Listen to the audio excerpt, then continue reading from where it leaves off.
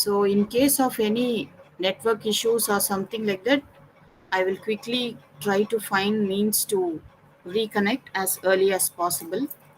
And first things first, you have any doubts or any queries or any clarifications, those things can be typed in the chat box, and that will be answered either during the classes or at the end of the classes. That is first thing. And I believe you can, like, you have any doubts, you can like raise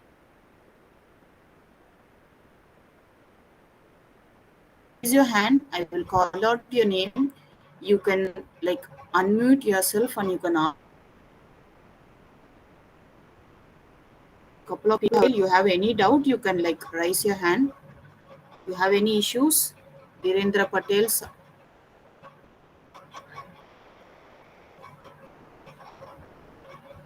All right. If in case you don't have any doubt, we will start our classes right away. Like, coming on to American literature, your module comprises of 5 units. I hope you are familiar with it. Yes, somebody has switched on your mic. Please turn it off. Okay, I am just sharing right now the syllabus part of your module. All right. We have 5 units. Namely, the first unit goes, first 2 units are actually poetry. And the third unit happens to be fiction, that is novel. Any problem, anybody? Somebody seems to switch on your mic. It's better the administrators can turn off the mics of other participants for seamless discussions. Thank you. So the third unit happens to be fiction, fourth is drama, and the last unit happens to be non-fictional prose. I will start from the non-fictional prose unit. I believe I will have 5 lectures from my side to discuss with you, right? And these classes are not, they don't really do the justice of the syllabus given to you, but I will try ways to make it interesting, informative, and exam oriented. Okay, these will be my 3 keen focus for you. And I will also here and there tell you some ways to really prepare for your examinations. Since this is a master degree program, we all know for NET, master degree is the primary eligibility criteria. So from that point of view also, I will share you some insights, and I'll give a quick introduction about myself. I'm Dr. Subhashri. I teach undergraduate students at Bharatidasan Government College for Women here in Pondicherry.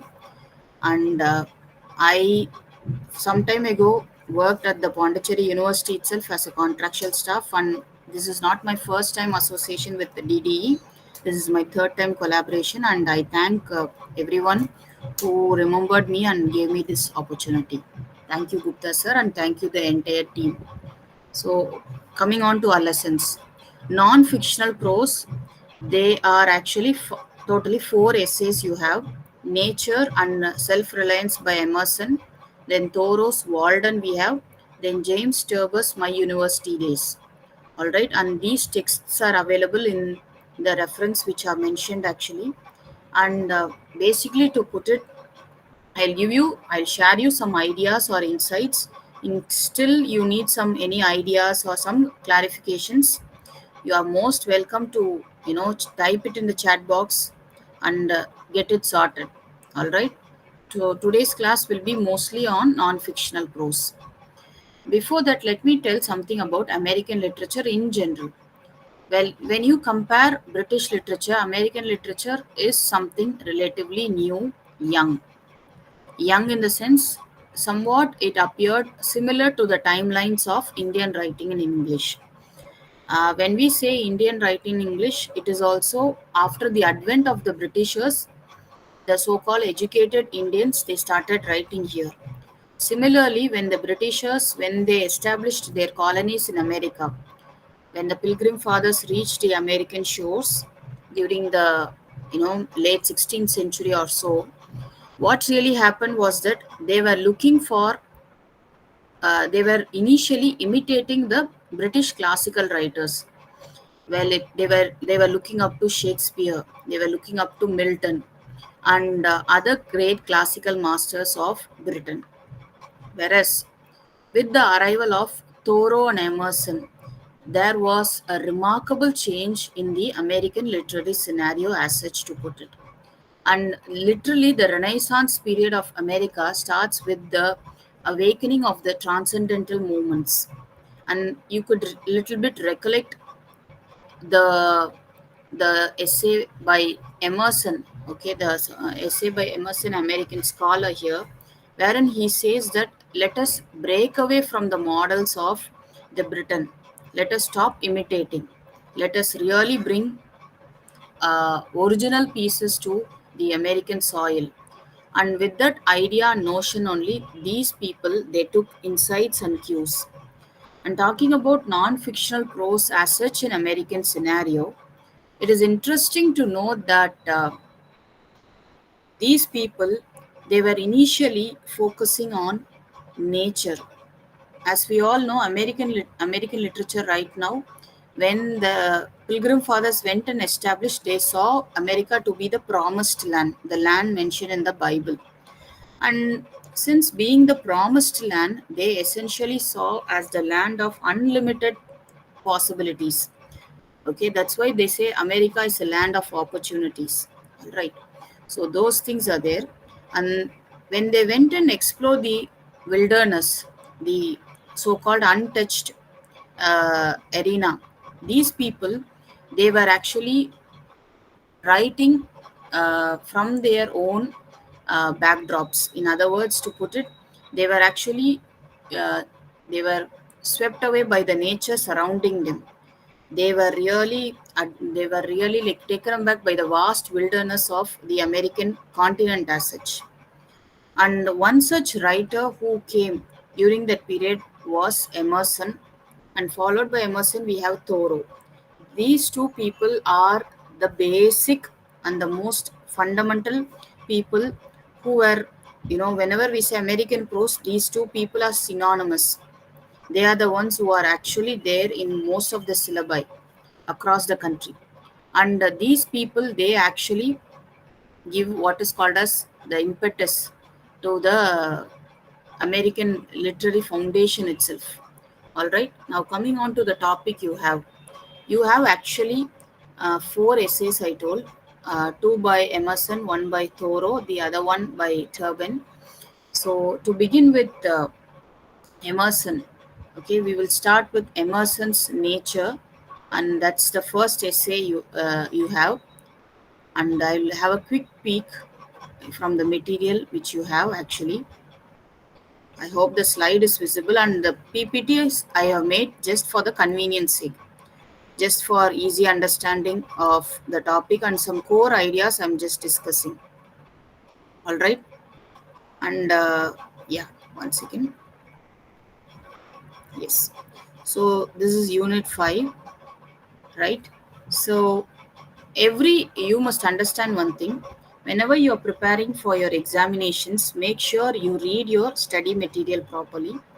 And apart from your study material, there are also other sources, like you should always read the primary source to get the feel of it. That is something very important. Next, you go to your secondary sources, that is your study material, and you can go through it, you can have an idea about it. All right. And if you want to know further, you still have your other resources, okay, for you to really understand the topic in a much more easier manner, in a much more interesting manner. All right. So they have given you each of the module. I happen to go through the study material. They happen to give a brief biography of the authors prescribed for you, followed by the real essay in the simpler terms. They have given kind of a summarizing way they have given you, then followed by some key points or key pointers to think about. All right, those are the things which are touched upon. Coming on to the first essay by Emerson, Nature is a very, it's a very small book, tiny book, which actually has somewhat around, less than 100 pages, and it is divided into 8 chapters.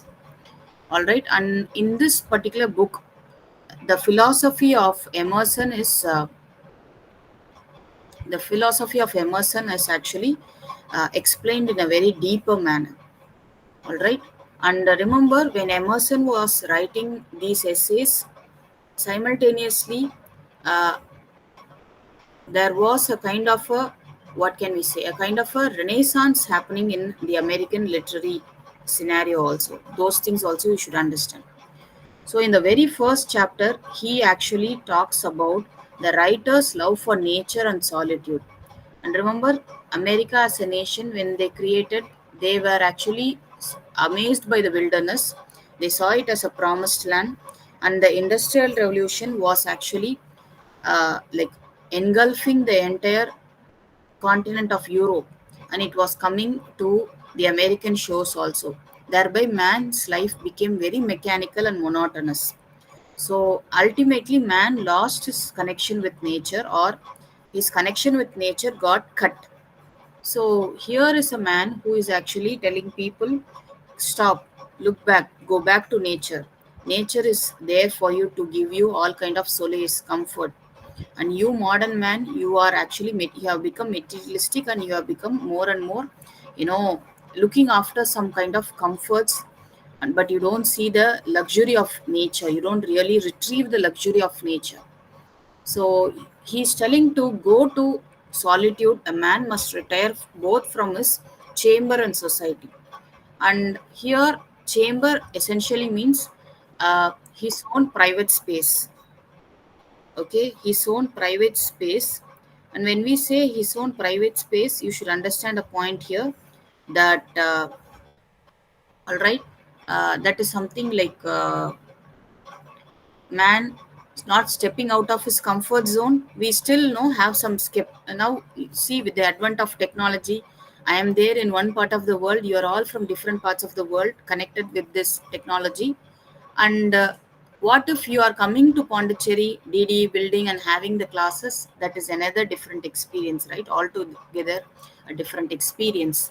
So man must come out of his comfort zone, and also his so-called societal uh, clutters, like I am so and so, I belong to this place, I come from this area. All those things he should cut himself, and he should come to nature. And that's why even now, whenever we go to any hill station or any places where nature, in the lap of luxury of nature, we forget ourselves. We feel that we are, we are serene. That kind of knowledge is actually hitting upon us. All right, and he's giving us some examples also.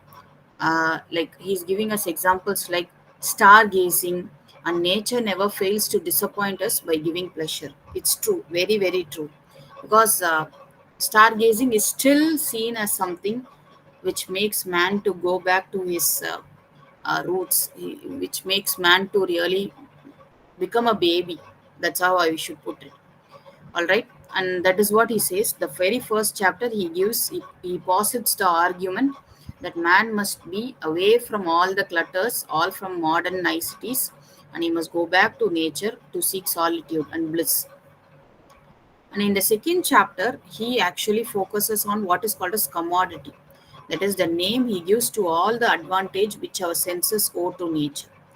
And when we say commodity, it essentially means he's, remember, in the center is nature, surrounding is everything.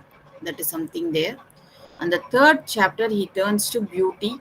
And the beauty of nature, according to Emerson, is something more. Maybe this can be focused when it comes to 2 mark questions or something like that. What are all the aspects of beauty according to Emerson? He gives 3 instances to see beauty within nature. The first one would be the beauty of nature is restorative. That is, seeing a sky when we emerge from a day's work can restore ourselves, okay, and make us happy. How many of us living in big cities get a time to see the sun rising, or the sun setting, or the moon shining bright in the night? We hardly do that nowadays. We hardly do that. And of course, post Diwali, we only get to experience smog and other kinds of pollution. We forget there exists something called beautiful nature. How many of us, when we see a rainbow, we are excited, our heart jumps a beat? Those little happiness, that is what Emerson is trying to say here. The human eye is best artist because it perceives and appreciates this beauty keenly. Even the countryside in winter possesses its own beauty. Of course, in Western societies, every seasonal change brings a change of landscape, a change of scene. Entire scenery is something different. During the fall season, that is autumn season, the different hues, which there will be like barren trees. The trees will be, I mean, trees will be barren without leaves, but still some trees will have different color leaves. Unfortunately, in India, we don't have as such fall. We have the monsoon season. Okay, how many of us really enjoy the rain? Nowadays, rains are not to be enjoyable because they come as what can we say? They are like disasters actually. It's again because of man not respecting nature. Next, the second first is that restorative aspect of nature. Maybe you can have your study material as and when I say, you can also underline. That would be easy for you to really highlight the points and see. Then second aspect of beauty would be the spiritual element. Of course, nature is the biggest guiding force for man. Right from time immemorial, right from the origins of time, nature has been a guide, a spiritual guide for man. Okay, and the change of seasons, be it the change of seasons or the celestial objects, they have instilled a kind of spiritual thing within a man. And great actions in histories are often accompanied by beautiful backdrop provided by nature. Well, unfortunately, I don't have the physical book. I only have the digital copy of the book, and I cannot exactly tell the page number. The topic we are seeing is non-fictional prose, and the essay we are discussing is Emerson's Nature. Maybe those page number you can open, Khadija. Just a second.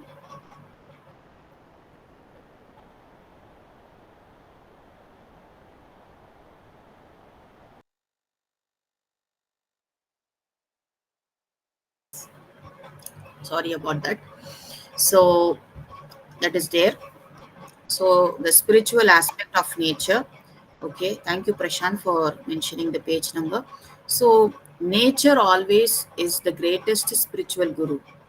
The third aspect is something interesting. The third aspect in which nature should be viewed as its value to human intellect. Nature can help people to inspire, create, invent new things. There's no better inspirer, there's no better teacher than nature. Okay. Uh, you would be wondering, even now, creative people, they actually seek the solace of nature to create great stuffs, good stuffs. You might be wondering, especially you would have heard, okay, people they go for this particular place to compose music, or they have a film discussion at this particular place in the lap of nature. Why do they do that? Because when you see nature, its lush landscape, or it's maybe a tiny flower will give you a beautiful creative piece. Okay, maybe a blooming of a flower or a fruit dropping. Okay, fruit coming, full grown apples. Just remember the apple orchard or the oranges. The very fragrance of it, it's actually wafts you. And some of you might be having flowering plants in your own garden. Okay, when you see a new flower getting bloom, you see a hope coming within you. Maybe you were like really disturbed or troubled, but when you see that flower blooming, you ultimately you feel okay, there's still some hope left. Okay, so first, these 3 points are very important. Nature as restorative, next nature as serving as a spiritual element, followed by that nature actually supplementing human intellect or inducing the human intellectual growth. That is something there. All right, yes. And I request the audience to like turn off your camera because it may distract other participants. Unless or until when we have the discussion part, we can do that. All right, yes, I would appreciate that. Fine, thank you. Now coming on to the next chapter. in the fourth chapter, you see the argument of Emerson. Slowly, he is giving nature's different shades, the different dimensions of nature, what nature can really do to an individual he is giving. Now he is going to say how nature is actually affecting a human language. Okay, he considers the relationship between nature and language, and mostly our languages are seen to be a reflection of natural state. For example, we say the word right literally means straight and wrong denotes something twisted. We can also turn to nature and we wish to use language as a spiritual fact.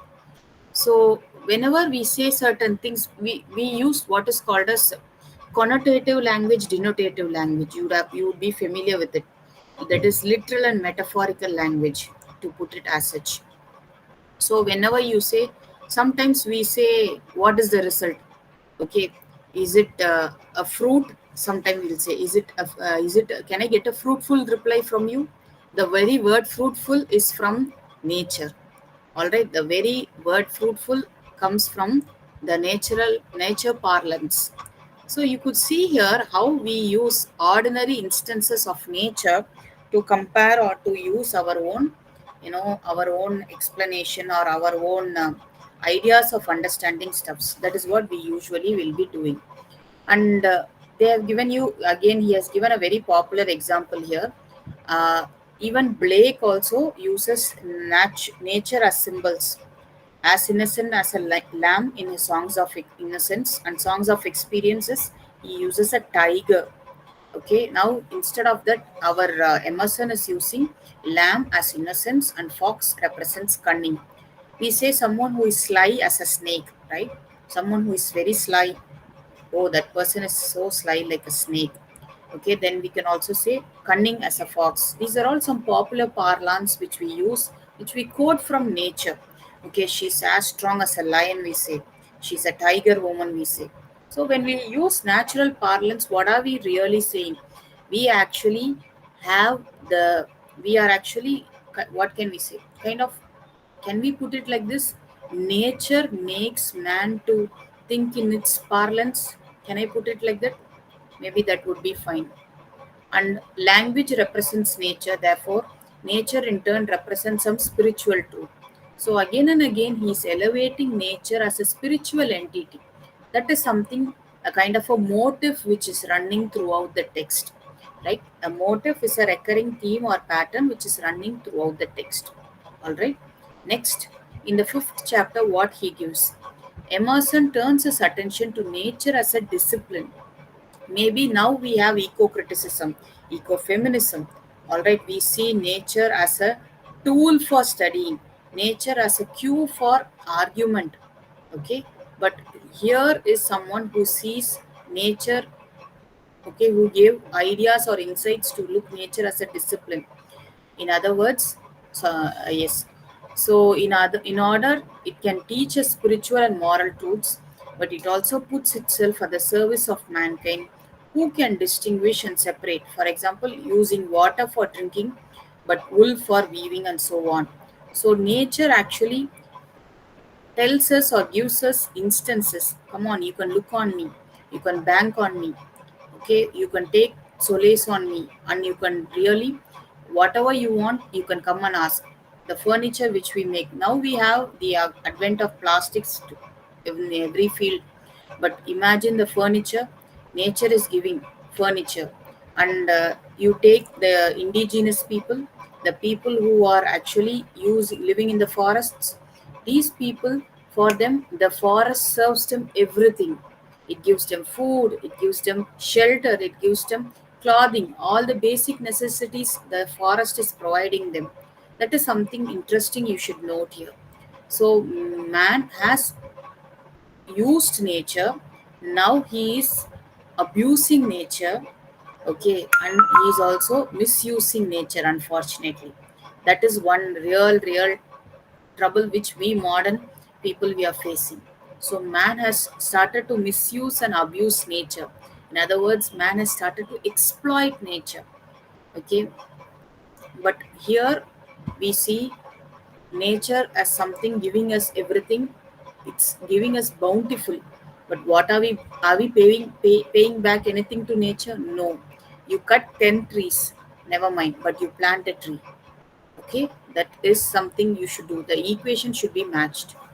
There is unity in nature, which means every part of it corresponds to all other parts, as much as an individual art and architecture is related to others and music or religion. As I told you, you can take things from nature, but you should also try to replace giving something back to nature. Okay, it's not just taking alone. Okay, for example, I am telling you something, and towards the end of the class I expect you to ask some questions or some throw some insights about the class. All right. And in the sixth chapter, idealism, that is something, again, nature is seen to be something ideal. Remember something, throughout literature, the theme of idealism versus realism is something very, very predominant, especially in American literature. I can say very frankly, the theme of idealism and realism. Later on, we will be studying some other topics in American literature paper. Example, we will be reading drama, we'll be reading some fictional pieces where again the theme of idealism and realism collide.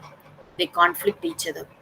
Okay, how do we how can we be sure nature does exist and is not a mere product within the apocalypse of mind, as Emerson puts it? He believes it does not take any practical difference either way, but a part of Emerson states that he believes God never jests with us, just means jokes with us. So nature almost does certainly have an external existence and reality.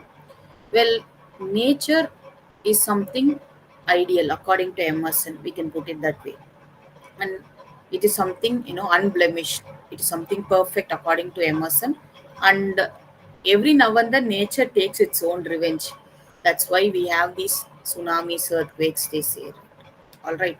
So if we can determine, we can separate from nature by changing our perspective in relation to it. So he's giving an example. You see here, bending down and looking between our legs, or observing the landscape upside down, and the way we usually view it.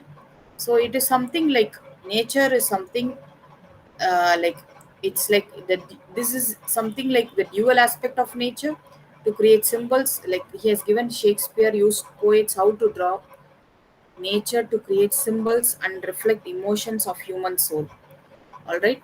Always nature has been the greatest medicine for the souls of people who are aching, who are really. That's why you it's a funny thing.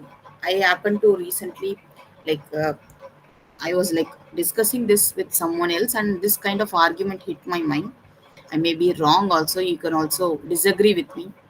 If you look at some films, especially films which talk about people having some psychological problem or psychological disturbances, or people, when we talk about maybe insane people, people who are mentally unstable or so, why does the story takes place in a hill station? Okay, in hill station, I don't know whether you'll agree with me. You can always register your comments in the chat box. Why does it always takes place in a hill station? Maybe the film, some Tamil films you can think of, or one or two your own regional films. All right, yes. So if you agree with me, you can very well drop a message in the chat box. So why does it always take place? Maybe in Tamil, I remember very quickly Moondram Pirai, okay, or Deva Thirumagal, or for that matter, some other films. Okay, uh, yeah, you can add on, or some kind of psychological thrillers. Why do they take place in a hill station? I always wonder that. Always the region, okay, the region adds maybe to its macabre-ish way of portrayal. I don't know, I'm not sure of it. Maybe you can add to it. Okay, you can think. Yes, Abhi Vijay, your video is on, your mic is on. You want to say anything? Do you wish to say anything? I believe your camera and video is on. You can please mute yourself. At the end of the class, you can say.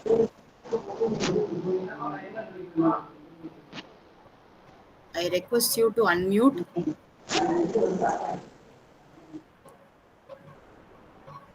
Can you hear me? Abhi Vijay, somebody by name Abhi Vijay, please mute or you can off your video. It might distract other participants. Thank you for doing that. So I'm not saying not to do now, but maybe in the flow of lectures it might be.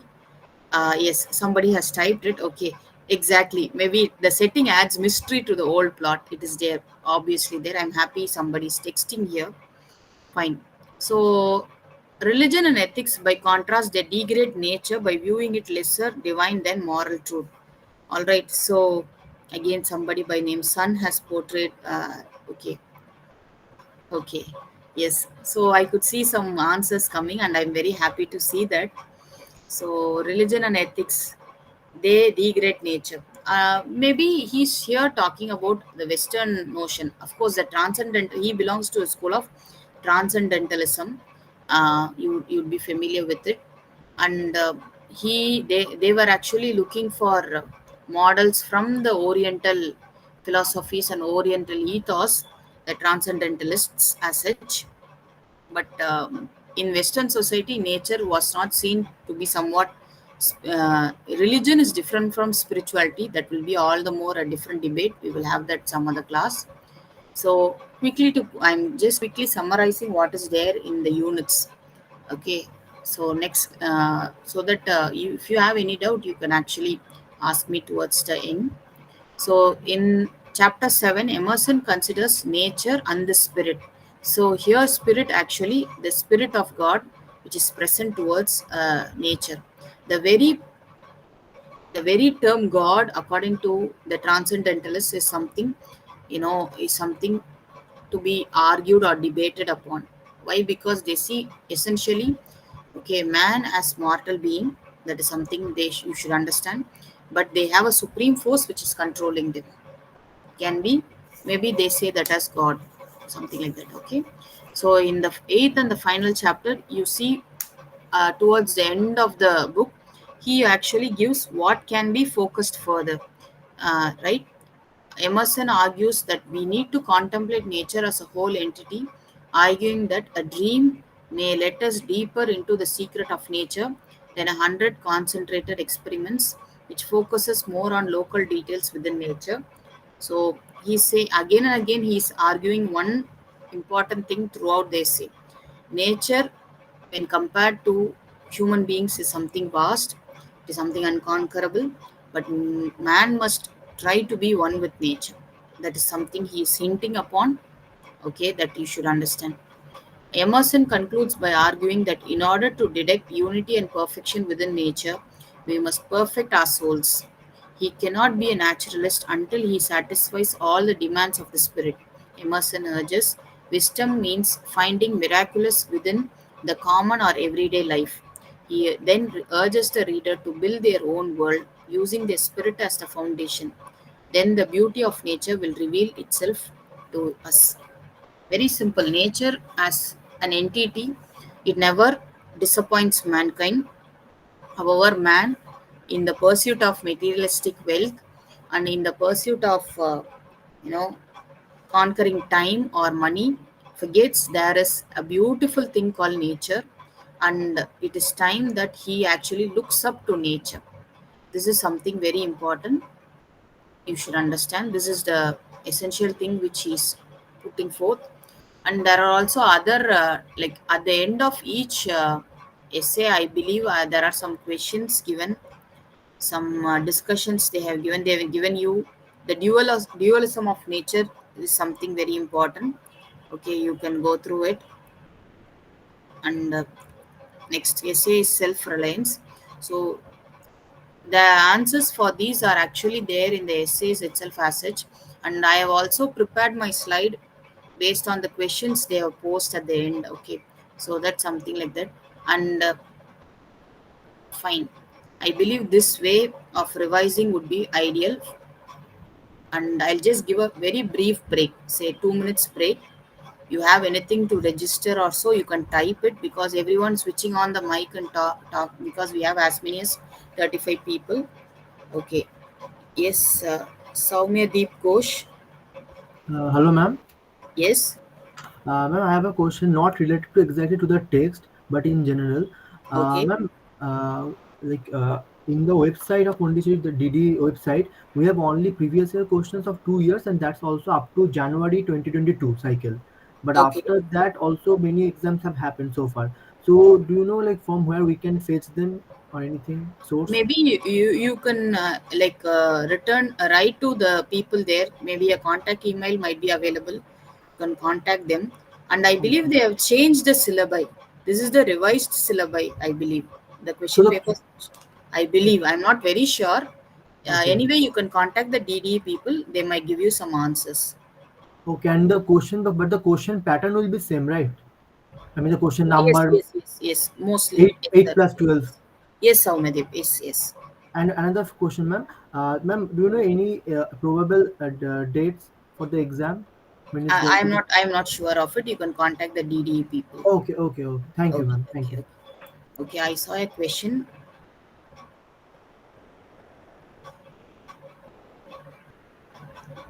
Actually, what Emerson's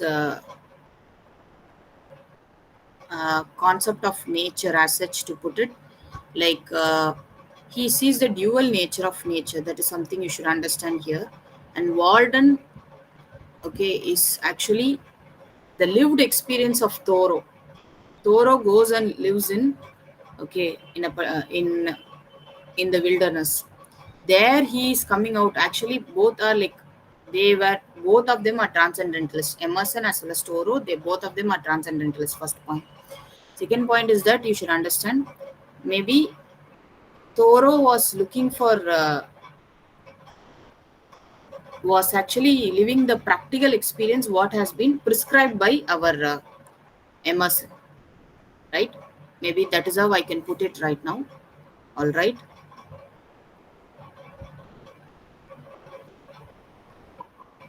Yes. It's interesting, in fact, when he says about his lived experience, right? That is something very, very interesting, actually. He says how every day he lives in a log cabin, how every day he wakes up to the chirping of birds. Actually, we people in the busy way of our life, I don't know about the from the places where you are all coming from. We, of course, we are all from different backgrounds and different uh, topographical terrains, as such, to put it. Okay, so every day, like watching even the stars has become a kind of a rarity nowadays, especially people living in big cities. They don't get to see the stars at all. And some time ago, maybe when we go towards the countryside or so, if you're still seeing this the stars, the moon coming out in the night, or maybe seeing the sunrise or sunset, even the part of the world you are living in, you are lucky, I should tell you, because you are still enjoying the beauty and niceties of nature. That is something there. And I was happy when I asked something and some people are asking you questions and you're registering your comments. All right. So coming on to the next essay, self-reliance. Yes. So this is a very, very, very popular essay of Emerson. Actually, to put it, this is a very, very popular essay of Emerson. And excuse me, just a second. Yes. So even great leaders like Mahatma Gandhi, okay, and other people, they looked up to this essay. Maybe the essence of this essay, uh, okay, comes way beyond the time of Emerson, maybe Socrates time onwards. Know thyself. Okay, that is the real watchwords of this particular essay. Two words which sums up the essay is know thyself.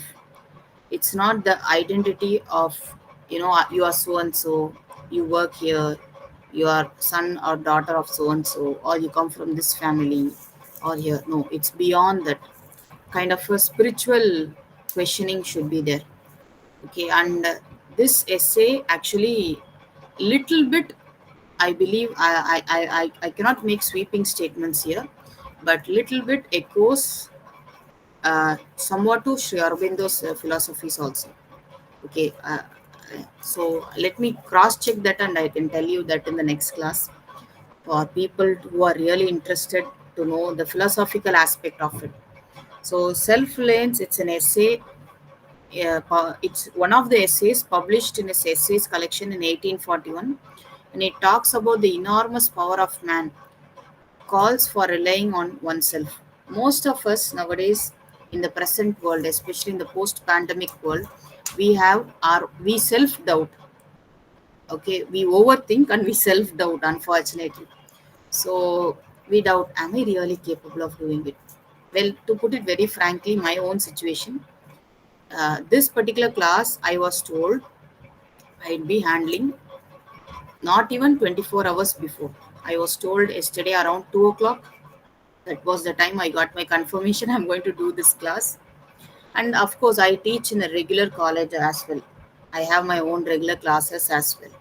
But I had my own doubts when I got the syllabi copy of the topics which I am going to deal with or teach with.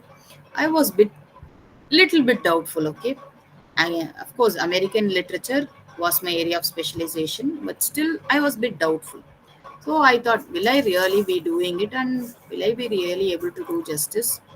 And and of course, I work in the afternoon shift of my institution. From 1 o'clock to 6 o'clock is my work time. And will I be able to really do justice in the very first class with the topic? But then I thought, okay, this is a challenge. Come on, I'm of course I'm a quick learner. Those things are there, and it is literally like a race against time, right? And I really had a thought twice. Then I said, okay, chalo, let's make it happen. And if I'm not going to do it now, it's never going to happen. So let me do it. So that kind of, somewhere our mind will be oscillating. Will I be really doing it? Will I be really able to do that? So in that time, you should trust yourself completely. Yes, I will do it. I'll go ahead and do it.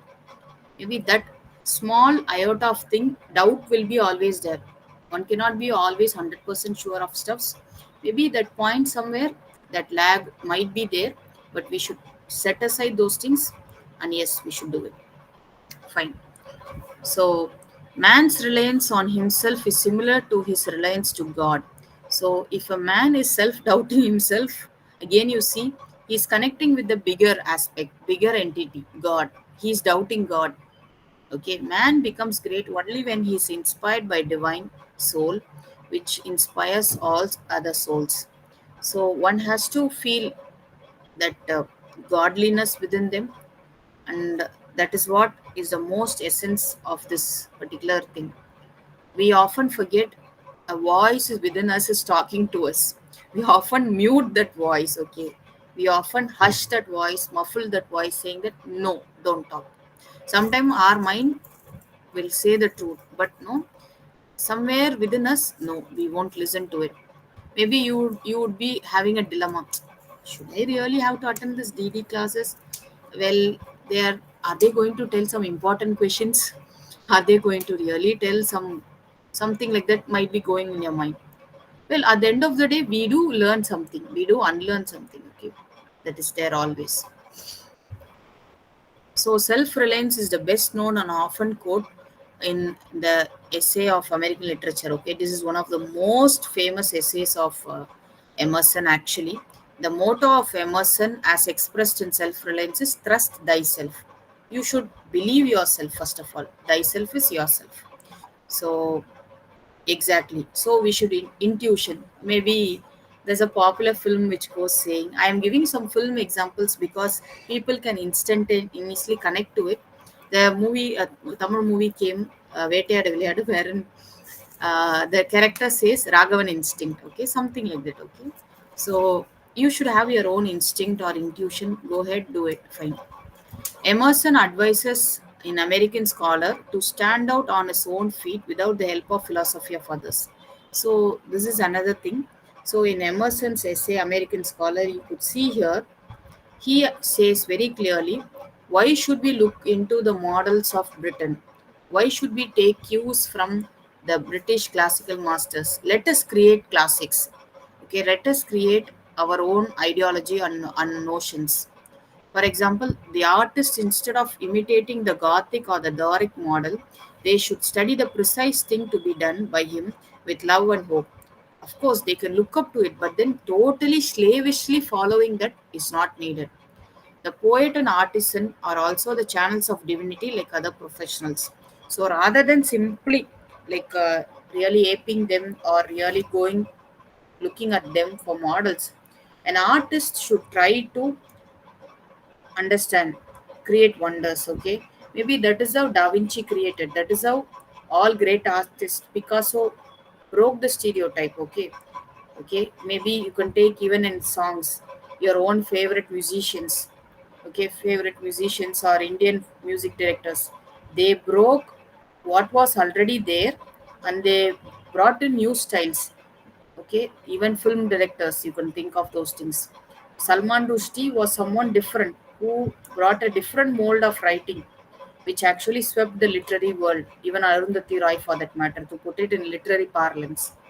Emerson believes the doctrine of an oversoul that connects all living souls of the earth. This is an important point to be understood, and I have highlighted all the, the so-called keywords, or I have italicized so that it is easier for you to take or find some information about those topics.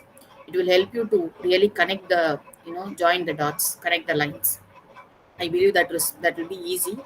Okay, for you rather than reading the complete text. Okay, this is the important point. First point we saw was like believe thyself, that is trust thyself in self-reliance. Coming on to the next point is oversoul. Okay, yes. His faith is omnipotent and the omnipresent oversoul makes him self-reliant. All right, something like a concept of oversoul here, essentially he sees that that is something beyond oneself. You are here, it is something beyond you. So that is something you should rely on, you should completely trust it. He believes that every man has a divinity in him which is capable of connecting his soul in direct relationship with the universal spirit. Maybe now you have, they say, no, when you desperately think of something, the universe will conspire and give it back to you. You would have heard this particular principle or saying, popular saying, I believe. Yes, you can interact with me via, texts in the chat box, so that I believe that you will be listening to me. All right, yes. So that is there. Okay, yes. Here, oversoul essentially means something which is beyond the mortal self. Okay, uh, exactly the meaning I'll get you in a moment's time. Okay, fine. So it connects all other souls on the earth, and his faith is omnipresent and that is there. Yes, somebody has happened to raise their hand. Rachna, you have any doubt, Rachna? You can type in the chat box. I will just go through it. Fine. He just changed the slide. Yes. So then he gives another important thing. According to transcendentalists, this is a general philosophy or principle they will keep in their mind. That is, they give importance to individuals and not to society. Of course, society comprises of different individuals, okay, different individual beings, but they are not focused about it. They are bothered about an individual entity. When Emerson asks individuals to give importance to their voice of their soul, they live as they like, he is referring to an almost intolerably high standard of thoughts and life. Uh, Little philosophy here. What you think, you become, they say, right? What you think, therefore you become. Example, you think that, okay, no, I'm not going to do this, you will never do this. All right.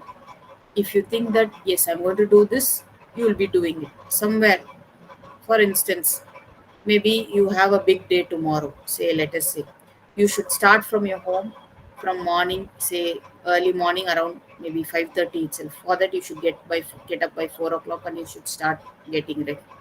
You tell your deep mind that Yes, I'm going to do this. I will be doing this. You tell it deep within you, and something automatically propels you to do it. Right? That's that seed you're sowing within your mind. You're doing it consciously.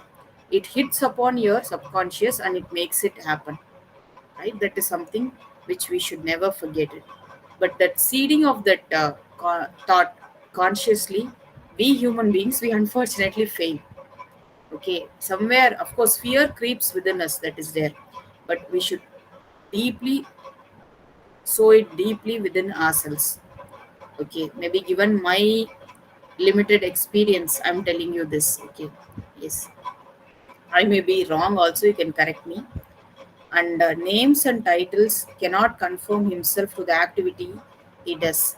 All right, is manifestation of our belief true? True, very true. Because when we go on say something, as Nafisa asked here, when we go on say something, okay, I'm not going to do this. I'm not going to do this assignment. I'm not going to do this job anymore, or I'm not going to do maybe simply washing this. I'm not going to wash clothes today, or I'm not going to cook today. Something like that you put within you. You go on say that again and again. You will maybe there will be a situation where you will not be doing it, but when you say, yes, I'm going to do this, I'm going to finish it. If not immediately you're going to do it, but you're going to do it. You'll be you'll be like you'll be dragged towards doing it. Okay. This is a kind of a very big kind of a debate actually. Okay. As individuals, we actually we have to like make our mind focus and do it. Yes, I'm going to do this, I'm going to do it. If not now, in a good frame of time, I'm going to do it. That kind of confidence you should instill within you. All right, yes. So large societies are nothing but dead institutions for an individual who relies on himself. However, all customs and traditions that we follow, like the activities of housekeeping, arts, occupations, marriages, are imposed upon the individual by the society. Of course, when we say institutions, institutions here refers to the institution called family, the institution called marriage, the institution called job, making money. All those things are all brought by who gave this. We all often say, there's a popular saying in my place, what will the four people think? What will the four people think about it? Who are those four people? It comprises of those individuals, right? You should actually, they say that you don't worry about those four people. You do what you want to do, right? Maybe some people they feel like maybe taking a rain dance or something like that. Oh, what will my neighbor think? No, you want to dance, you go dance. Of course, after that, if you get a cold, you should face that. You should be ready for that. All right, yes. So Emerson asks the individuals to rely on himself and not imitate on such customs. Here, customs refers to some kind of superstitious customs. All right, not something which will make him grow, which will, in other words, pull him down, which will confine him to spaces. So you see it. So the lack of reliance, I told you, right? The lack of self-reliance would lead man's faith in superstitions. So as human beings, we should be having wider perspectives, broader perspectives. And when we do that, what we do, we actually don't fall trap for superstitious beliefs. Of course, even educated people, even at times an individual, even I myself will confine to some superstitious belief. Oh, I did like this, so only it happened like this. Maybe I started something in an inauspicious time, so that made me not to not make. It did not make this work go in a very fruitful manner. We ourselves, have that kind of wrong assumptions. It's because I would say this, or rather, people in my area would say like this, like you thought it will be going things in a very bad way, it's going to take bad shape because you are seeding that first rather than seeding a good thought. Okay. So that happened. I hope you'll get it what I'm trying to say. Yes. So Emerson feels the education system of age fosters restlessness and makes an intelligent a vagabond. Well, this is something happening told some 200 years ago. Okay, and remember here he himself is saying the very education system then, and even to some extent now, it has become totally it has totally not changed that much. Okay, it does not make man to think intellectually and execute. Okay, that is how it is still there. An imitation makes the mind to travel without any aim. Okay, why do you do this? Why are you doing this? Because somebody else before me did it. So I will also do it. So if you're breaking the mold, if you're breaking the stereotype, if you're taking a new path, disaster might end strike. All right. So we all have, a plan in our life. So after this, after this, that. So what if I derail from that plan?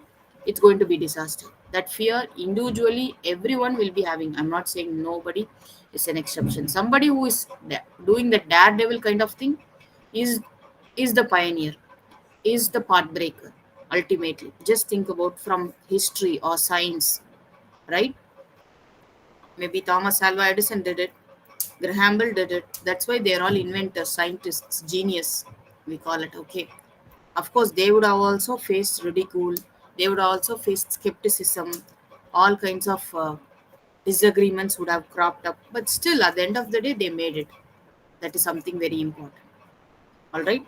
The society undergoes continual changes and it never moves forward. So, somebody who is actually going on, not breaking the stereotype, not thinking out of the box, what will ultimately ensue? The person will ultimately be stagnant at one particular place. And fortune is a deceptive handmaid for modern man, and he relies more on anything else.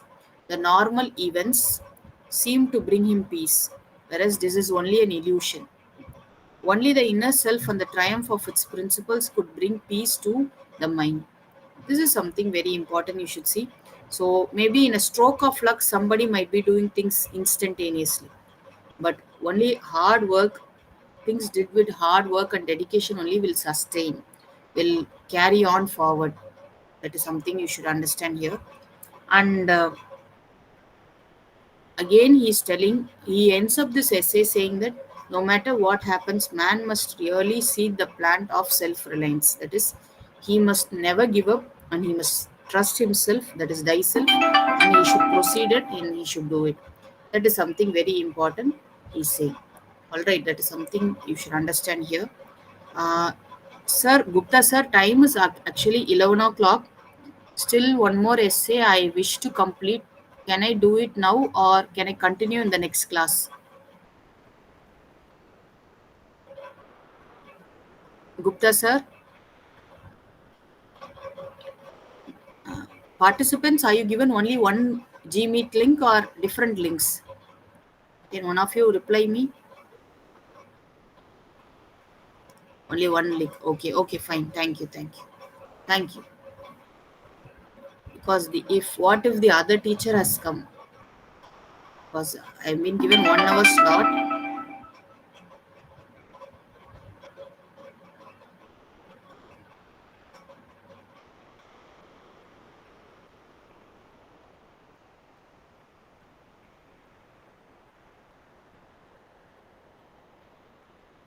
Well, I need some directions because I saw in the slot it's between 10 and 11.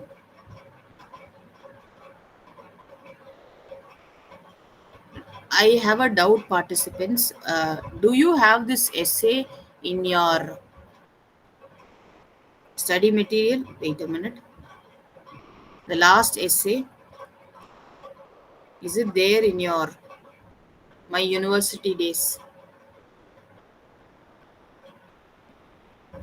Because in the study material, it was not to be found. Uh huh. Okay. All right. I still have Toros Walden to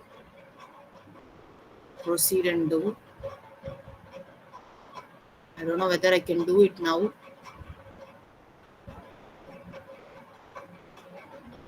One second. I'll just find out from the people because I should not take the other teacher's slot, right? Just a second. I'll find out.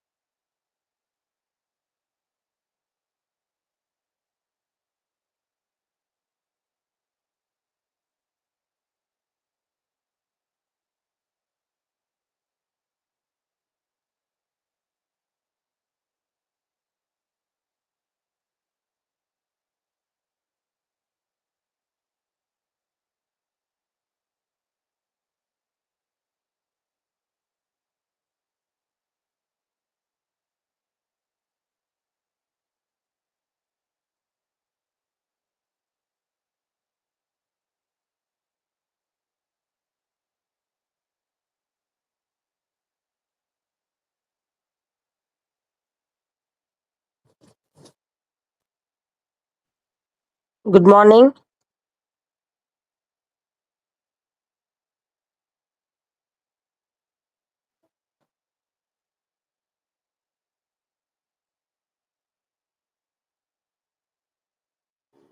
Ma'am, can I proceed, ma'am? This is Dr. Gayatri, ma'am. Gayatri ma'am, you can proceed. Thank you. Thank you, ma'am. Ah, I okay, just Dr. called Sudha. them and I clarified. That's what, ma'am. Right, right. Okay. Thank you so much. Thank you.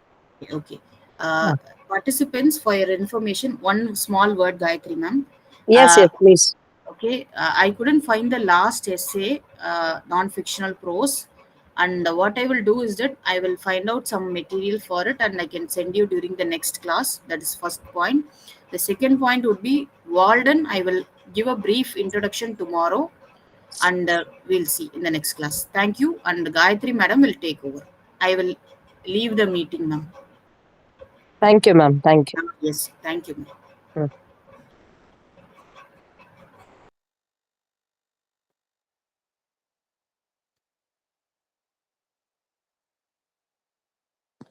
Dear students, this is Dr. Gayatri. I'll be handling British fiction for you. Okay. So I hope all of you have the material with you. Do you all have the material right in front of you now? So, British fiction as such is divided into 5 units. Oh, that's good. So maybe you can take out your books.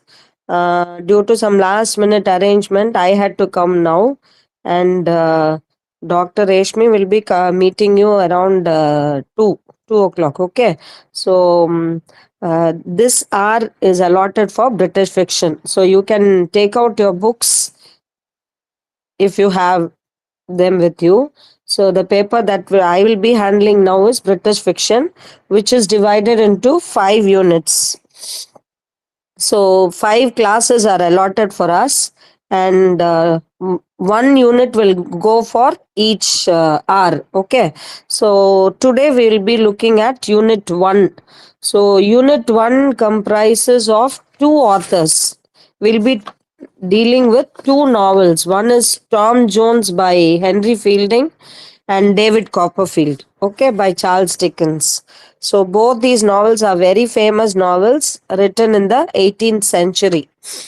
Right away we'll move to Henry Fielding's Tom Jones, which is the first lesson in Unit 1. Okay.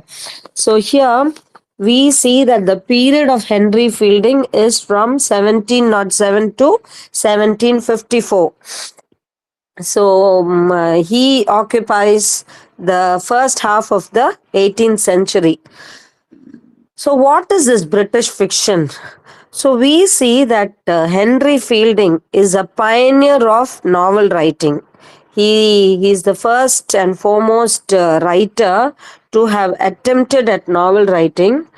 And so far, you would have read a lot of Shakespeare's dramas, Shakespeare's plays, sonnets, poetry. You would have read Pope, you would have read John Dryden, all these people, classicists, neoclassicists, etc.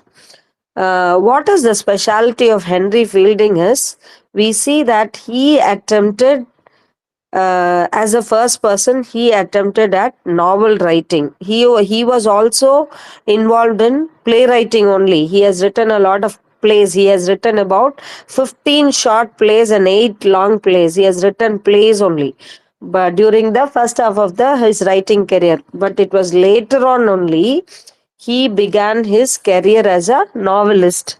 And we see that this particular novel, Henry Fielding was interested in writing realistic novels.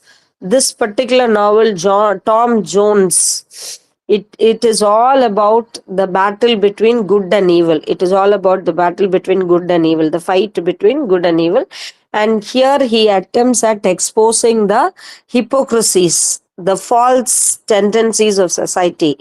He exposes the hypocrisies, pretensions of society. So he calls it, he himself, Henry Fielding himself, calls it as a comic prose epic, which was a new genre at that time.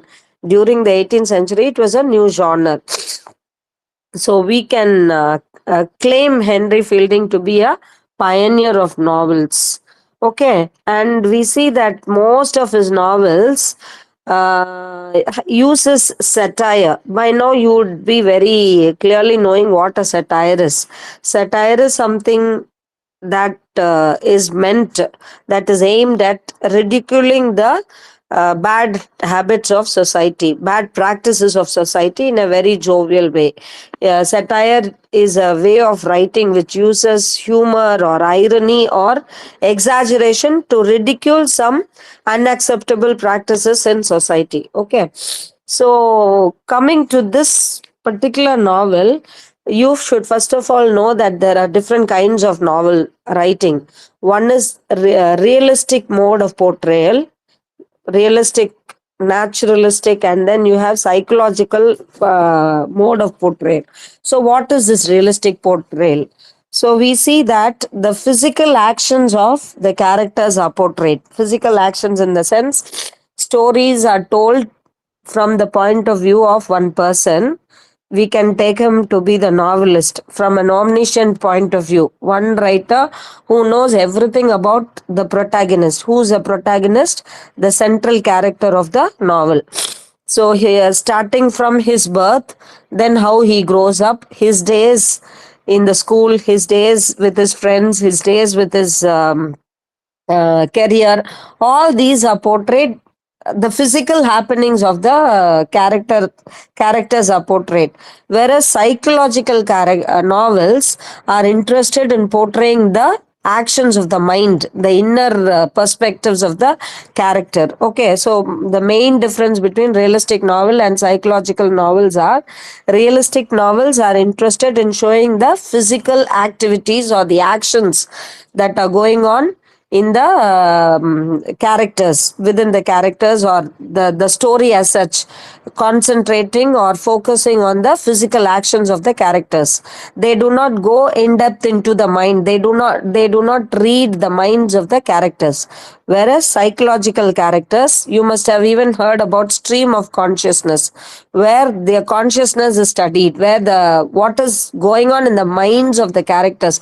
See, here this book is written. Tom Jones is consists of 18 books. Okay, Tom Jones consists of 18 books, all of which talk about the movement of the character, or the physical movement of the character. They trace what the central character is trying to do, how their conflict begins, and how things are getting exposed. Whereas psychological novels, they don't have too many characters in their novels. They just have few characters, maybe two or three, and then the central character's mind is being read in psychological novels. Okay, so now coming to this Tom Jones, we see that this Tom Jones is a realistic novel. They are not interested in, the central character is Tom Jones. Actually, um, this what to say, this Henry Fielding, he has written this novel as a parody to uh, a novel called Pamela. Okay, so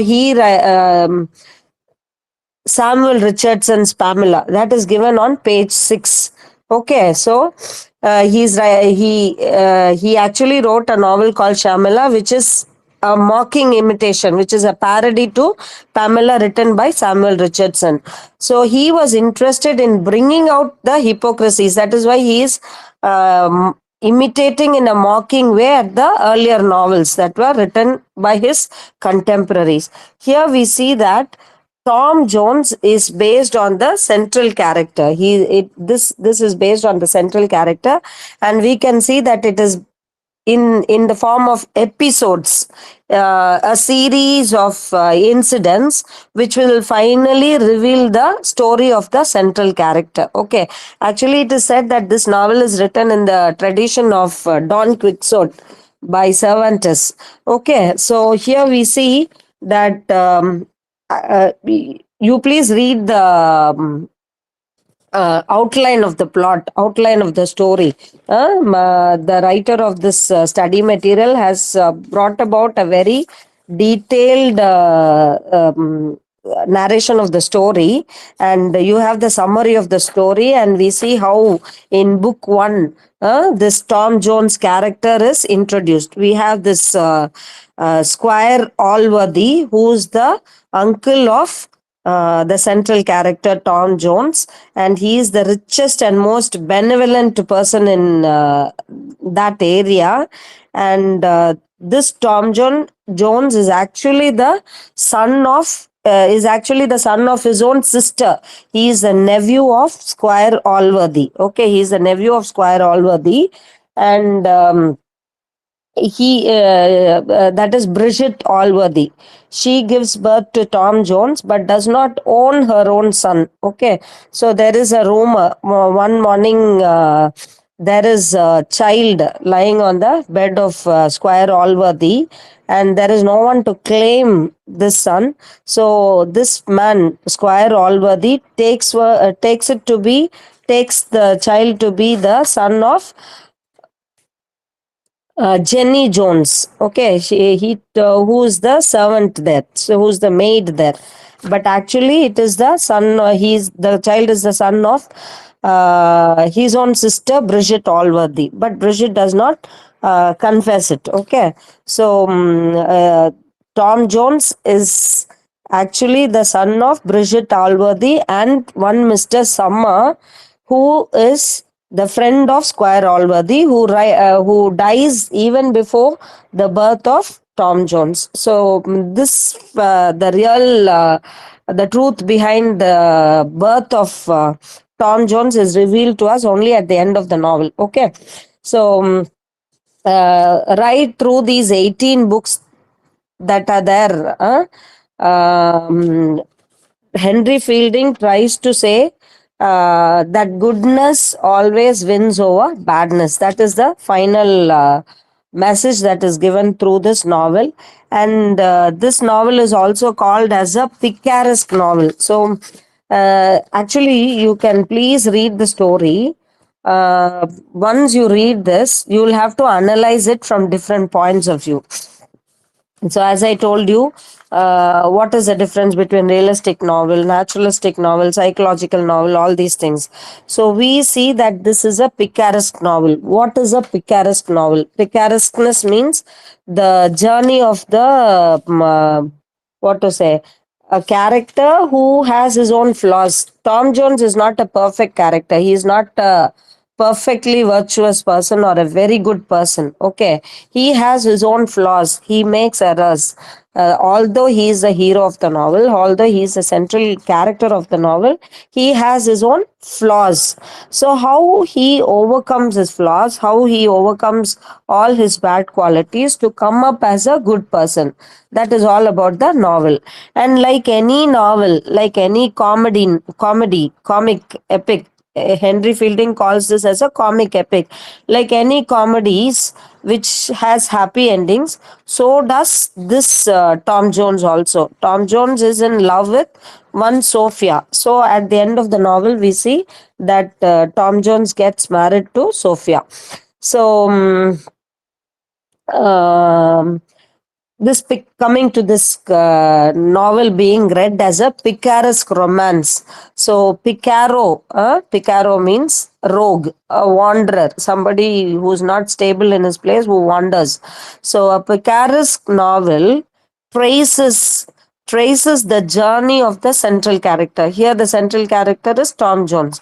So, Picaro's novel traces the journey of a central character from one place to another. So, here we see that there are three settings actually.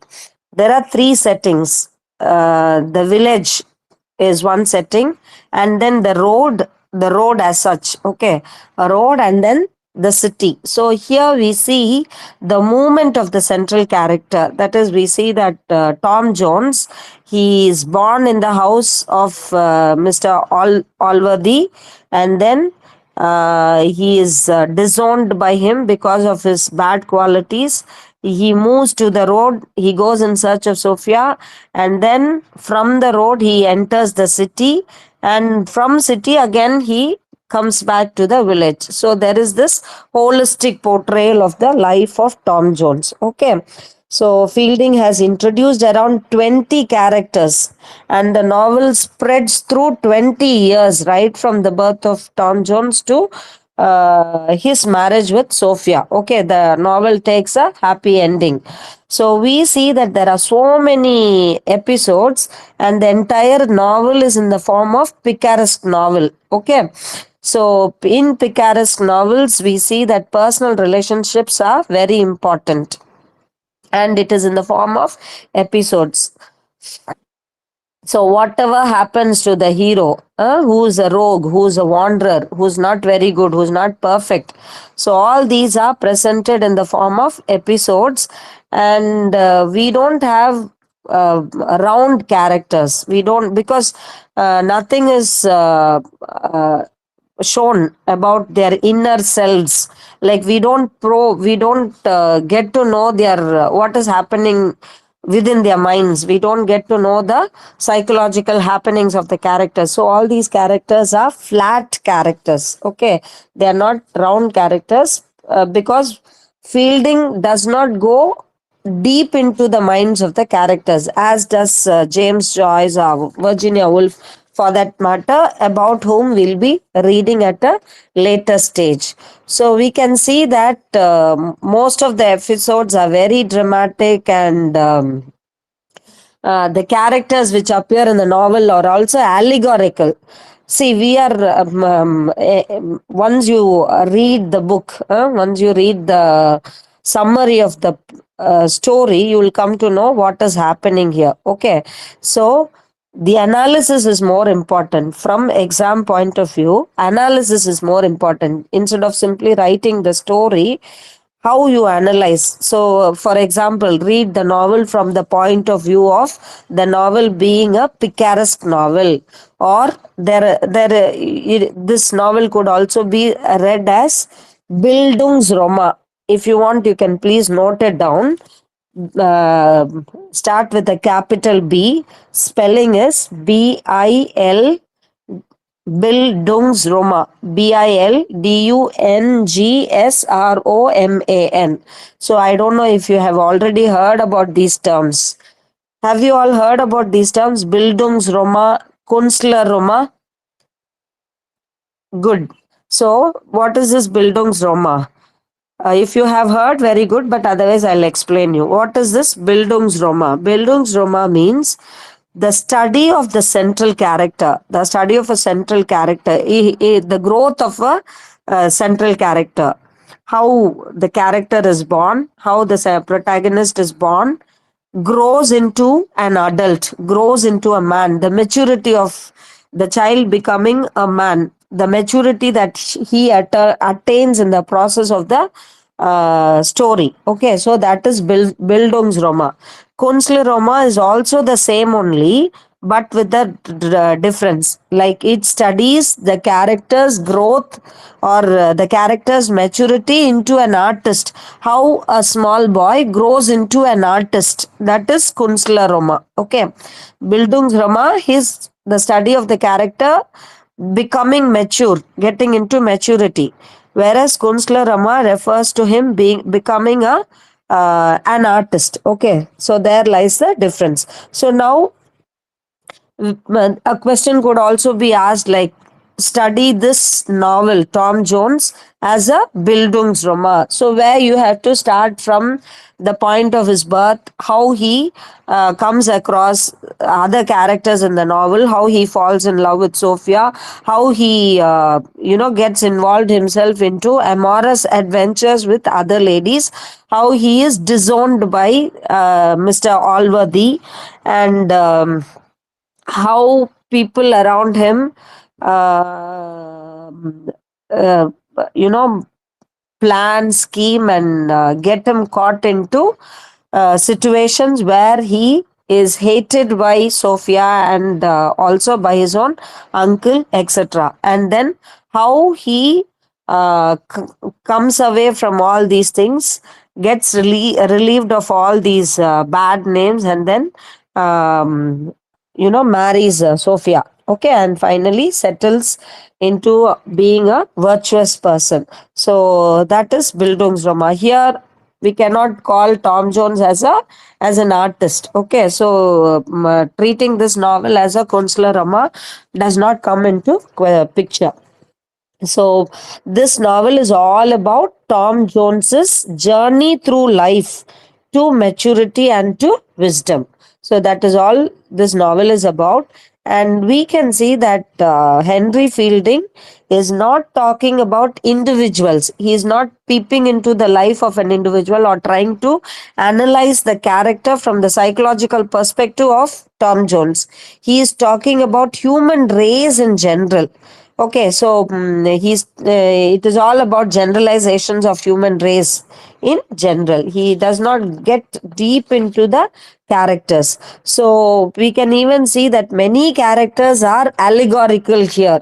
So what is an allegory?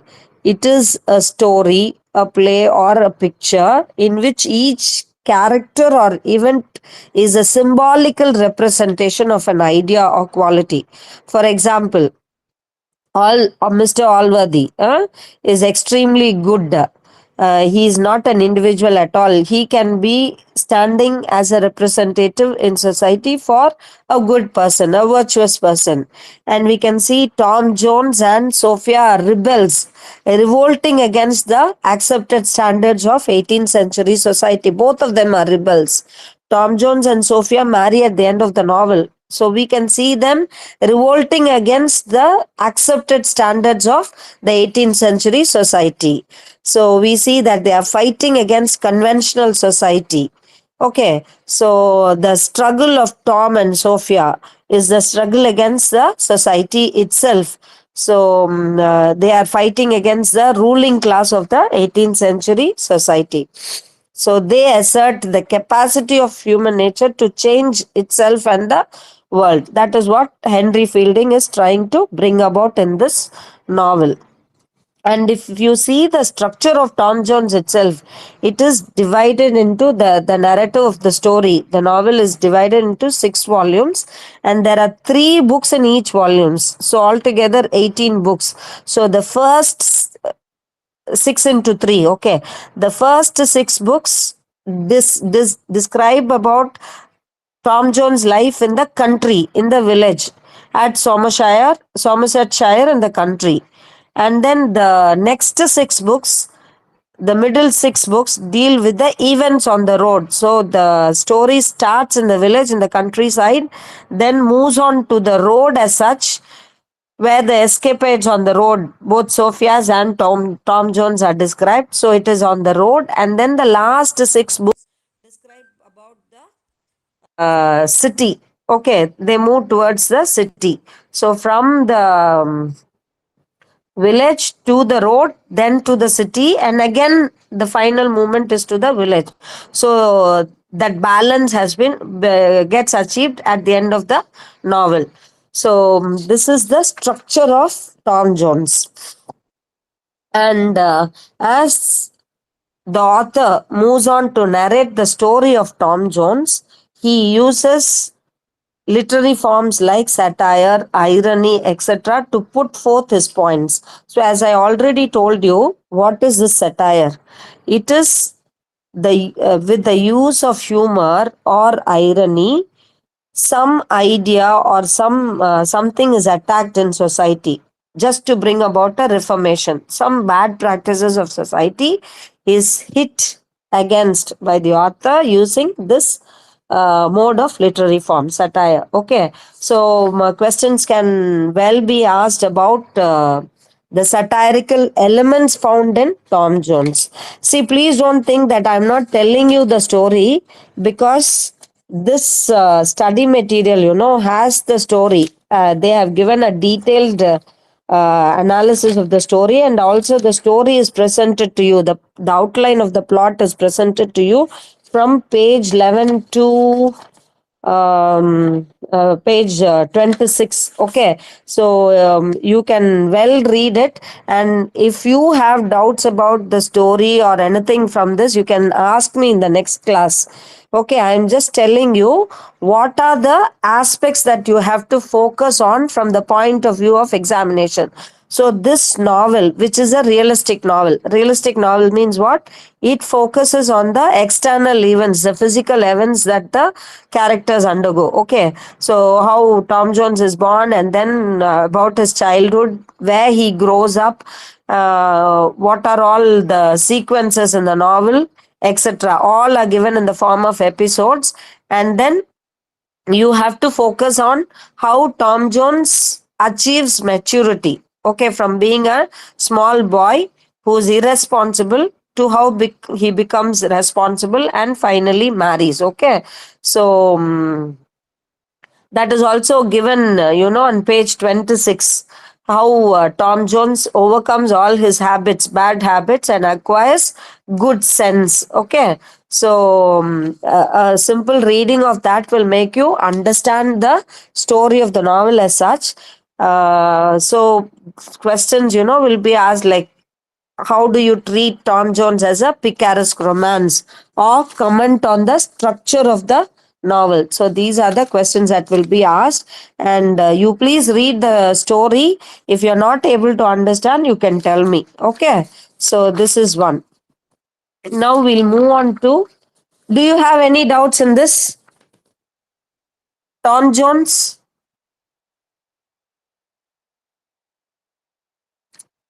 If you have any queries, please. Okay, then we'll move on to the second novel that is there in Unit 1. Second novel is David Copperfield. David Copperfield by Charles Dickens. So, Charles Dickens is a very famous writer. You all would have read many of his novels in your childhood days, and very interesting also. If you have not read so far, please read it.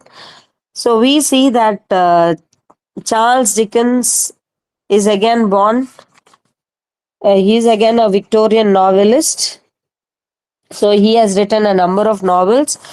It is often said that Charles Dickens bases his stories on his own autobiographical elements, but that is very much true if you take the novels Oliver Twist and David Copperfield also. So we see that Charles Dickens is a perennial writer. Okay, so any people belonging to any generation reading Charles Dickens will enjoy his novels, and he also bases his novels on realistic aspects.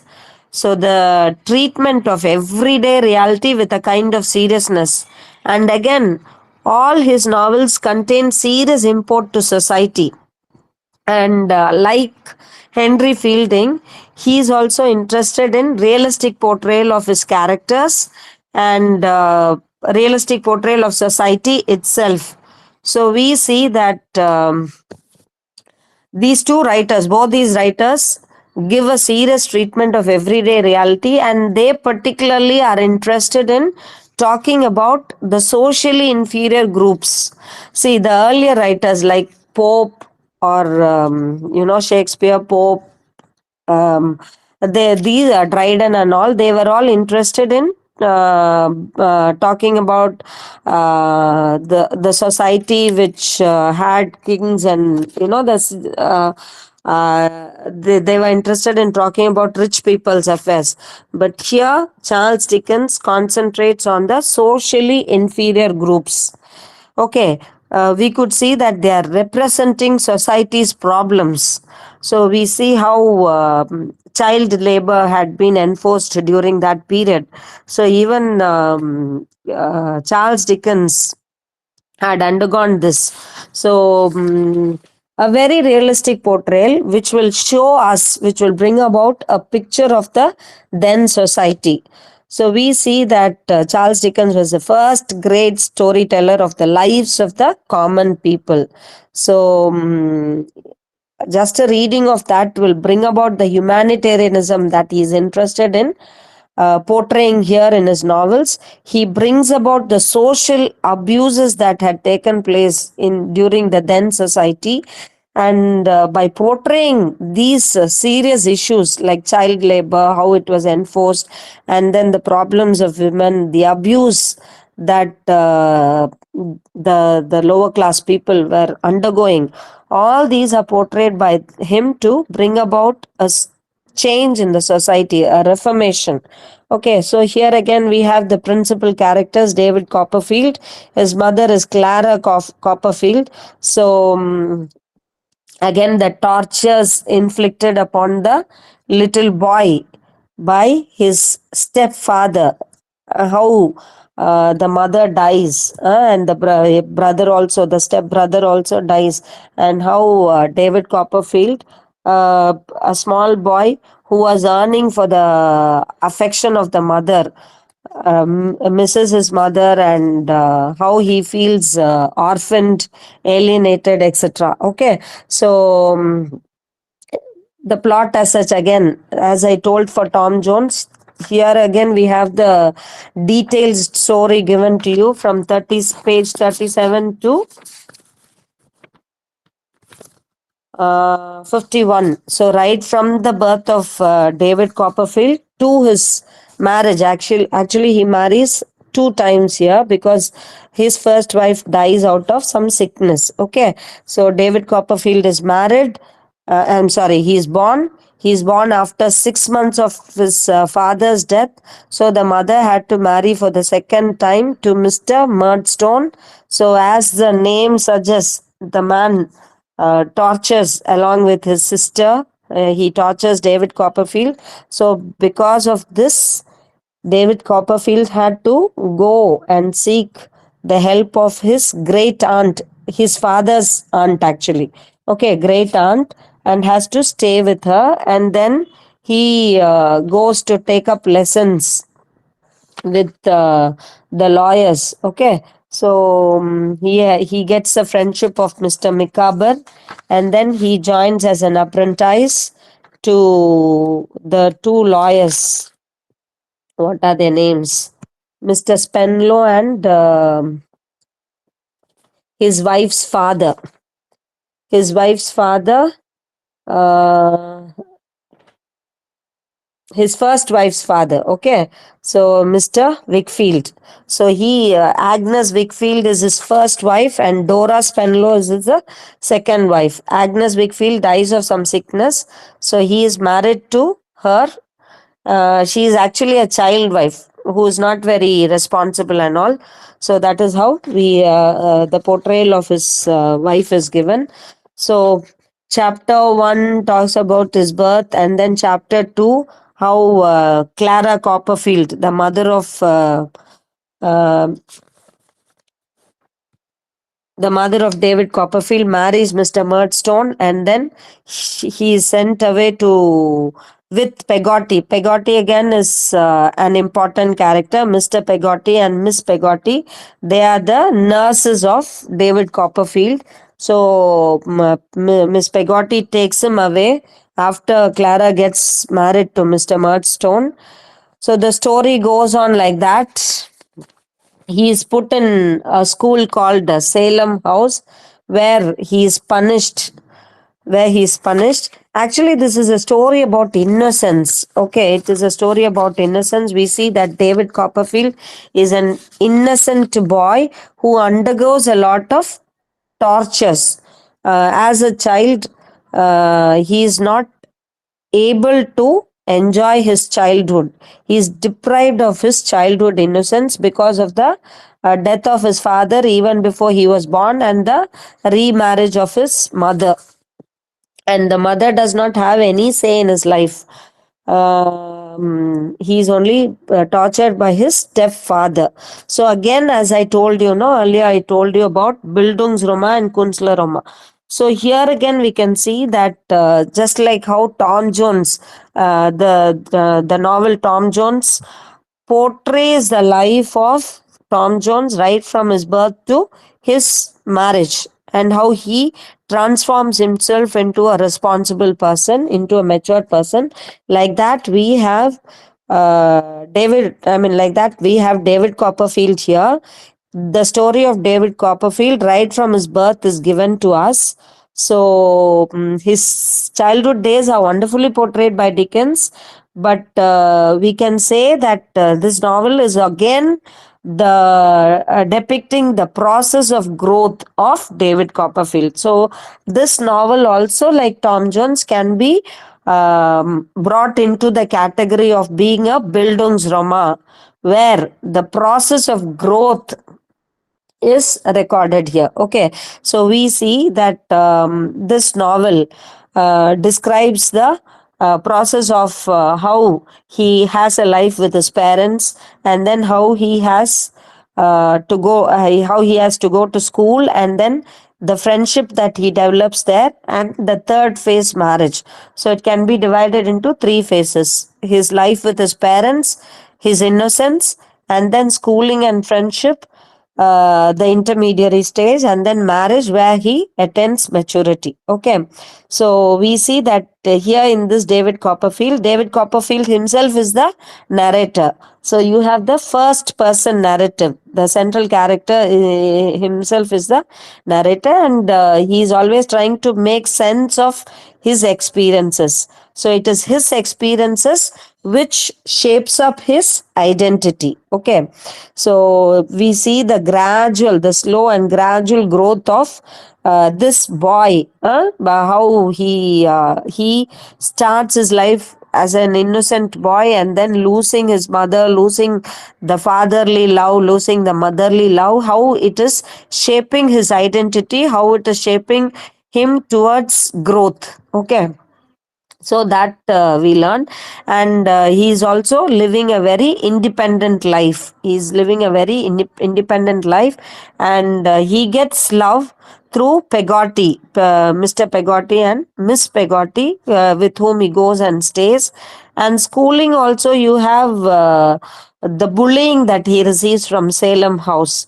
Okay, the bullying that he receives from Salem House, and how he develops the friendship of Mr. Steerforth and Traddles. Mr. Steerforth and Traddles. Steerforth comes from a wealthy background, and he is very undisciplined. So, I mean, indisciplined. And you have Traddles, who's a disciplined person. So we can see that he is attracted to this Mr. Steerforth in Salem School.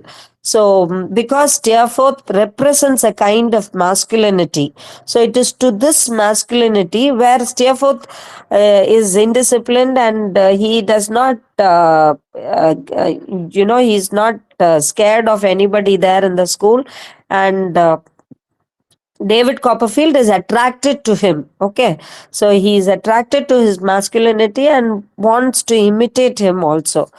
And then we see the marriage to Sophie. Okay. So sorry. I got back to Tom Jones. Okay. So he gets married to his own marriage to Dora. So just like the name suggests, Dora, she is almost a child only. She is not responsible even after her marriage, and she is not a very physically strong person also.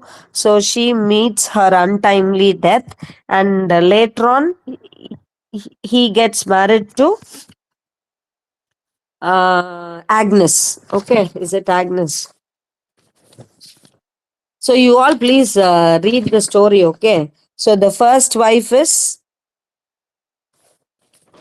Dora, and the second wife is Agnes Wickfield. Okay, so please read the story. So, from this story, we can see how the themes of innocence and happiness is brought about.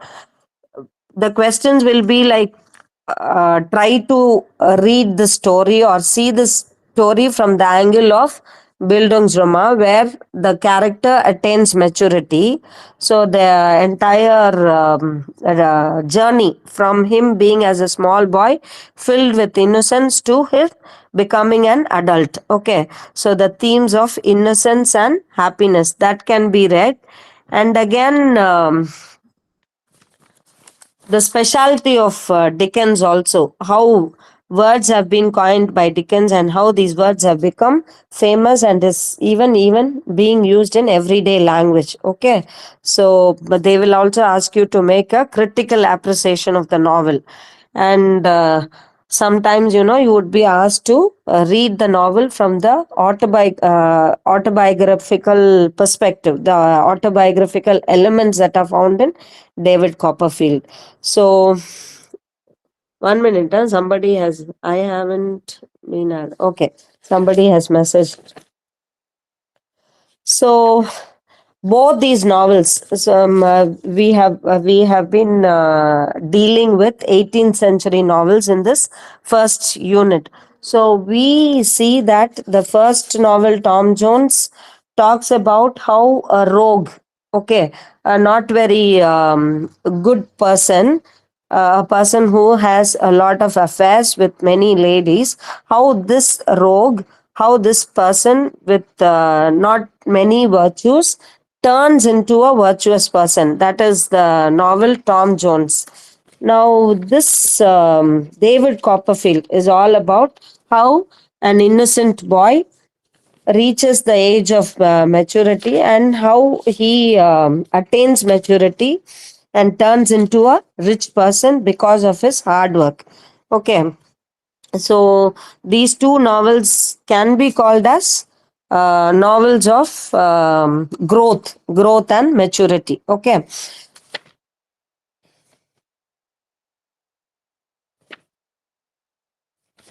you have any doubts? You want to ask anything? Uh, what is the message? Can we?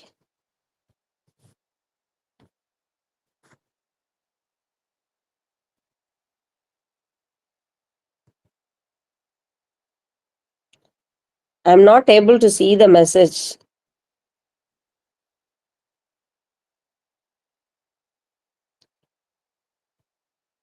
Can you please voice out your message, please?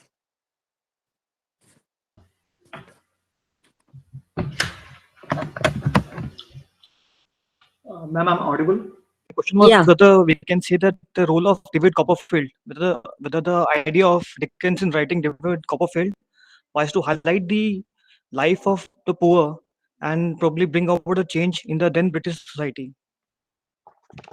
definitely, yes. That is a point in people writing. See, Charles Dickens himself had undergone all those tortures. So, these novels are reflections of society only. They reflect the society. They try to register whatever is happening in the society, and thereby trying to bring about a reformation in society.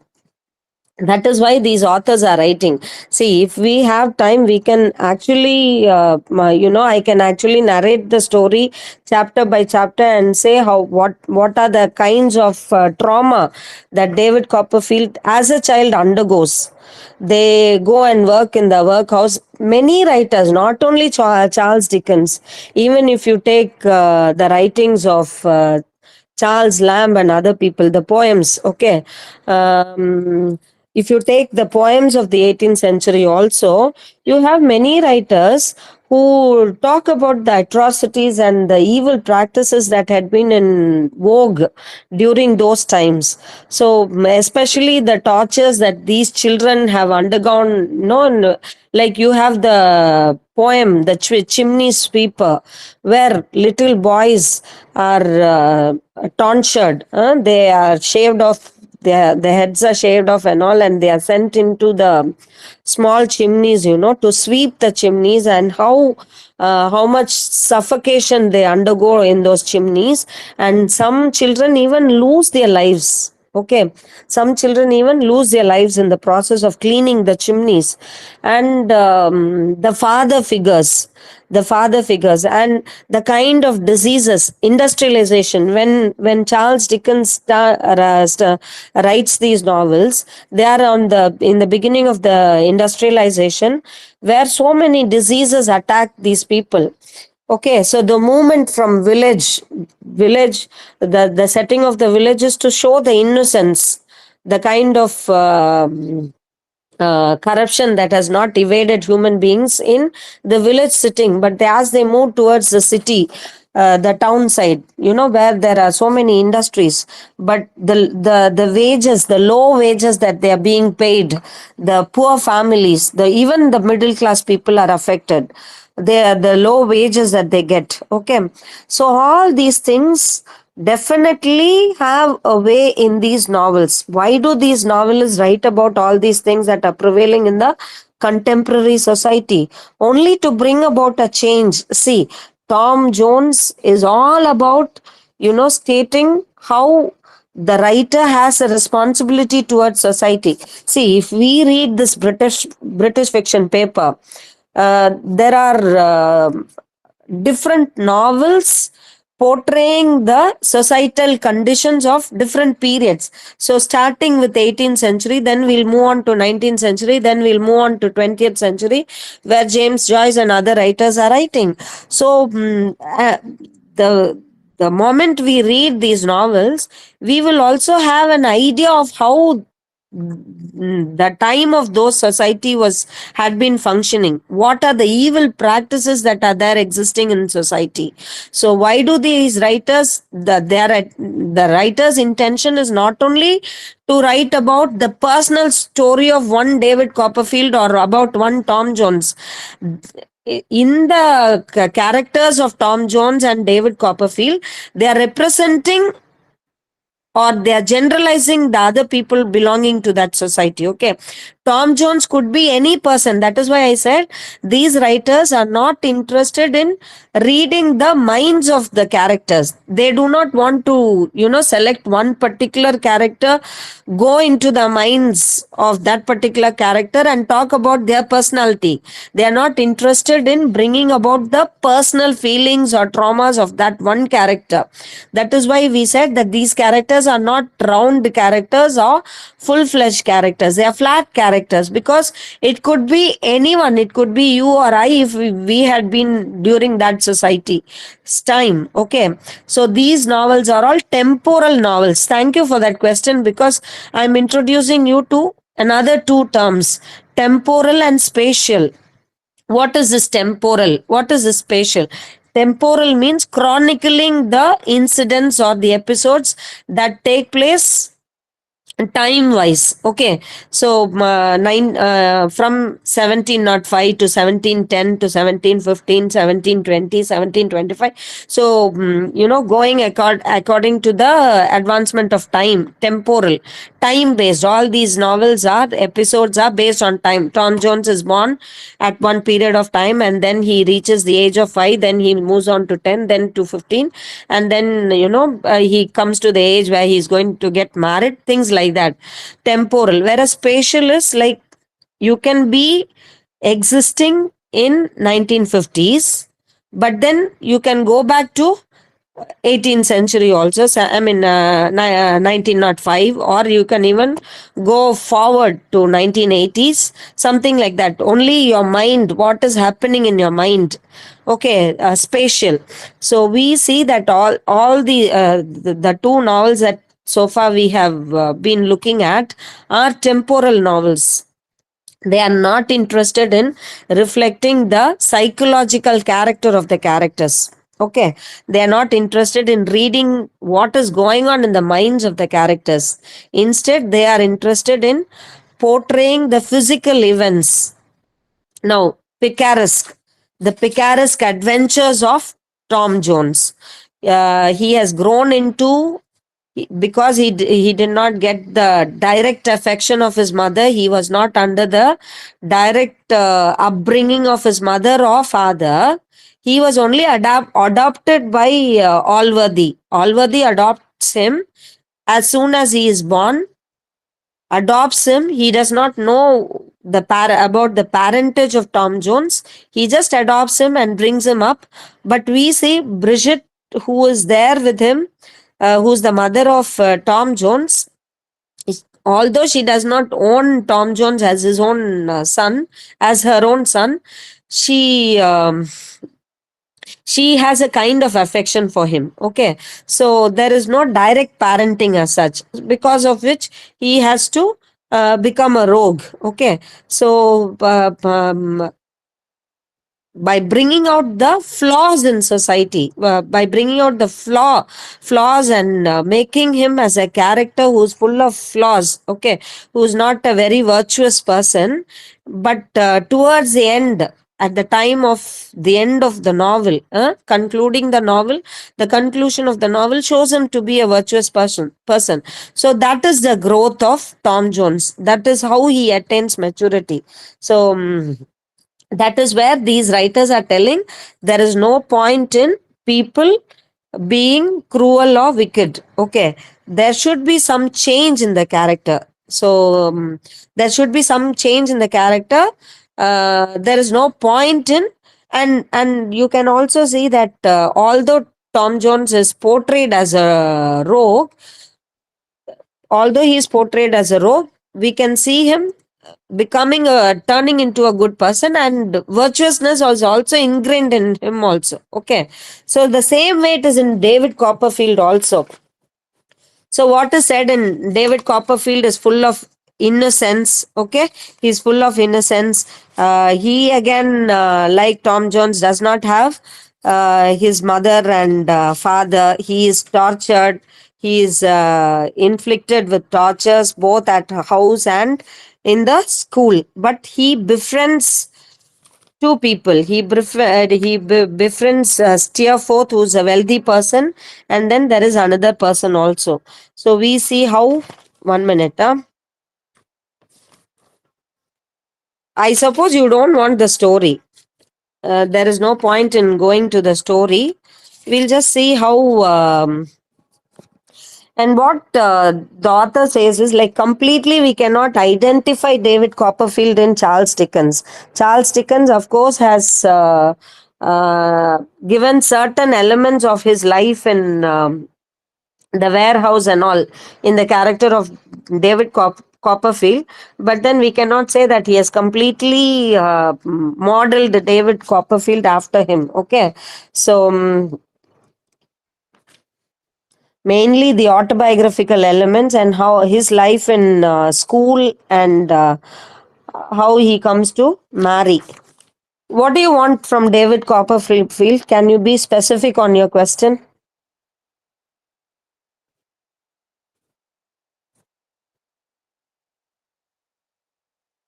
Okay. So we see that David Copperfield is a novel which shows innocence being won at the end. Okay. So come to this page 52, last paragraph. So we see how this David Copperfield escapes from entering into a life of crime, they say. Okay. So all the time he is steered towards committing errors, but then somehow he escapes from getting into a life of crime, just like how Oliver Twist was getting into. And we see that he had undergone an unprotected childhood. Okay. So they say that it is his innocence that had saved him from getting into a life filled with crime. Any doubts you have, please? Maybe for the next class, I think we'll have another class tomorrow. Tomorrow I'll be doing unit 2 for you. If you can, you read the plot outline and come. The study materials that are provided to you has the outline story of the novels. So please read that and come so that it will be helpful for our discussions. There is no point, and we don't have time also to narrate the entire story to you. So if you can please read the story and come, it will be better so that we can have healthy discussion. Any doubts? And if you have any doubts, you can ask me tomorrow also. We'll be having a class tomorrow and the next week also. So, as of now, for this unit, please remember that in order to know the society of the period, okay, see, these two novels were written during the 18th century, so 18th and 19th century, okay. So if you want to know the then society, you should please read the autobiographical content that is given about the writers, the life and career of the authors, okay. That will give you an idea how the then society was. And if you read the novel also, that will also show you the portrayal of then society and how these writers have taken up novel writing to bring about a reformation in society, okay.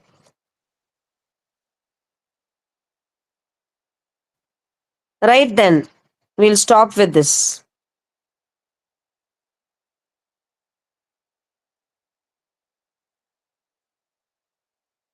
Okay, thank you.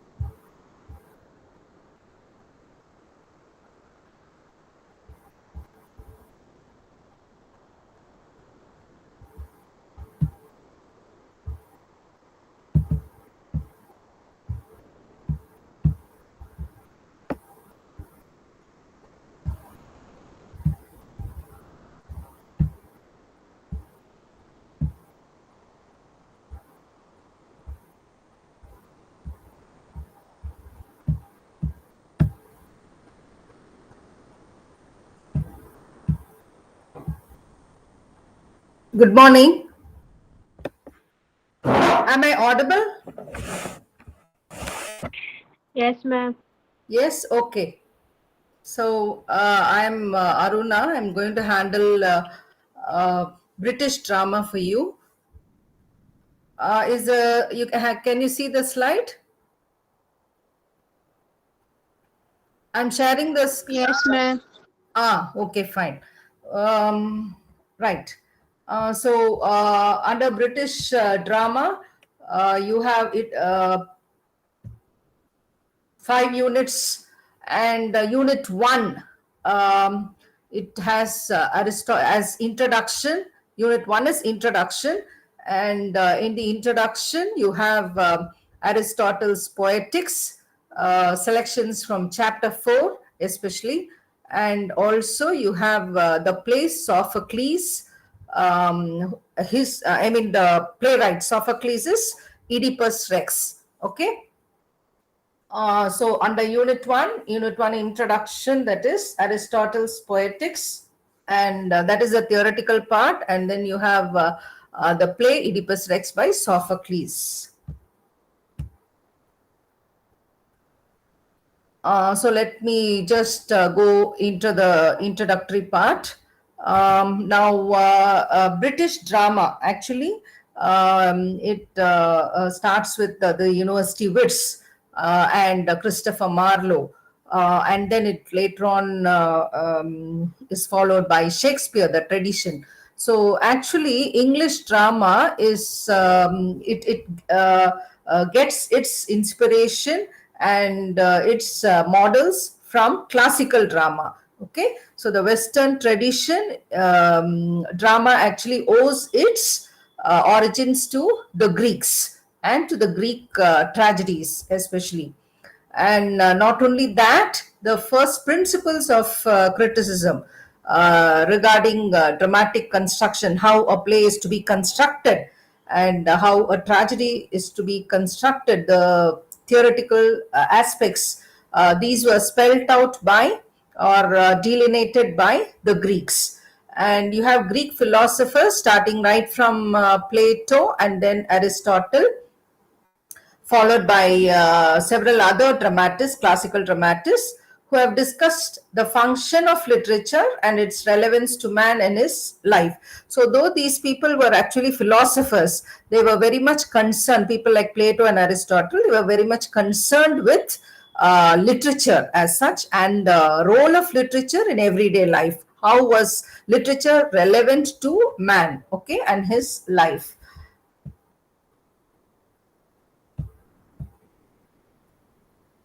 Yes, and coming to Aristotle, am I audible?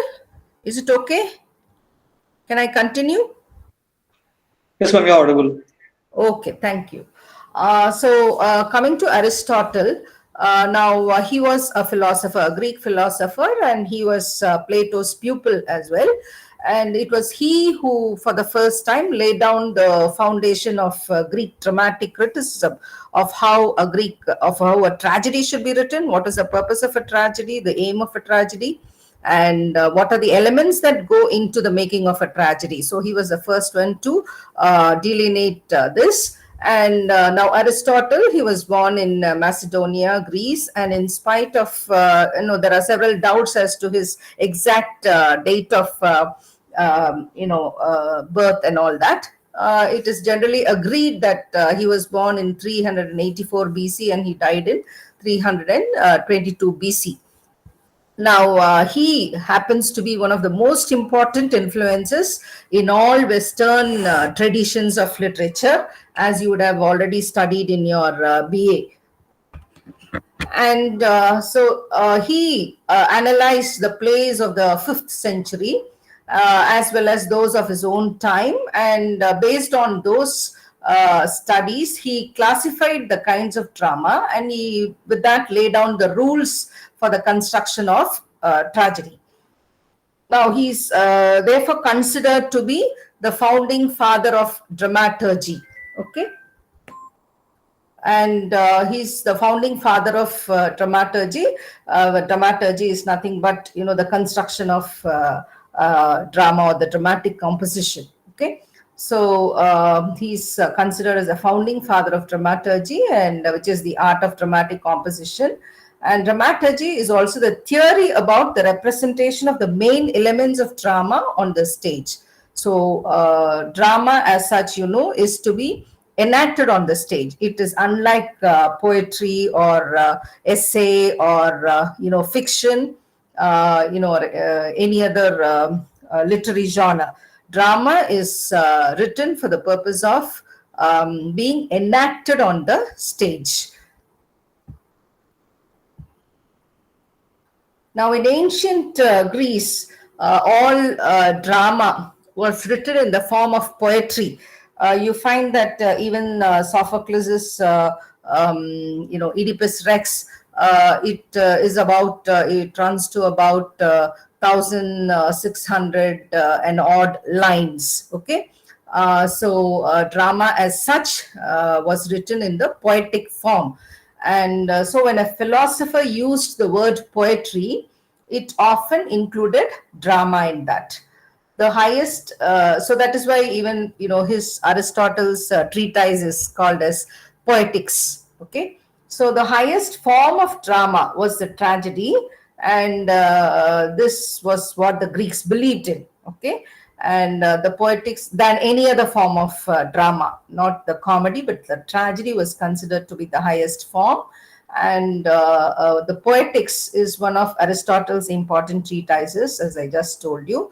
In it, he outlines the 6 elements of drama. So what is this Poetics? It is the dramaturgy, or it is the treatise, the philosophy which speaks about the construction, the method of construction of drama, composition of drama, and what are the elements that go into the making of drama. Okay, so here in his Poetics, Aristotle speaks about 6 elements of drama. And down the ages, this outline has become a guideline for many playwrights. So it has become a model for many playwrights throughout history, and is especially emphasized in the works of William Shakespeare. So Shakespeare is one of the most significant writers, important writers that we study under British drama, right? So, so you think of drama, English drama, you think of Shakespeare. So now Poetics was composed at least 50 years after the death of Sophocles, and Aristotle was a great admirer of Sophocles' Oedipus, the king, and he considered it the perfect tragedy. So, according to Aristotle, the play Oedipus Rex was that is Sophocles' Oedipus Rex was considered to be the perfect tragedy in many ways, and so not surprisingly, his analysis fits that play most perfectly well. Okay, so now this is the definition of tragedy that Aristotle lays down in his Poetics. A tragedy then is the imitation of an action that is serious and also as having magnitude. So it should be very intense, it should be a very serious, it should carry a serious plot, and it should be complete in itself. And the action should be complete in itself in language with pleasurable accessories, each kind brought in separately in the parts of the work, in a dramatic, not a narrative form. So it is a dramatic form, not a narrative. You don't tell the story or the plot. It is being enacted on the stage. So that is why he uses the word dramatic. Okay, so it shows, it does not tell. And with incidents arousing pity and fear. So whatever is being enacted on the stage, those actions, it should show, it should demonstrate in such a way that it arouses pity and fear in the mind and the mind of the audience. So wherewith to accomplish its catharsis of such emotions. So catharsis, that is the main purpose of tragedy. Okay, it purifies the audience, okay, of whatever fear or suffering that they have. It is purified. So that is the cathartic effect of the tragedy. So this is the general definition that he gives about a tragedy. We will see in detail later on. And so Aristotle distinguished 6 elements of a tragic drama. The 6 elements are plot, which is what happens in a play, the order of events, the story as opposed to the theme, and what happens rather than what it means. Okay, and the second most important element is character. So in the order of their significance, Aristotle arranges the 6 elements. So the first comes plot, which is most important in a tragedy. And then he talks about character, which is nothing but the personality or the part an actor represents in a play, a role played by an actor in a play, in other words. And then third one is thought, like what the characters think during the course of action of the play, or the main idea that is expressed through the play. And the fourth one in the order of significance is diction or language, or otherwise known as dialogue, the word choices made by the playwright and the expression of the actors delivering the lines. Okay, and the next one is music or rhythm. By music, Aristotle meant the sound or the rhythm and the melody of the speeches. We would have, when we read Shakespeare, if you had read any of Shakespearean plays, you will understand that. So there's a lot of music in his, comedies, romantic comedies. So the music or the rhythm that is used during this play, and even the melody of the speeches. Then the sixth one is the spectacle, the visual elements of the production of a play, the scenery, the costumes, the special effects in a production. Okay, so these are the 6 elements that he describes or speaks about in his theory of dramatic composition. Now, the first one, that is the plot.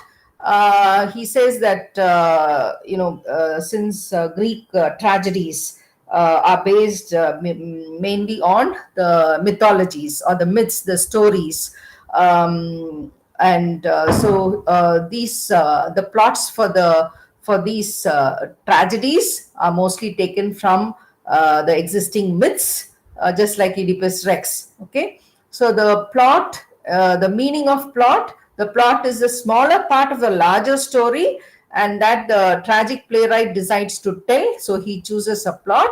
When making a plot, Aristotle says that the playwright must select a set of events from the larger story, and he should organize them into a logical order, a logical sequence. It should be coherent, the set of events, and it should be a unified action. So nothing should be irrelevant, or it should be a unified action, and every event should be related to the organization of the play, of the plot. When talking about plot, he also says that the plot must be a whole. In other words, it should have a proper beginning, it should have a middle and an end. So that is what I said. There should be no loose ends, right? There should be no things which are just left halfway through. It should have a proper beginning, a proper middle and end. That means every event should be logically sequenced, okay, from beginning to end. And the plot must also be complete. It should have unity of action. So when there is a proper beginning, middle and end, and when all the events are sequenced logically, then automatically there's going to be unity of action. And by this Aristotle means that the plot must be structurally self-contained. So there should be no loose ends. Okay, so it should be structurally self-contained, with the instance bound together by internal necessity, and each action, that is every event, should be dependent on what happened previously. Okay, so there should be logical sequencing, and each action leading inevitably to the next, with no outside intervention or no Deus ex machina. That is, there should be no outer intervention. There should not be some outer influence that gets into the play. It should be it should be a compact one. So every action should be dependent on each other, and it should have a beginning, a middle and an end. It should not have any other outside intervention or influence. It should develop on its own. The plot must be of a certain magnitude, both quantitatively, that is in length, in complexity, and also qualitative. It should not be too brief a play. Okay, and it should be intense, it should be complex, and the length also should be of considerable length, so that the entire action is properly carried out to achieve the end. So it should be quantitatively and qualitatively of good magnitude. There should be seriousness in it, and it should be of universal significance. And so Aristotle argues that plots should not be too brief. So plots should not be too brief. So it should have the desired length. So the plot may be either simple or complex, although complex, this is what Aristotle prefers. Okay, he says that it could be simple or complex, but then he says it should be the complex one. Complex is always a better one, that contributes to a good tragedy. So simple plots have only a change of fortune. There is only one catastrophe there. But complex plots have both reversal of intention, that is called as peripeteia, or which is the sudden reversal of fortunes, and recognition of a truth, of the character suddenly realizes the truth, either about himself or about others or about the situation. So that is called as anagnorisis, and which is connected with the catastrophe, or otherwise known as the denouement of the play, event, that is the anticlimax. Okay, so event causing sudden damage, this Denouement is the event causing sudden damage or suffering. So these elements should be there in the plot. That is what he means. And a complex plot will naturally have peripeteia, anagnorisis, and catastrophe.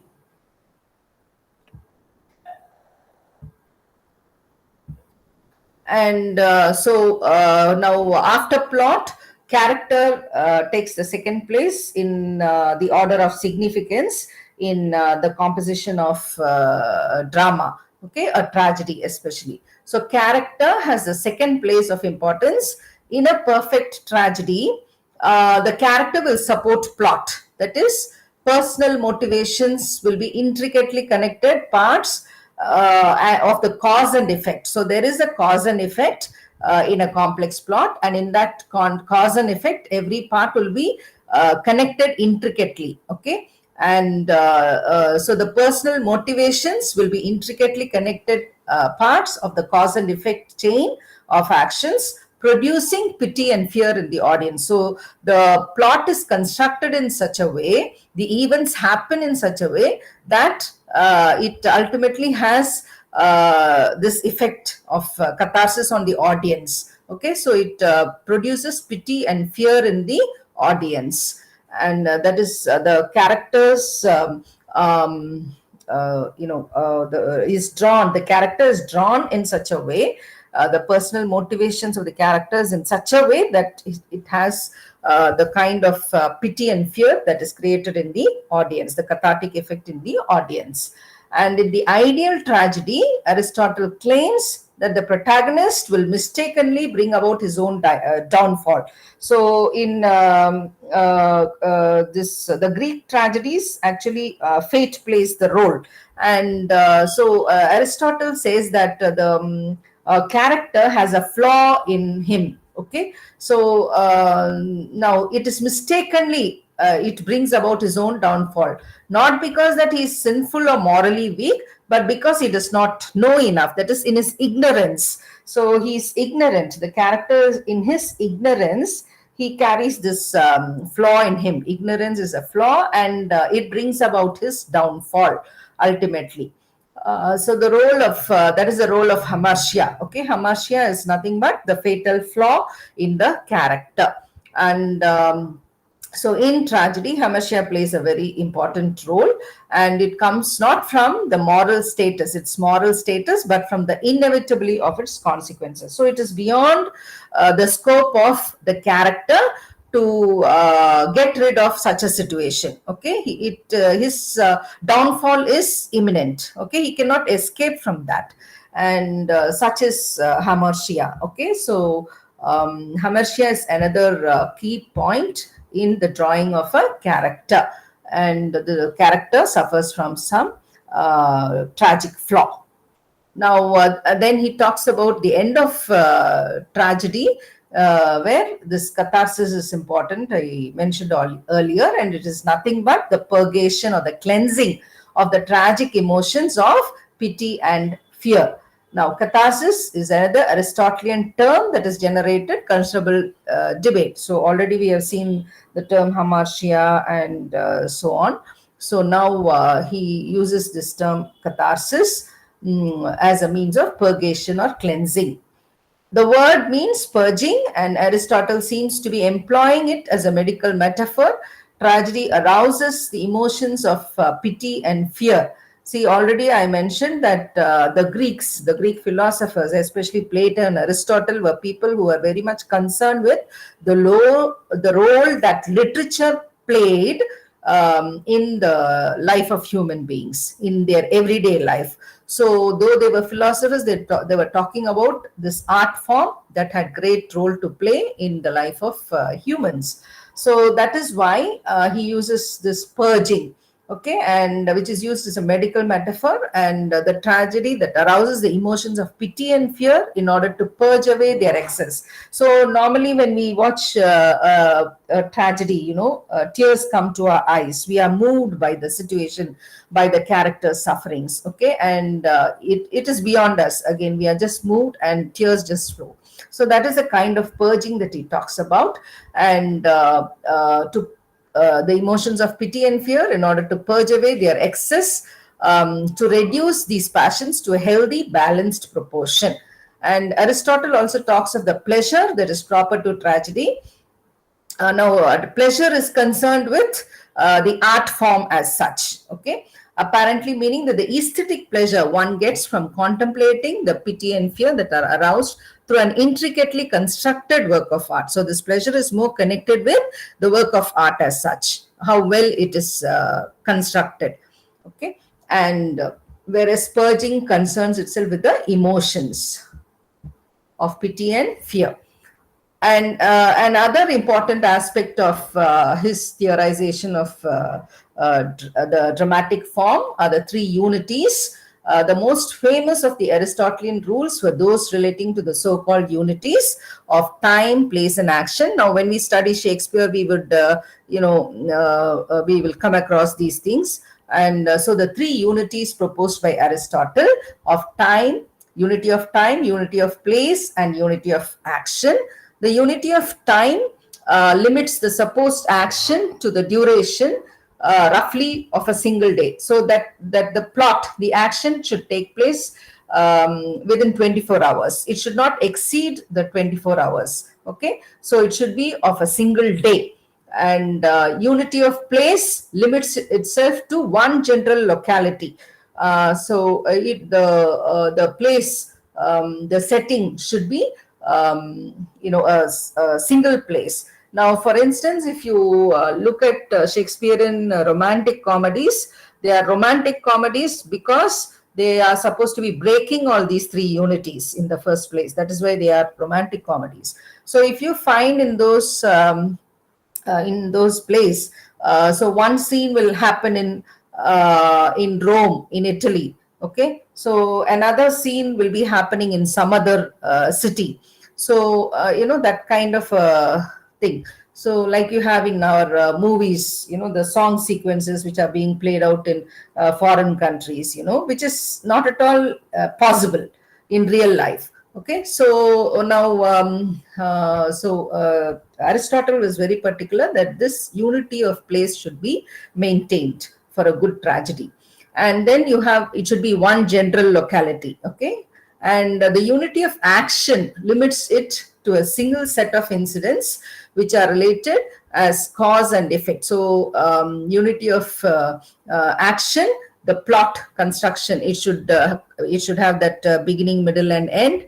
And in other words, it should carry out the cause and effect of the play.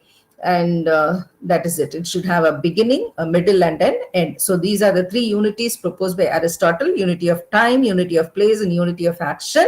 Unity of time, the plot should confine to a single day. Unity of place, it should be limited to one general locality. And unity of action, the plot should have a proper beginning, a middle, and an end, which will express its cause and effect well.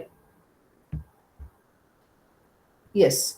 Now, coming to Sophocles, his biography. Okay, so the play Oedipus Rex is prescribed for you in this unit. And so Sophocles, he was born in 495 BC, and in Athens. Sophocles was to become one of the great playwrights of the golden age of the Greek entertainment, the Greek drama. One of the great innovators of the theater. So even in those classical times, Sophocles was considered as the innovators of the theater. He was the first to add a third actor. So he also abolished the trilogy form. So Aeschylus, who was a predecessor of Sophocles, he had used the tragedy only in this trilogy form. Okay, but Sophocles did away with the trilogy form. And so Aeschylus, for example, had used 3 tragedies to tell a single story, the trilogy form, that is. Now Sophocles chose to make each tragedy a complete entity in itself. So one tragedy will make a complete entity in itself. It will carry that, that single plot and it will contain that beginning, middle, and an end. Okay, it will be complete in itself. It will be an entity in itself. He will not take a trilogy to tell one story. So he did away with the method of trilogy used by Aeschylus. Of Sophocles' more than 120 plays, only 7 have survived in their entirety. And so, of these, Oedipus the King is generally considered his greatest work. So, Oedipus, out of his 120 plays, Oedipus Rex is considered as the best, the greatest work. And it is about Oedipus Rex, Oedipus the King, 420 BC. The play was written. So the dramatic personae in this particular tragedy of Sophocles, Oedipus, who is the king of Thebes. It's pronounced as Thebes, married to Jocasta. So the main character is Oedipus, the king of Thebes, married to Jocasta. And Jocasta is the wife of Oedipus and queen of Thebes. And the third important character is Creon, Jocasta's brother.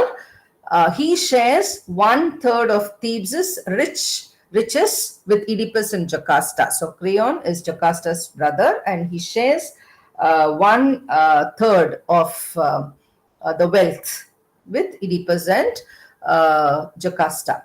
Tiresias, he's a blind prophet in the play, and he's the one who knows the truth about Oedipus's parentage. So Tiresias is a blind prophet, and he knows about the truth about Oedipus's parentage. And then you have this character, messenger from Corinth. He arrives to tell Oedipus that his father, the man Oedipus believes to be his father, Polybus, is dead, and that the people of Corinth would like Oedipus to be their king. So the messenger from Corinth conveys this news to Oedipus that his father Polybus is dead and that he's to become the king.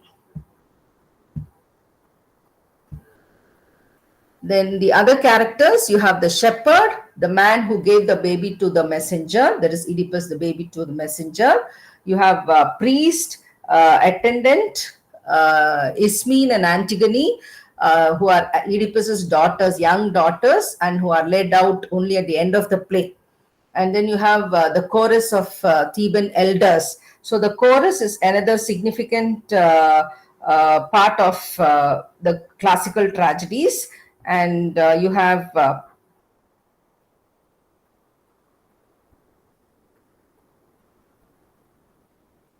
yes, you have chorus of Theban elders. Here the chorus forms the Theban elders, and these are a group of men who serve as an emotional sounding board and exposition device in the play, reflecting on the happenings and asking questions. The chorus speaks as one person, although sometimes single chorus members will deliver lines. So the role of the chorus, they are there. Now, everything cannot be demonstrated or enacted on the stage in a drama. So therefore, chorus plays a very important role. They are the narrators of the story. Okay, so what has happened before, what comes later, and in between those elements that cannot be enacted on the stage, it comes in the form of a narration, and this narration is done through the chorus. It can be one single person or it can be many members, but they will deliver the lines together. So that is the role of the chorus. Yes, so now coming to the summary of the play, Oedipus Rex. So at the start of the play, the city of Thebes is suffering terribly, and citizens are dying from plague, crops fail, women are dying in childbirth, and their babies are stillborn. So the city of Thebes is suffering from a plague, and it looks as if everything is going wrong, and the citizens are dying from plague. So many things are happening, bad things are happening. Crops fail, women are dying in childbirth, and their babies are stillborn. Now a group of priests, they come to the royal palace to ask for help from Oedipus, their king, who once saved them from the tyranny of the terrible Sphinx. So Oedipus now is, as the king, he has to solve this problem of the suffering Thebans. So they approach Oedipus, and Oedipus has already sent his brother-in-law Creon, Jocasta's brother Creon, to the oracle of the god Apollo to find out what can be done. So this is another, in Greek mythologies, you have the role of the oracle. So a priest or a priestess, okay, they are the mediators between the gods and the peoples, and they are supposed to be talking on behalf of the gods, and they advise people who seek help, when they are suffering. It is the oracle that tells them what is to be done. Okay, so here again, Oedipus has already sent his brother-in-law Creon to the oracle of the god Apollo to find out what can be done. So before Oedipus arrived in Thebes, the previous king, that is Laius, was murdered under mysterious circumstances, and the murderer was never found. So you have Laius being murdered, and nobody knows who murdered Laius. So when Oedipus arrived in Thebes and saved the city, he was made king and married the widowed queen, that is Jocasta, the sister of Creon. So he comes there and he saves Thebes. He marries Jocasta, the widowed queen, and who is the sister of Creon. Now Creon returns with the oracle's news. Remember, Oedipus had sent Creon to the oracle the god of Apollo to find some solution for the sufferings of the people. So now Creon returns with the oracle's news. For the plague to be lifted from the city, the murderer of Laius must be discovered and punished. So Laius, the one who murdered King Laius, should be discovered and he should be punished. Only then this curse on the city will be lifted. So the oracle claims that the murderer is still living in Thebes. Okay, so that is the clue that the oracle gives, saying that the one who murdered King Laius is still living there. So Oedipus curses the unknown murderer and swears he will find and punish him. So as king, Oedipus now swears that he will find the murderer and he will punish him. He orders the people of Thebes, under punishment of exile, to give any information they have about the death of Laius. So he's now trying to collect more details about circumstances under which Laius was killed. Oedipus sends for Tiresias, the blind prophet, to help with the investigation. Tiresias comes, but he refuses to tell Oedipus what he has seen in his prophetic visions. Oedipus accuses Tiresias of playing a part in Laius' death. So since Tiresias refuses to divulge the truth about his prophetic vision, whatever vision he had about Laius' murder, he doesn't want to divulge it to Oedipus, and therefore now Oedipus thinks that Tiresias also has a hand in that murder of King Laius, so he accuses him. Tiresias now becomes very angry and he says that Oedipus is the cause of the plague. So he, angered by his accusation, that is Oedipus's accusation, Tiresias comes out with the truth and he says that Oedipus is the one who is responsible or the reason for the plague in the city of Thebes, and he is the murderer of Laius. As the argument escalates, Oedipus accuses Tiresias of plotting with Creon to overthrow him. So now it's natural, isn't it? So when they both argue about this, now Oedipus is not very happy to hear such a thing from Tiresias, that he is being accused as the murderer. So as the argument escalates, so now Oedipus accuses Tiresias of plotting with Creon, his brother-in-law, Jocasta's brother, to overthrow him, while Tiresias hints at other terrible things that Oedipus has done. Convinced that Creon is plotting to overthrow him, Oedipus declares his intention to banish or execute his brother-in-law. So that is the next thing he does. He wants to banish Creon because he thinks Creon is plotting against him. Jocasta and the chorus believe Creon is innocent and beg Oedipus to let Creon go. So his queen Jocasta begs him to let Creon go, not to punish him. And Oedipus relents, and that too reluctantly, and but still convinced of Creon's guilt. So though he is convinced of Creon's guilt, for the sake of Jocasta, he relents. And Jocasta tells Oedipus not to put any stock in what prophets and seers say, not to just believe in what Tiresias says, okay, to let go things. As an example, she tells him the prophecy she once received, that Laius, her first husband, would be killed by their own son. So that it did not happen that way. So this is what Jocasta herself, heard a prophetic hearsay that Laius, her husband, the king, will be killed by his own son. So according to Jocasta, she says that prophecy didn't happen. So it is not necessary for Oedipus to believe whatever Tiresias says. And yet Laius was killed by strangers, and he was not killed by his own son but by strangers, and her own infant son was left to die in the mountains. So the infant son was left to die in the mountains, and it is not that Laius was killed by his own son. But her description of where Laius was killed, a triple crossroad, worries Oedipus. So the details that she is giving, Jocasta is giving regarding the place where Laius is killed. Okay, so that worries Oedipus. Now it's the same place. Why does it worry him? Because it's the same place where Oedipus once fought with several people and killed them, one of whom fit the description of Laius. So he had fought with several people and killed them, and one of them happens to be Laius. It fits Laius's description.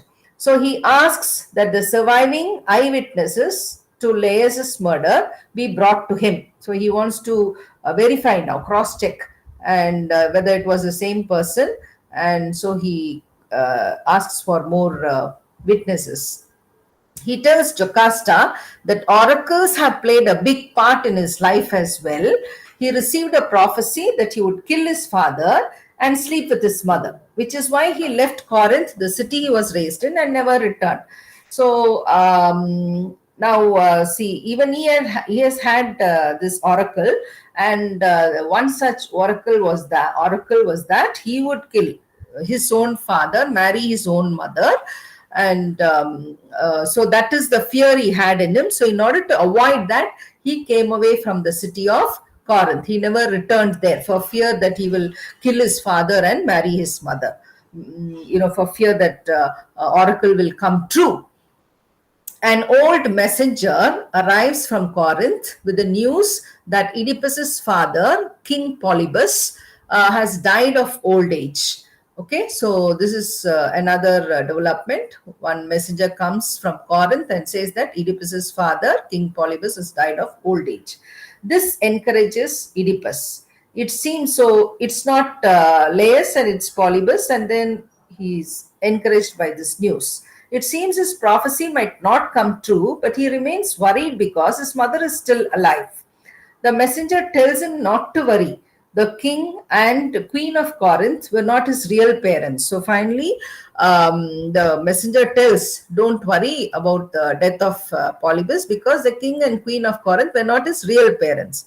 So again, the fear starts working in him. Okay, so they are not his real parents. The messenger himself brought Oedipus as a baby to the royal family as a gift, after a shepherd found the boy in the mountains and gave him to the messenger. So remember, Jocasta tells that, about this. And so the messenger tells Oedipus, reveals the truth. He says that Oedipus was a baby. As a baby, he was brought by him and handed over to the royal family. The shepherd was the same man Oedipus has already sent for. He's the eyewitness to Laius' murder. So look at the irony. Now the eyewitness that he had called for the murder of Laius, it happens to be the shepherd himself. Jocasta begs Oedipus to abandon his search for his origins, but Oedipus insists he must know the story of his birth. And Jocasta cries out in agony and leaves the stage. The shepherd arrives but doesn't want to tell what he knows. So just like Tiresias, now there is this messenger who knows the truth, but he's not ready to divulge it to Oedipus. Only under threat of death does he reveal that he disobeyed the order to kill the infant son of Laius and Jocasta, and instead gave that baby to the messenger. So Laius is to be killed by his own son and will marry his own mother. So in order to break that prophecy, that oracle, what happens is, now this messenger who had to kill the baby, he doesn't kill the baby, and the man who had to kill, he gives the baby to the messenger. That baby was Oedipus, who in fact killed his father Laius and married his mother. So Oedipus realizes that he has fulfilled his awful prophecy. So ultimately, he learns the truth that it is that Oedipus is that baby, and he had killed his father Laius, and that he had married his mother Jocasta. Now, Queen Jocasta kills herself, and Oedipus, in a fit of grief, he gouges out his own eyes. So he becomes blind and he becomes grief stricken, and he bemoans his own fate. So Creon, after consulting an oracle, Jocasta's brother, Oedipus's uncle, grants Oedipus's request and banishes him from Thebes. So ultimately, Oedipus is banished as per his wishes from Thebes. And so, as I told you, this is the plot of the play, and the play is written in verse form, okay, poetic form, with 1680 lines. Now, what Aristotle did was to analyze this play, and according to Aristotle, Sophocles' play Oedipus Rex is the best or the perfect tragedy, the perfectly constructed tragedy.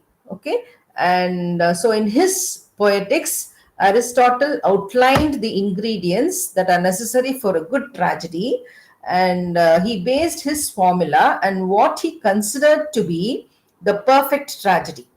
And that perfect tragedy is none other than Sophocles' Oedipus the King.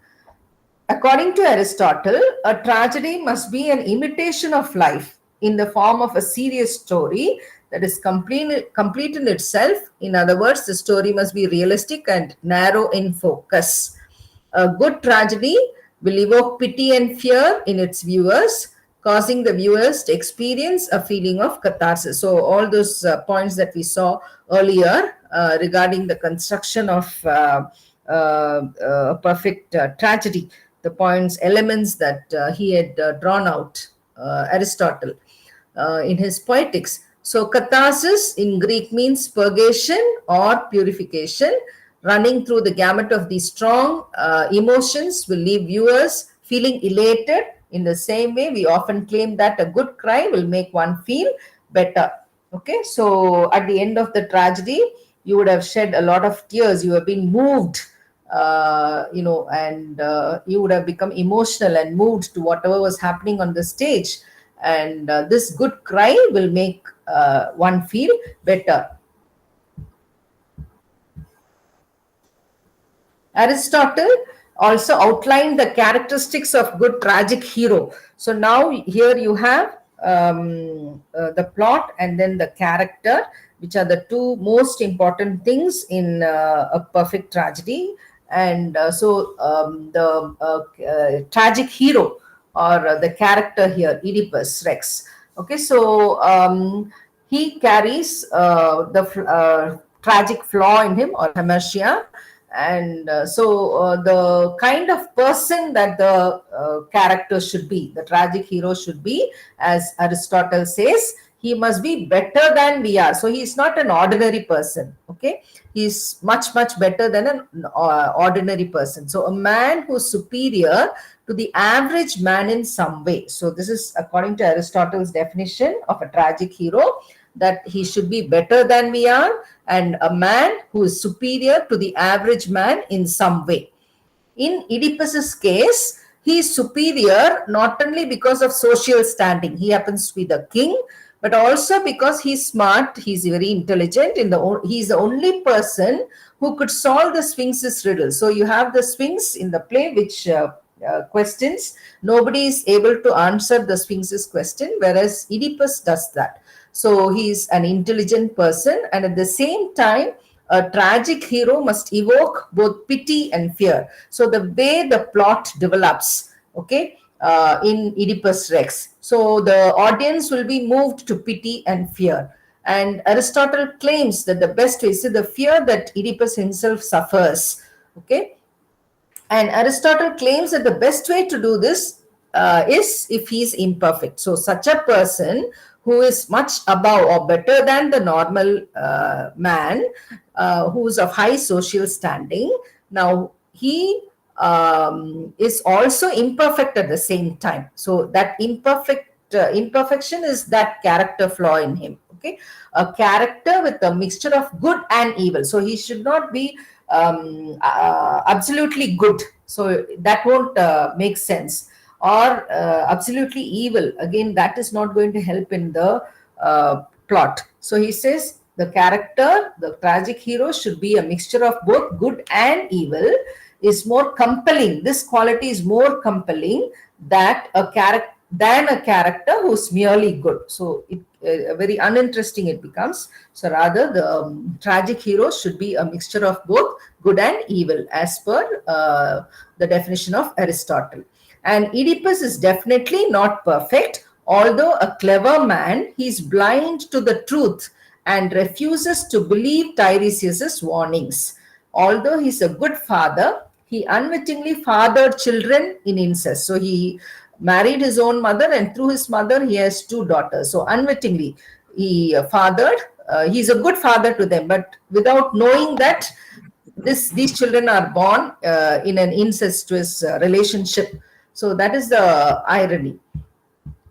So a tragic hero is one who suffers because of his hamartia, or the tragic flaw, and the Greek word that is often translated as tragic flaw but really means error in judgment.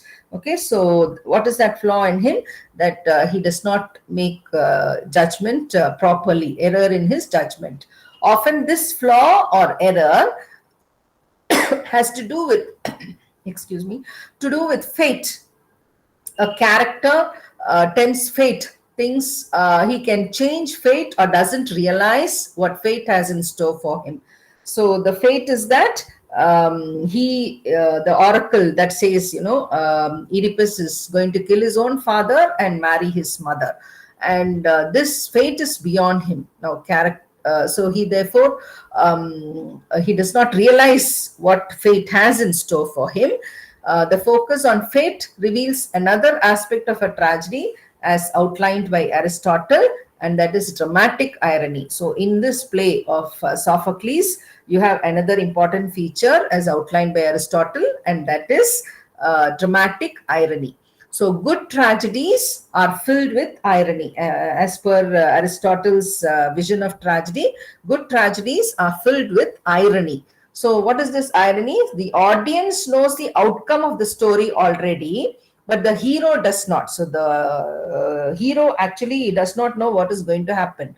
But the audience know the story already, and the hero does not, making his actions seem ignorant. So this ignorance is his undoing ultimately, or inappropriate in the face of what is to come. So he does not know what is to come. Whenever a character attempts to change fate, this is ironic. So see, he evades Corinth. He comes away from the city in order because he believes that once he is away from that city, he's not going to kill his father, and he's not going to marry his mother. Okay, but actually those parents are not his real parents. The king and queen of Corinth, they are not his real parents. And so he's trying to avoid fate or change fate, but that does not happen. So whenever a character attempts to change fate, this is ironic to an audience who knows that the tragic it cannot be avoided, and whatever has been predicted is going to happen. Okay, the outcome of the story cannot be avoided, which is knowledge to the audience, but the character is ignorant of that. Okay, and then the Sphinx's riddle echoes throughout the play, even though Sophocles never mentions the actual question she asked. Audiences would have known the Sphinx's words. What is it that goes on 4 feet in the morning, 2 feet at midday, and 3 feet in the evening? So, this is the question that was given to Oedipus by the Sphinx, and he answered, none other answered. So, Oedipus's answer, of course, was a man. So, he said it was a man. And in the course of the play, you find that Oedipus himself proves to be that same man which the Sphinx was talking about, and an embodiment of the Sphinx's riddle. So there is much talk of Oedipus's birth and his exposure as an infant. Here is the baby of which Sphinx speaks, crawling on 4 feet, even though two of Oedipus's are pinioned. Oedipus, throughout most of the play, he's an adult man and he's standing on his own 2 feet instead of relying on others, even gods. Okay, and at the end of the play, it is Oedipus who will leave Thebes as an old blind man using a cane.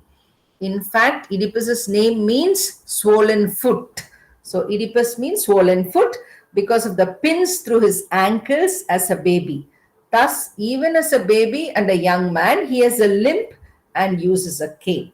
Okay, a prefiguring of the three-legged old man he will become. So that is the answer to the Sphinx's riddle.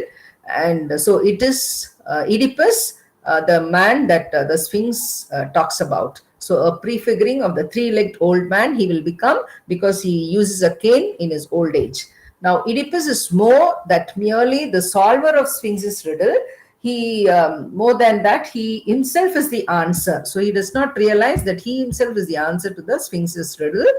And using this sort of dramatic irony to involve the audience, the characters come alive in all their flawed glory.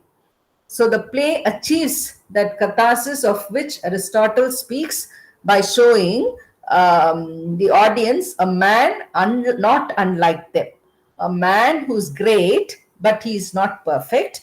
See, it's like any one of the audience. Okay, so any man in the audience, any person. So this is how Aristotle brings about the cathartic effect that he's talking about. So he says that the audience learn that the hero, the tragic hero, is not a man, not unlike them. So he's like them, a man who's great, but he's not perfect, who's a good father, husband, and son, and yet who unwillingly destroys parents, wife, and children. And Oedipus is human regardless of his pride, his intelligence, or his stubbornness. And we recognize this in his agonizing reaction to his sin. So the way he's not full of pride. Okay, so he repents for his sin. He agonizes over it. So he's very much a human, a normal human. Okay, so watching this, the audience is certainly moved to both pity and fear. Pity for this broken man and fear that his tragedy could be our own. Okay, so it is like any other man, right? And so therefore this sort of cathartic effect, so they pity for Oedipus, for this broken man, and at the same time they also fear that his tragedy could be anyone, any of our own. It could be one of us as Oedipus. So that kind of cathartic effect a good or a perfect tragedy has, and that is what Sophocles' Oedipus Rex had on the audience. And that is why, according to Aristotle, this play is considered to be the perfect tragedy. And based on this play, only Aristotle came out with his Poetics, which is nothing but the theory of making a tragedy, of how to make a tragedy, okay, a dramatic tragedy.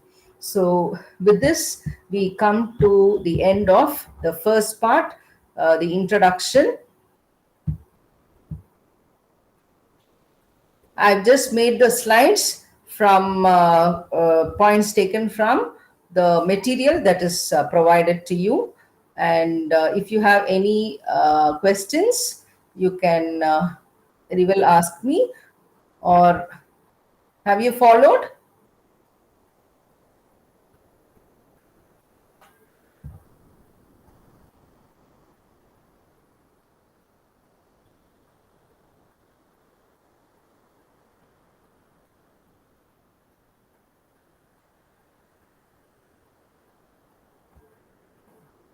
Hello, can you hear me? Hello. Yes, ma'am. Yes? Okay. Yeah, so with this, we come to the end of the introduction part. Introduction has the theory of poetics by Aristotle, and then the play Sophocles, Oedipus Rex. Okay, and then how uh, Aristotle Hello. has discussed the play based on his theories that he proposes in terms of unity of place, unity of time, unity of action, and the terms like hamartia, the tragic flaw, and then catharsis. Okay, so these are some of the terms that he introduces in the making of a dramatic tragedy, and these are explicated through his study of Sophocles' Oedipus Rex. Okay, so Just with to this, interrupt, ma'am, just to interrupt, yes, uh, we will be getting your slides yeah, to of refer. course. Yeah, I'll share the slide with you, but I'll just share it with the university. They can Okay, in turn share it with you. Okay. okay. Uh, Kindly yeah, tell the them that they can share with us. Sure, sure. I will immediately do that.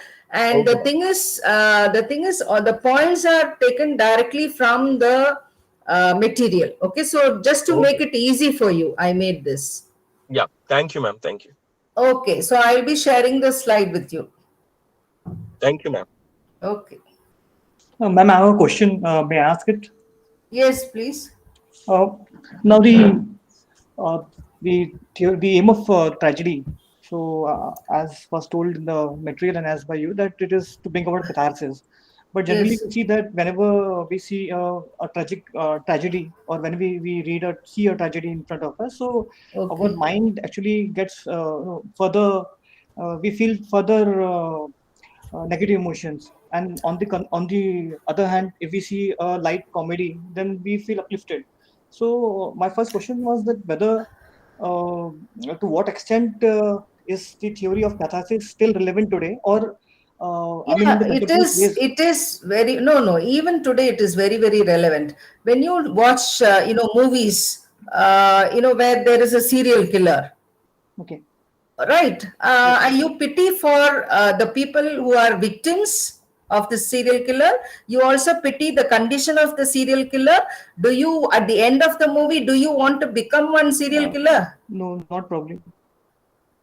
No, no, not probably. See, the thing is, we might have, feelings of fear, any kind of human emotion, right? Whether it is good or evil, we might have it within us. But we are not perfect, right? And we might carry those emotions within us. Only thing, it varies in degrees from person to person, right? It only varies in degrees. That is what Aristotle says. The when they see Oedipus suffering, they pity him, and then the fear that that is in us. You will try to overcome, even if you have that bit of evil in you. You will try to overcome that. You won't want to become that evil. Yes. Okay, ma'am. My other question was, You. yeah, another Yes. question that I wanted to ask you that is catharsis Yes. not applicable to comedy also? It is. It is. So when you watch a comedy, you laugh it off. It provokes laughter in you. And when you are going to, now laughter is a therapy, isn't it? Yes. Ah, Yes, ma'am. people say, you find people on the beach every day morning, just laughing at nothing, for nothing, aimless. You will laugh at them. But then, what is the purpose of that laughter? It is for good health, well-being, mental well-being. You are giving outlet to all your, those feelings of hardness in you, right? So laughter itself is a therapy, isn't it? That is true, ma'am. But You feel light. You feel when you watch a good comedy, you feel light at heart. Yes, you don't carry any remnants of any hard feeling in you. Even if you have hard feelings in you, you just give a let out to all that by laughter, by humor, by comedy. But after watching a light comedy, you feel light at heart yourself. Yes or no? Very true. Yes. See, whatever literature says, no, I'm an ardent, fan of literature. Right? Whatever, whether it is poetry, drama, or whatever, it has something in it, and the message that literature can give you, it is very relevant to your everyday life. Okay, the way you take it, it is, what Aristotle was talking about, as a, I'm basically a feminist, but whatever Aristotle says, I believe. You watch a movie even today, as I told you, which is terrible. You come out of the theater thinking that such things shouldn't happen to you in real life, don't you? Yeah. It's not that you want to become one like that. Never. Right? And then when you watch a funny movie and you're out, you a light romance, okay? So you feel very happy and you wish that such good things happen to you. Yes or Yeah. no? Yes, ma'am. Now, as I Yes. understand, catharsis would mean purging of the emotion.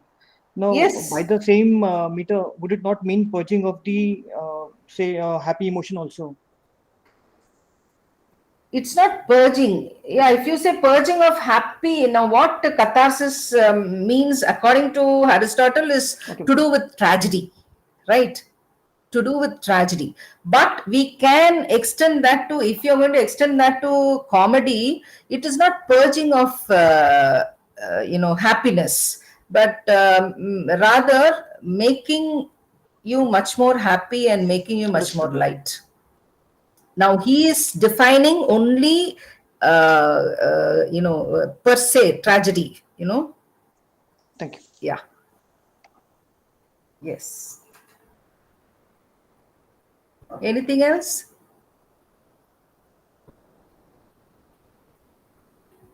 Okay, so have a good day.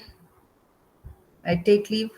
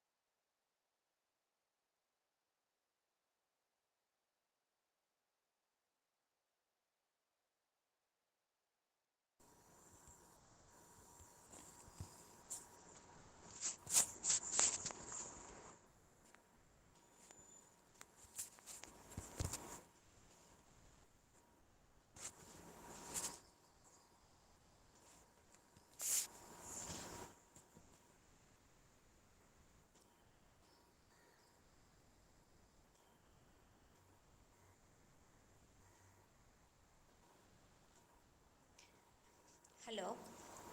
Good afternoon, everybody. Am I audible? Yes, Am I audible? Good yes, afternoon, ma'am. ma'am. You're audible but echo. Good afternoon. Okay, okay. Yeah, yeah. Just a minute. That is because I have opened two devices. I have to do the screen sharing. Yeah. Please wait. Please wait.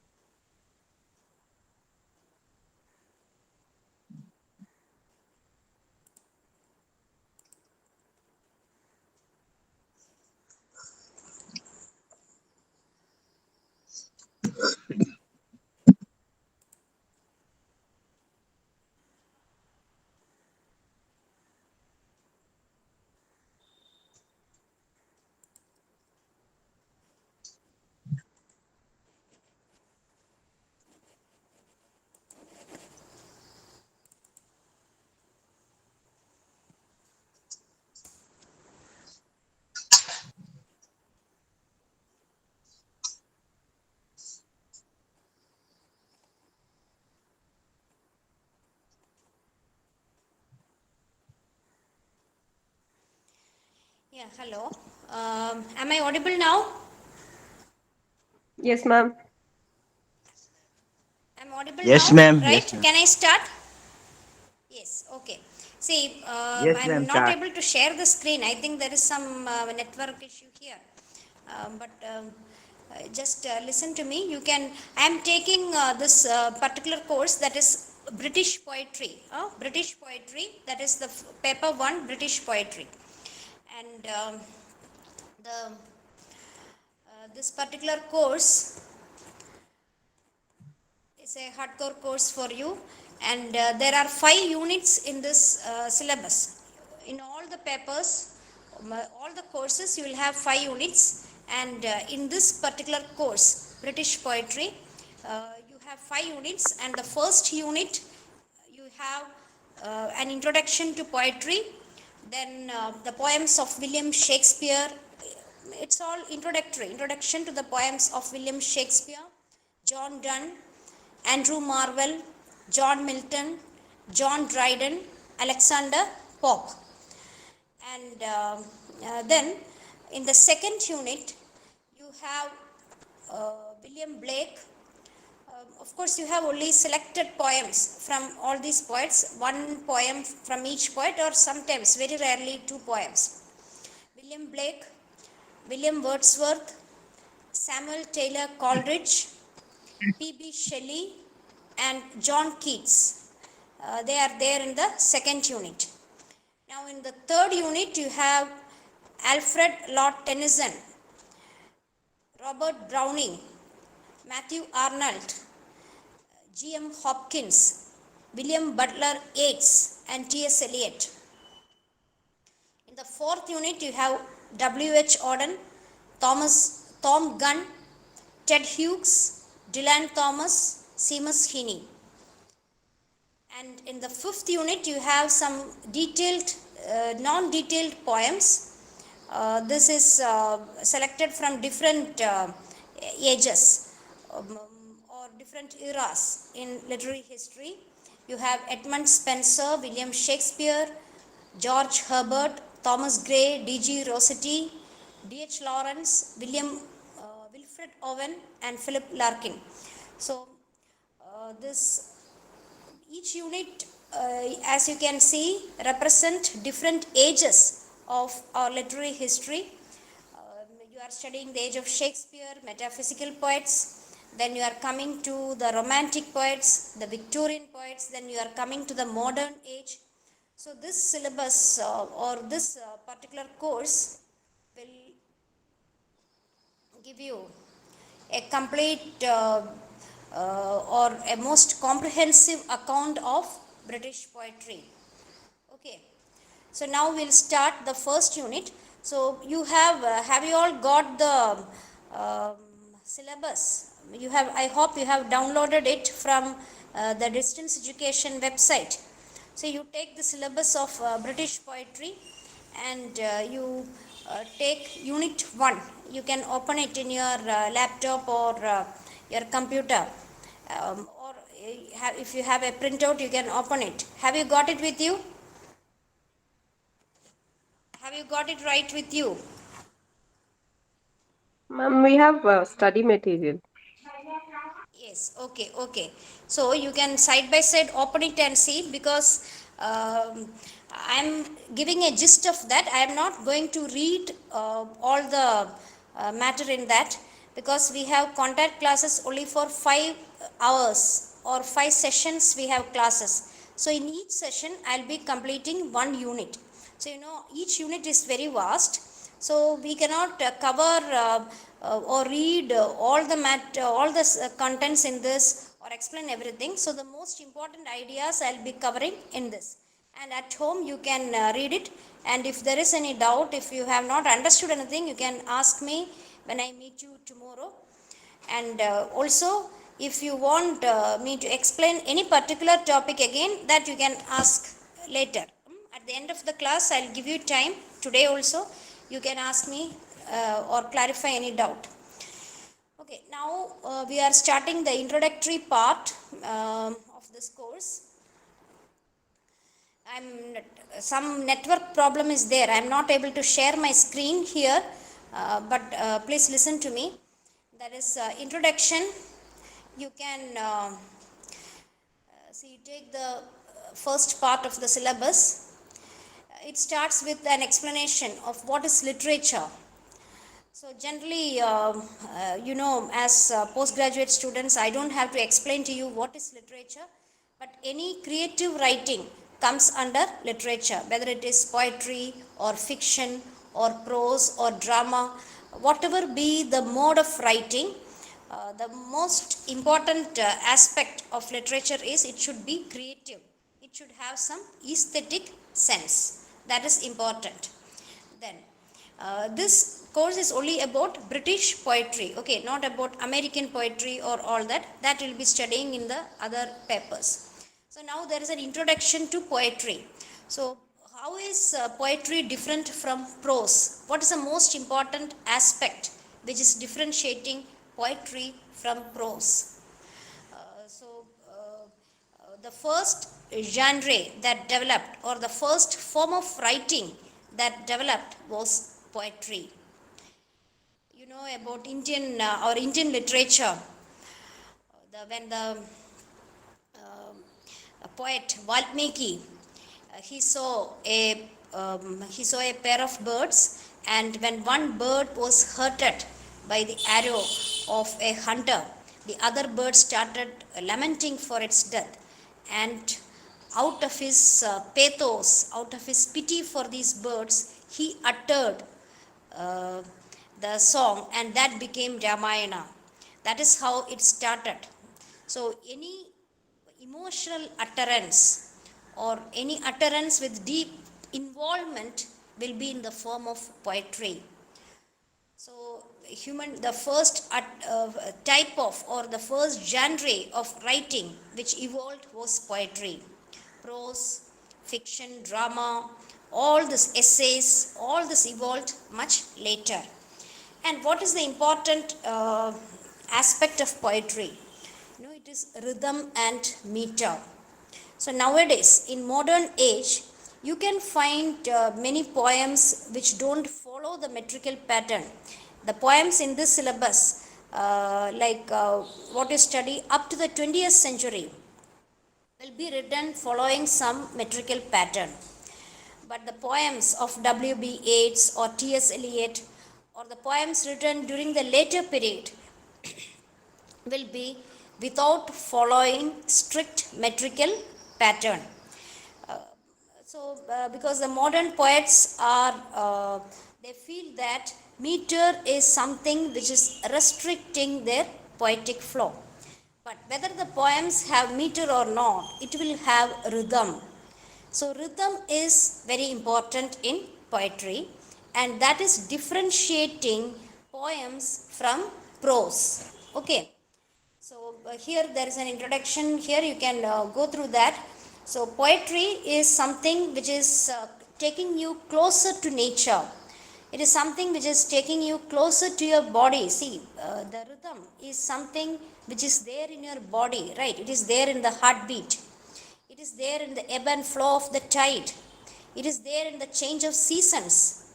It is there in the alternation of day and night. It is there in nature. It is there. Rhythm is part of nature. And our body also works as per the rhythm of the heartbeat. And poetry also works as per the, in accordance to the rhythm. So rhythm is something which is connecting us closely to spirituality or to our soul and to life around. That is why poetry and even music is very appealing to everybody. And here, if you have to define poetry, it is very difficult.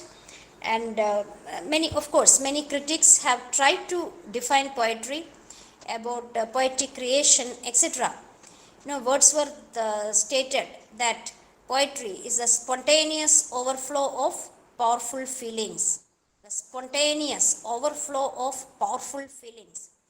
And he also gave a definition to poetry later, that poetry is emotions recollected in tranquility.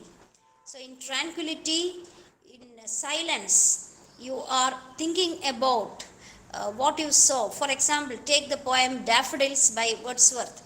So, in that, he is telling he saw beautiful daffodils, and later, when he was reclining, when he was taking rest, the sight of those flowers flashed in his inward eye, which is the bliss of solitude.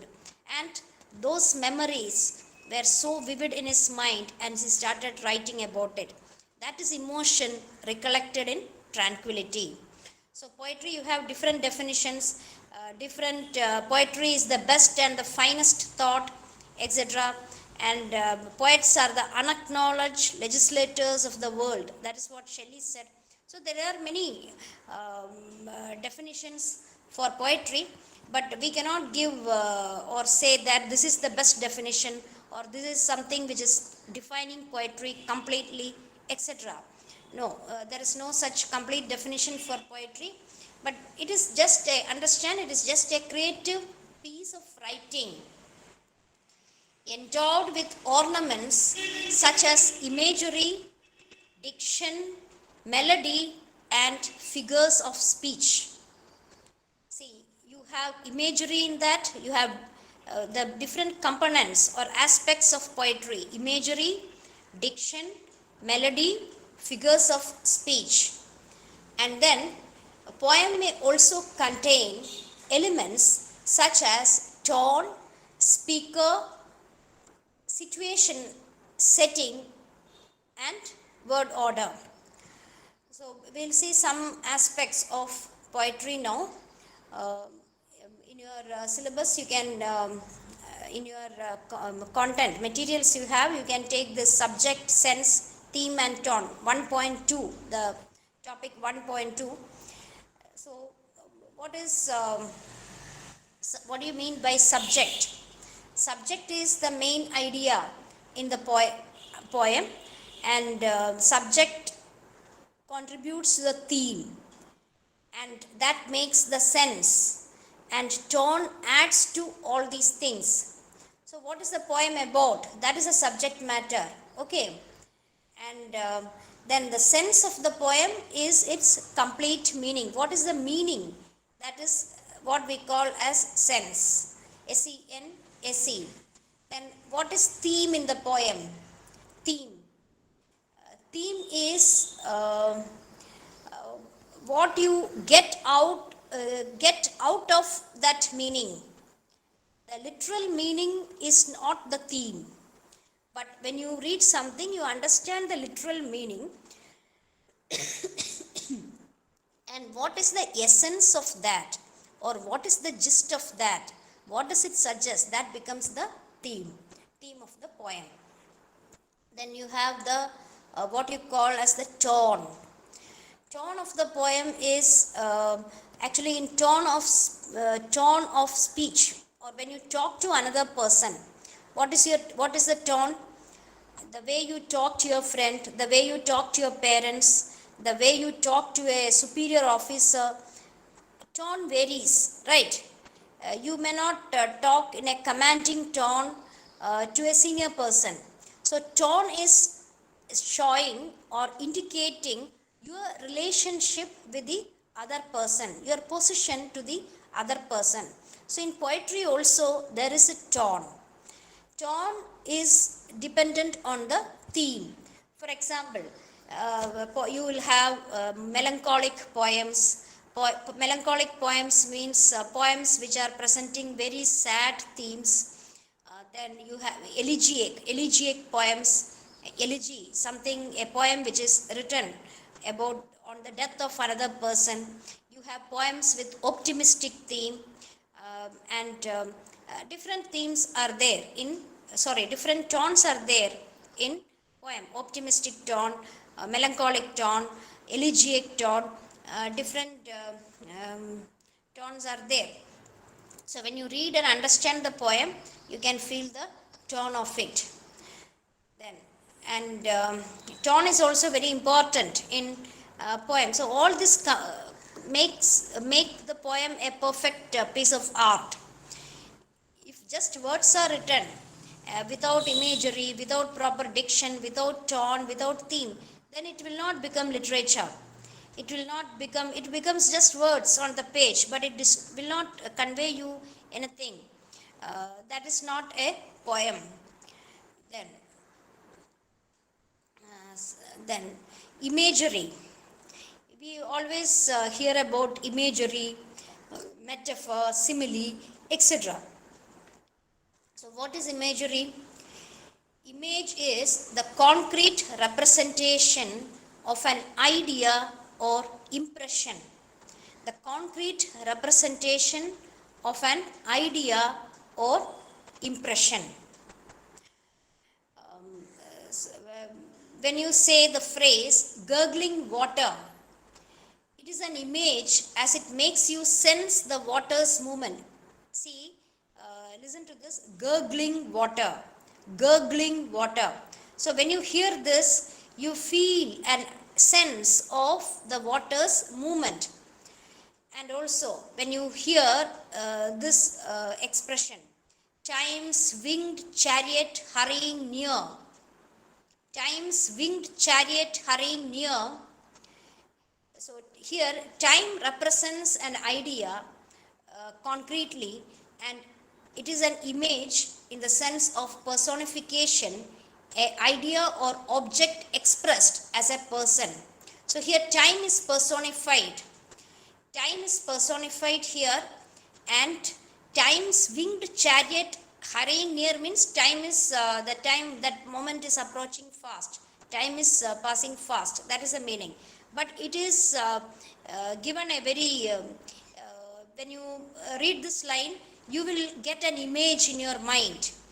Time as traveling in a winged chariot or so. That kind of imagery comes to your mind, which will help you to understand the meaning and understand the theme.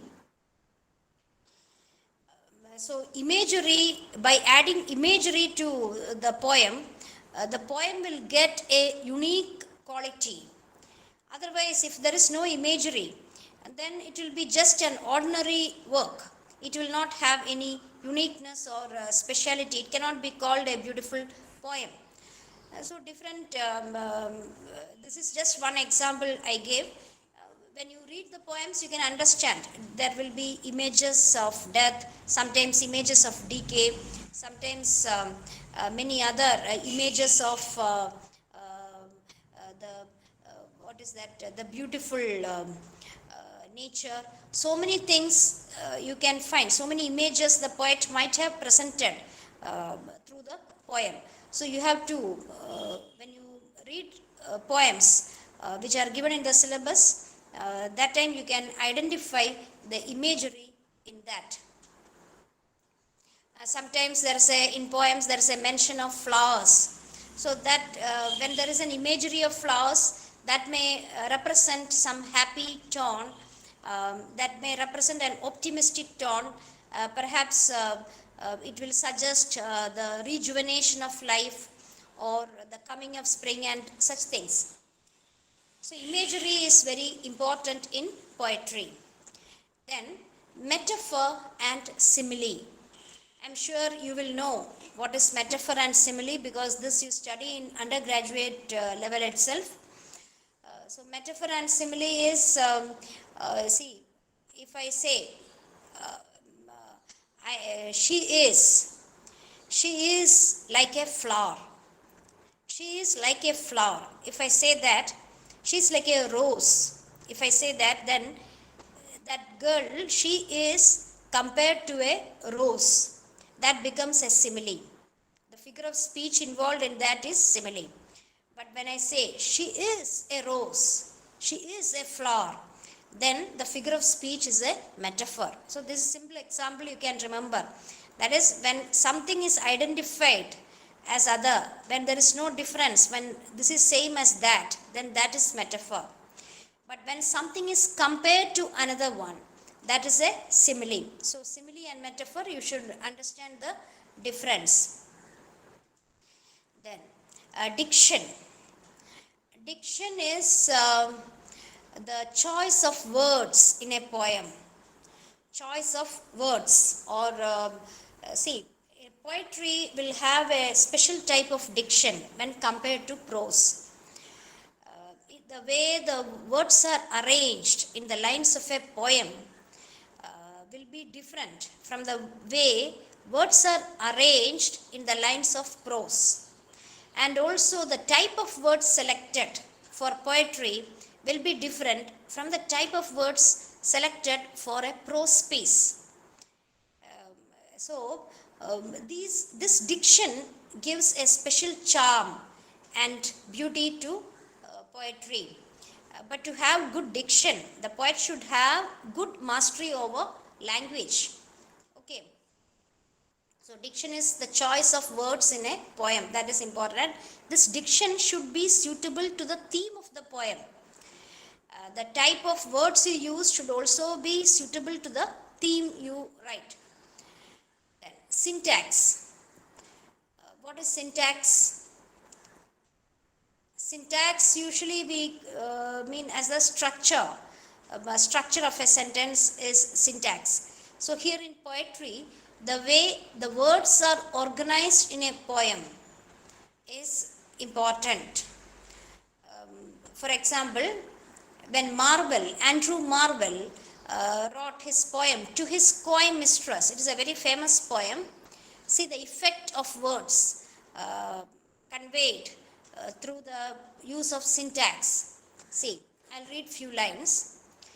Had we but world enough and time, this coyness lady were no crime. So, had we but world enough and time, this coyness lady were no crime. But if we are rewriting this in an ordinary way, for example, if we had world enough and time, this coyness would not have been a crime.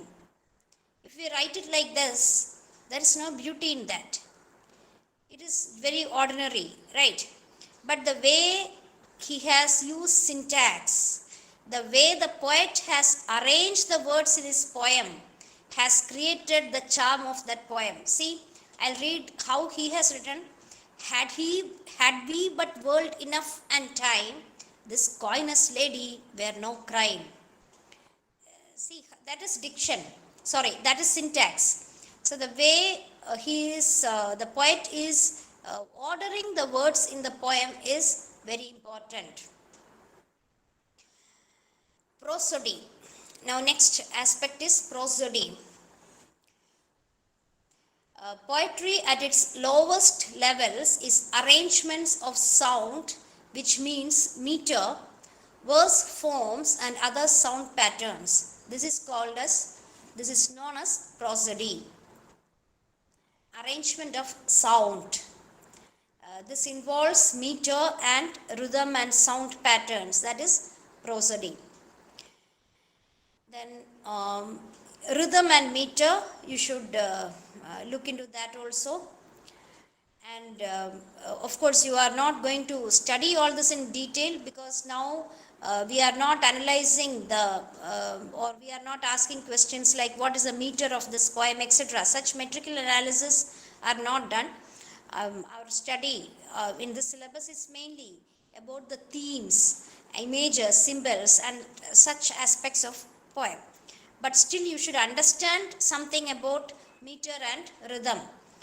See, there will be meters of the rhythms of varying stresses. There will be stressed and unstressed syllables, and this composes the metrical pattern of a poem. There are meters called as iambs, trochees, spondees, anapaced, dactyls. See the names of meters: iambs, trochees, spondees, anapaced, dactyls. In your regional language, whether it is Tamil or Malayalam or Kannada also, in poetry will have metrical pattern and meters will have some name. So in English, these are the names of the metrical patterns, and each unit of rhythm is called a foot of poetry. Okay, that is enough. You don't have to, you just understand these titles, you don't have to go deep into that. Then now this is just an introduction. What I gave now was just an introduction to poetry, and now we'll move to the topics. Okay, so the second lesson in this first unit is the age of Shakespeare. The age of Shakespeare. So Shakespeare's poem you have to study. So all of you may be familiar with the works of Shakespeare. You may be familiar with the plays of Shakespeare. You know, Shakespeare has written great tragedies, then comedies, romantic plays and all that. And he has also written number of beautiful poems. He was also a poet, and as a poet also he established his position, supreme position in the history of literature. And Shakespeare belonged to the Elizabethan age in English history. And about Elizabethan age, Queen Elizabeth I became the Queen of England in 1558. And that time she was just 25 years old. And she ruled England for about 45 years. And she died in 1603. Okay, this is about Elizabeth I. You have Elizabeth II and so many titles like that. So here Elizabeth I, and this period is called the Elizabethan age in English literature. And during this time, there was a lot of improvement in the country, and this was a time when art, literature, and such things flourished in England, because Queen Elizabeth loved music, drama, poetry, and many cultural activities. So English writers from England got a lot of encouragement and patronage during her time, and so you have many good writers during that period, and Shakespeare is the greatest and best example of that. Of course, only if there is a support from the queen or king, only when there is a support from government, art and literature will flourish. And it was a very suitable time for writers for creative activity. And now you have an introduction to Shakespeare, his life and works, and such general things you can read Okay, and what you should remember is he wrote comedies, histories, tragedies, and also poems. And now we are focusing on his poetry. Shakespeare wrote poetry between 1592 and 1604. And during this time, he wrote 4 poems and also a collection of sonnets. Okay, and his earliest poems were Venus and Adonis, Rape of Lucrece, and then the sonnets. The sonnets form an important part of Shakespeare's poetry, and he wrote about 154 sonnets. Shakespeare wrote about 154 sonnets. I hope you know what is a sonnet. And it is a short poem in 14 lines. And sonnet will have there are different types of sonnet. You have the Petrarchan sonnet, Shakespearean sonnet, etc. So Shakespeare popularized his own form of sonnet, which came to be later called the Shakespearean sonnet. And there is a brief introduction to the sonnets of Shakespeare here. So the sonnet 29. Okay, before that, there is a note on sonnet itself that I'll read. So the sonnet, this term is of Italian in origin, and the Latin word sonos means sound, and sonnet is also lyrical in nature. It is a short lyric in 14 lines. So generally, the theme of sonnet will be love, friendship, honor, duty, etc. And the metrical pattern of sonnet is iambic pentameter. Iambic pentameter means 10 syllables alternately stressed. And Shakespeare's sonnets are arranged in 3 quatrains, that is 4 lines each, and concluding 2 lines, which is called the couplet. So in Shakespearean sonnet, you have 3 stanzas. Each stanza is of 4 lines. So 4 into 3, 12. Then the last 2 lines will be separately, and these 2 lines will be together, and that is called a couplet. So the rhyme scheme of Shakespearean sonnet is AB, AB, CD, CD, EF, EF, and GG. Okay, AB, AB, CD, CD, EF, EF, GG. This you should remember, because Petrarchan sonnet is different, Shakespearean sonnet is different. So this Shakespeare sonnet, this structure you have to remember. And now there is an introduction to some sonnets. Just a brief outline or a brief overview of his sonnets. So sonnet 29 is about nature of love, and it discusses how when fortune leaves you, you may be in disgrace and shame, and people will be away from you. That is when you suddenly lose your richness, lose your money, how you will be discarded by everybody. Then so this sonnet was written at a time when Shakespeare was feeling very frustrated, and he felt disgraced, and that time the background of the sonnet was the severe plague which affected London. So in 1592, the theatres in London were closed due to the outbreak of plague. And then the poet and the other writers like him, of course, you know, the poets are never rich, writers are never rich, because through writing you are not able to make a lot of money. It is only for self expression, for happiness you write. It is not like a job like other jobs. You can't earn much money from that. So Shakespeare suffered poverty and difficulty, and that time he felt frustration, and during that time he wrote this type of sonnets.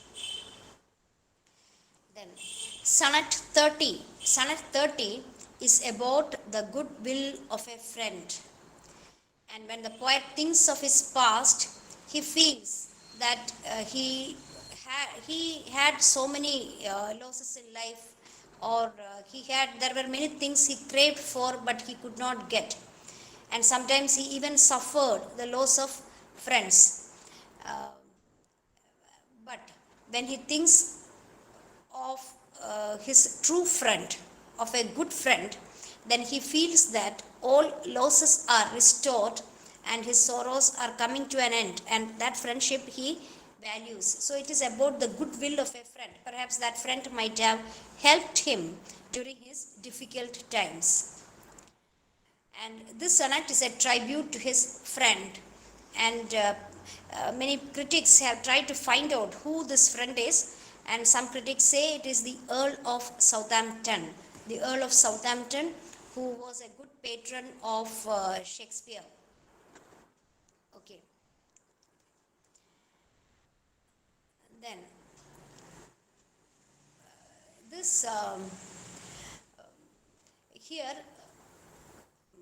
there is also, you can see also the ideas of emotional dependence, and Shakespeare is depending on the friendship of that son, of that friend, of that patron, for his sustenance. Such ideas you can get here. And he is looking forward to that dear friend for a spiritual and emotional support.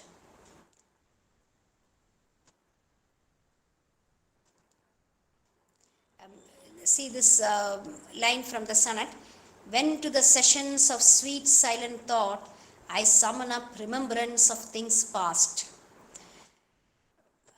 These two lines are from that sonnet, and that you can read it later. So what you should understand about Shakespeare's poetry is he has written 154 sonnets, and the general themes of these sonnets you should remember about love, friendship, honor, duty, and such things.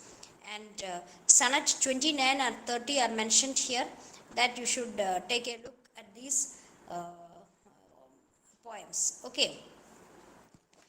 Then now you have the third lesson in this syllabus, in this unit, first unit, that is metaphysical poetry. Metaphysical poetry. So metaphysical poetry is a different type of poetry. It is not like romantic poetry or not like Victorian poetry. Here poets wrote with a kind of special type of images, using different types of images. You might have heard of metaphysical imagery used by John Donne and such poets. Anyway, I'll just give an introduction to that. So this term was used to group together some of the 17th century poets like John Donne, Andrew Marvell, Henry Vaughan, etc. And it was, even though we say metaphysical movement, it was not a movement as such, but these poets are always studied together because they share common features of inventiveness, and a love of elaborate style. So wit, inventiveness, and love of elaborate style. So these features you should remember. Then the poetry of these poets explores the world by rational discussion rather than by intuition or mysticism. So there is a kind of there is a rational element in their poetry, more than intuition or mysticism, which you generally find in many other poets. For example, Wordsworth's poetry, you can find a lot of mysticism, a lot of kind of intuition, intuitive relationship with nature, transcendence through nature, etc. But in metaphysical poets, you find the element of rationalism to be dominating. And this term metaphysical was used by Dryden when in 1693 he criticized Donne. So Dryden, Dryden was a satirist, John Dryden. So he criticized Donne, a metaphysical poet, and by saying like this, he affects metaphysics in his amorous verses, where nature only should reign, and perplexes the minds of the fair sex with nice speculations of philosophy when he should engage their hearts. So, this is a statement given by Dryden about John Donne, a metaphysical poet. In this, he is actually negatively criticizing John Donne. And what he is commenting is about Donne's stylistic excesses, particularly his extravagant conceits and his tendency towards hyperbolic abstractions. So these are some characteristics of metaphysical poetry. That is, metaphysical poets use stylistic excesses, excess of stylistic devices, sometimes elaborate conceits, which came to be called as the metaphysical conceits. Conceits means comparisons.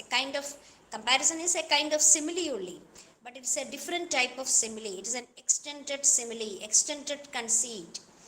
And hyperbolic abstraction, sometimes hyperbole is used there, very big exaggerations, but it is serving some great effect here.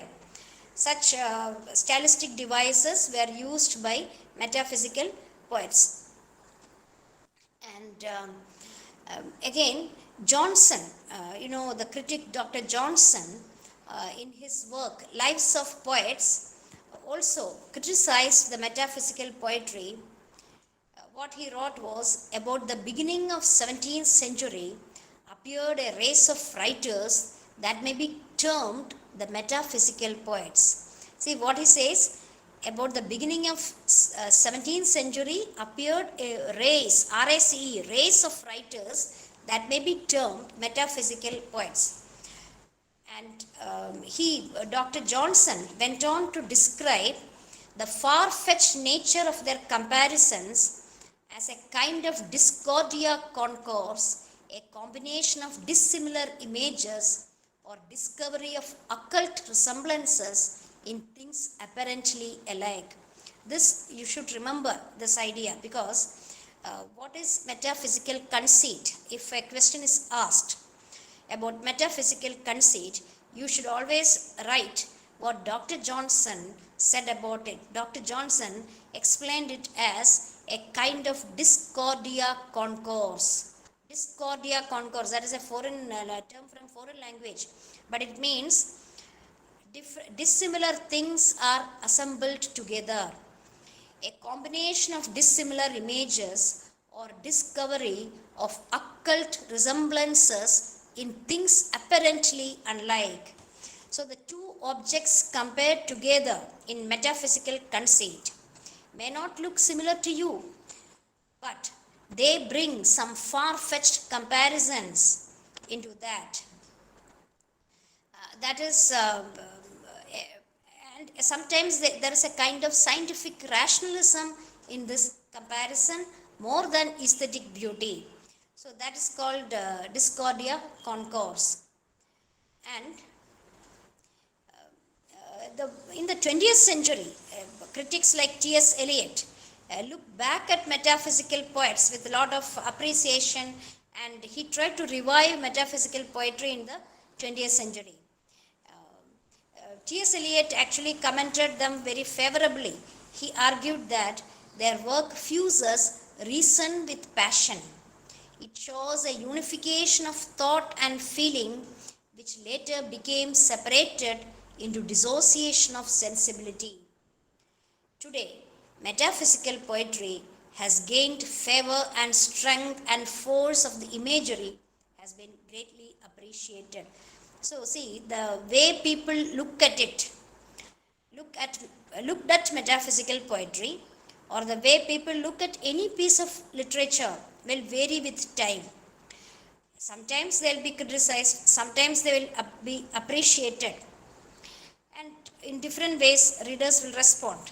But modern critics like T.S. Eliot appreciated metaphysical poets, whereas Dryden, Dr. Johnson, and such ancient critics found fault with metaphysical poetry. Now we are going to John Donne's poetry. So about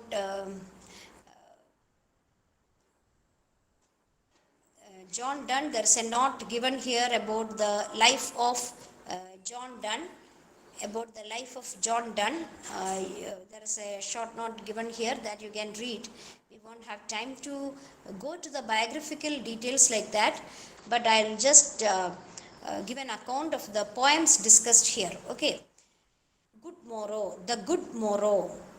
It is a poem from John Donne, and it is a poem that expresses the wonder as to what the speaker and his beloved did before they fall in love. And the poet compares the lovers to seven sleepers who slept for 200 years in their den. And he feels that before he loved this particular beloved, his life was meaningless and his life was empty, and perhaps he was not in the right track. Their life in the past was a dream and a forgetful, and now the night of oblivion is over and it is the morning of their love. Now they have come to the correct choice, or now they have come to a clear rationality. And the lovers, they watch each other with their absorbing love, thrusting aside their earlier jealousies and suspicions. Perhaps before they declared this true love, they had jealousies, suspicions about each other. But now that stage is over. Now that dark period is over. And now true love is reigning now. And now they are clear in their minds. That they call that the poet titles as The Good Morrow. So a new beginning is there for these lovers. He feels that he and his lover are two new worlds, and the two lovers' worlds are fused and blended into a single unity. So perhaps there are a lot of differences between them and a lot of distance between them, and now their ideas are fused, or their mind is fused, and they have become a single entity. And he further states that the face of the lover is reflected in the eyes of the beloved, and that of the beloved in his own eyes. So if you look at each other's eyes, your face will be reflected in the other person's eyes. So that is what the poet is saying here. And their faces reflect each other and also display the plainness, simplicity, and honesty of their hearts. And here comes metaphysical conceit. Here he uses metaphysical conceit. Their two faces are like hemispheres, and together they make up the complete world. See how he is using this conceit. Two faces are like hemispheres, and together they make a complete world. So the two hemispheres are better than the geographical hemispheres, as the depression of the North Pole, not the decline of the West, and the sharp north, or you should not get confused. Just remember this: the two faces are like hemispheres, and these are even better than the geographical hemispheres, because geographical hemispheres, there will be different countries in each half, and they may have some politics or problems, but here it is not so. These two hemispheres are properly united. So a metaphysical conceit is used here. You can see an example for that conceit. As mentioned earlier, this conceit has some exaggerated comparison, hyperbolic comparisons. Okay. Now, next is the Cavalier poets. Cavalier poets use the intellectual conceits of the metaphysical poets like Donne, and also that of the elegance of poets like Ben Jonson. So the binding thread of Cavalier poetry is the use of direct and colloquial language expressive of a highly individual personality, as well as the casual and amateur style. So some qualities of cavalier poets you should remember. That is, one is direct and colloquial language. Direct and colloquial language means ordinary local language. And then amateur and amateur style, casual style.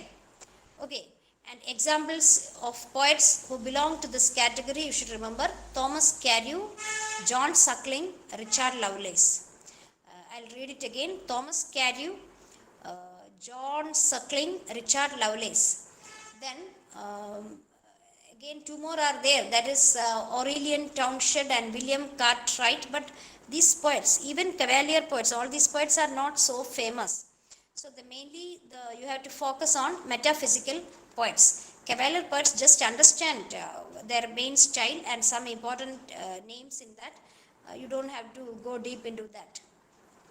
Okay, now next is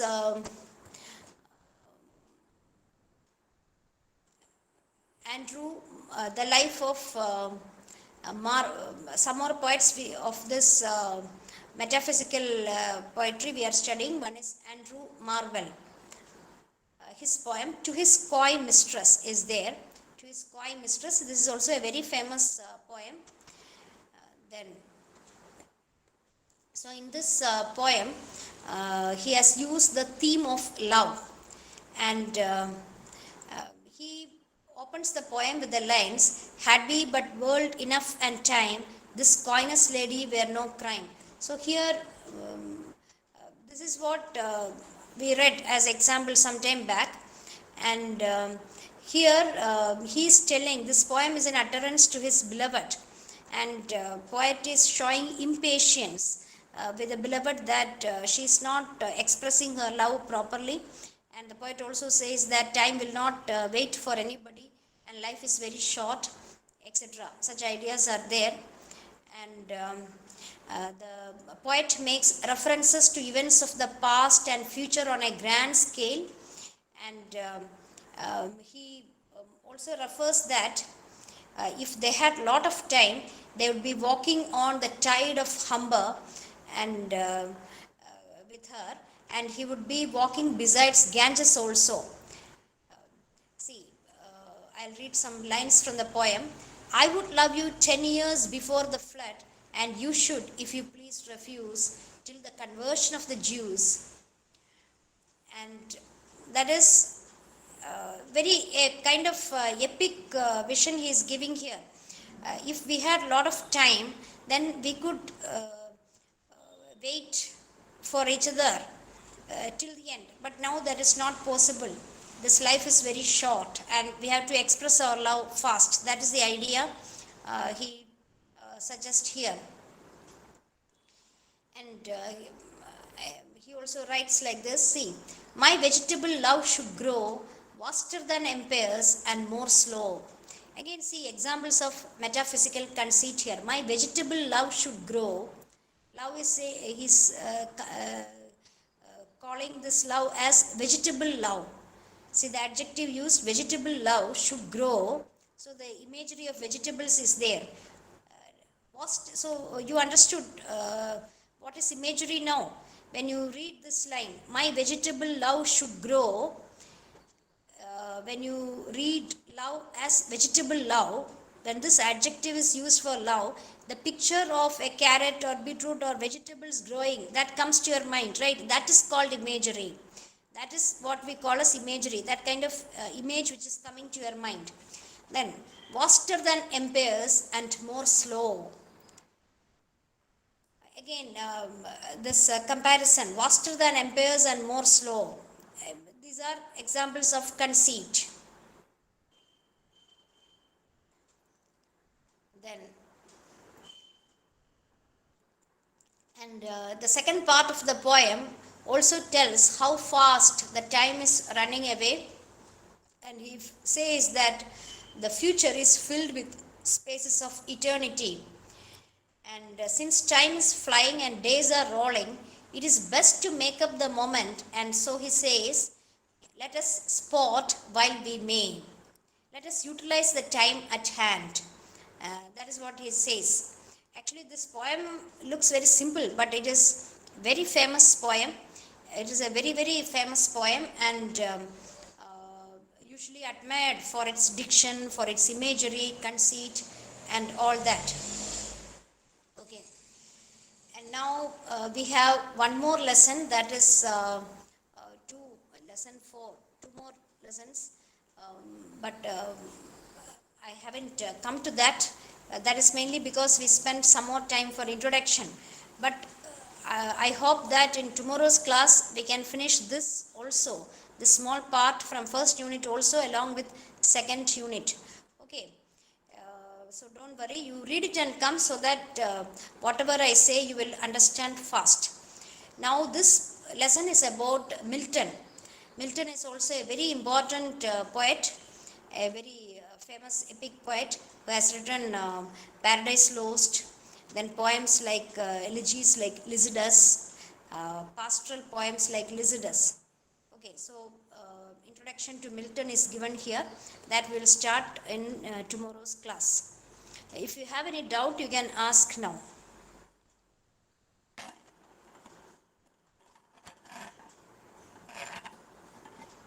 You can open your mic and ask if there is anything you are not clear of.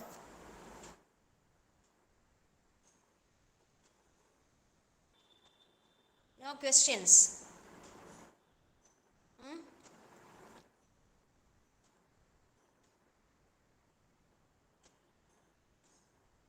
Any doubt?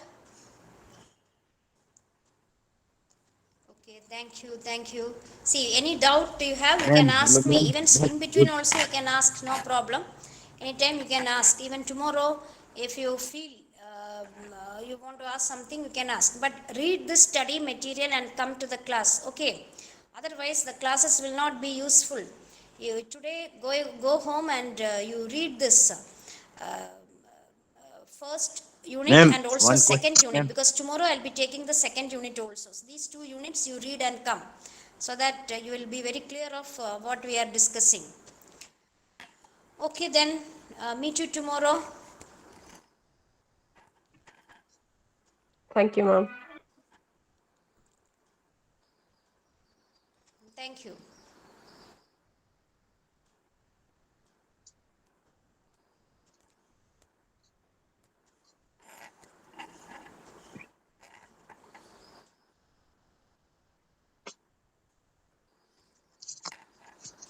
Hello, hello.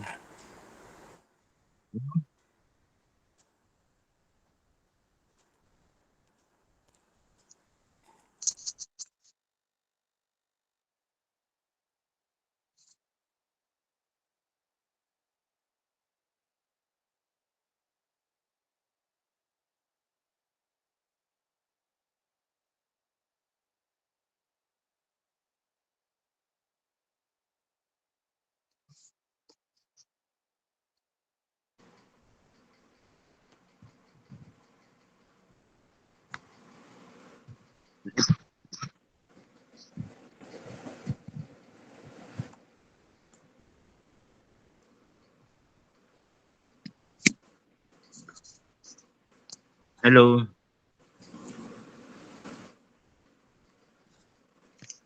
Hello, sir. Tomorrow at 10 a.m., sir. Class. Yes, sir. I am Ganesh from. Sir Ganesh, sir. Yeah. I'm asking tomorrow time 10 o'clock. It will be informed, sir. It will be informed to you. So I am going to Okay. take the classes on literary criticism 3 to 4. Okay.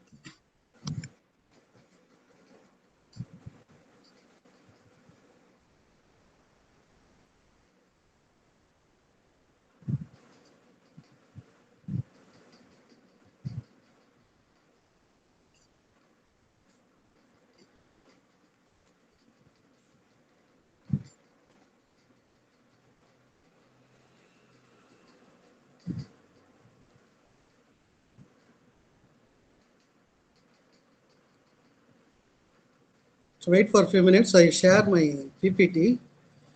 Then it will be easy for you to understand the concepts.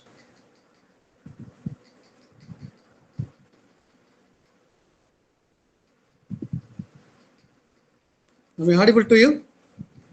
Yes, sir. Okay.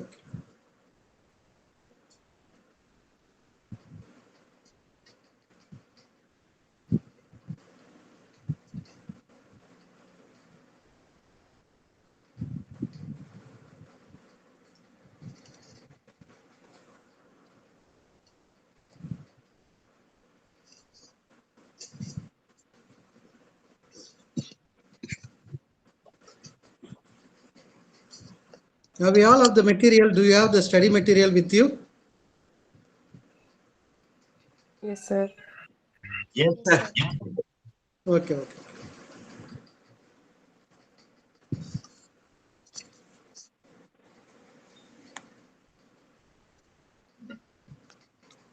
Wait for a few minutes. I am.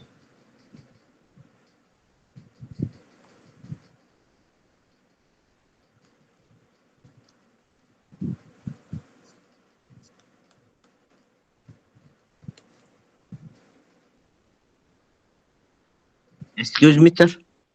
Yes, tell me. Your brief introduction, sir. Your sir. Sir, I am Ganesh from Sarada Gangadharan College. I have been in the teaching field for more than 18 years. Sir? Sir, yes, sir. Okay, sir.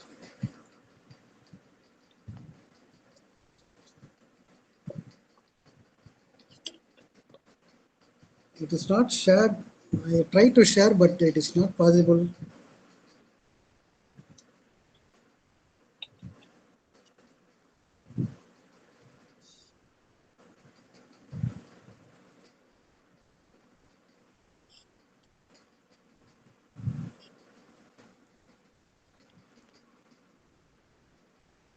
Okay.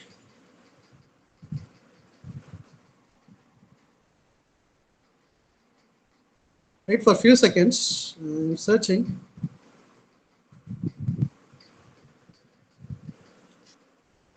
Now my PPT is visible to you? Yes, sir. Okay. Good evening, everyone. I'm going to take literary criticism and theory. So I try to teach the main concepts on literary theory and criticism. So since it is a theory paper, it's not like other papers. You have to study, you have to understand the concept. Basically, you have to go through the concept. It's like a max. Once you understand the concept, it is easy for you to write the exam. So the syllabus are given. I think you have seen the syllabus. Is it visible to you? Yes, sir. Okay. Thank you very much. So we have 5 units. In 5 units, unit 1, classical and neoclassical criticism, where we are going to deal with two writers, Alexander Pope and Samuel Johnson. Alexander Pope, an essay on criticism. Samuel Johnson, preface to Shakespeare. Then in unit 2, we are going to deal with romantic criticism, preface to second edition of Lyrical Ballads by Wordsworth, and then Biographia Literaria, chapter 14, 16, 17 by S.T. Coleridge, and unit 3, Victorian and Modernist criticism, where you are going to study Matthew Arnold, The Study of Poetry, T.S. Eliot, Tradition and Individual Talent. After these 3 units, you are going to study uh, modern concepts like new criticism and practical criticism by I.A. Richards. Is famous for practical criticism, 4 kinds of meaning, and Clanbrooke's INES principle of structure. So in the unit 5, you are going to read psychological and Marxist criticism. Sigmund Freud, creative writers and daydreaming. Raymond Williams, realism and the contemporary novel. Okay, so this is the syllabus for you. So 10 units are given. So in 10 units, one more few minutes, I try to show your question paper. Have you seen the question paper?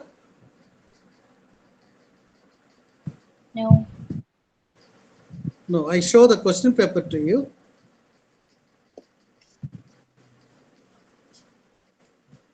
Right. This is it visible to you? Yes, sir.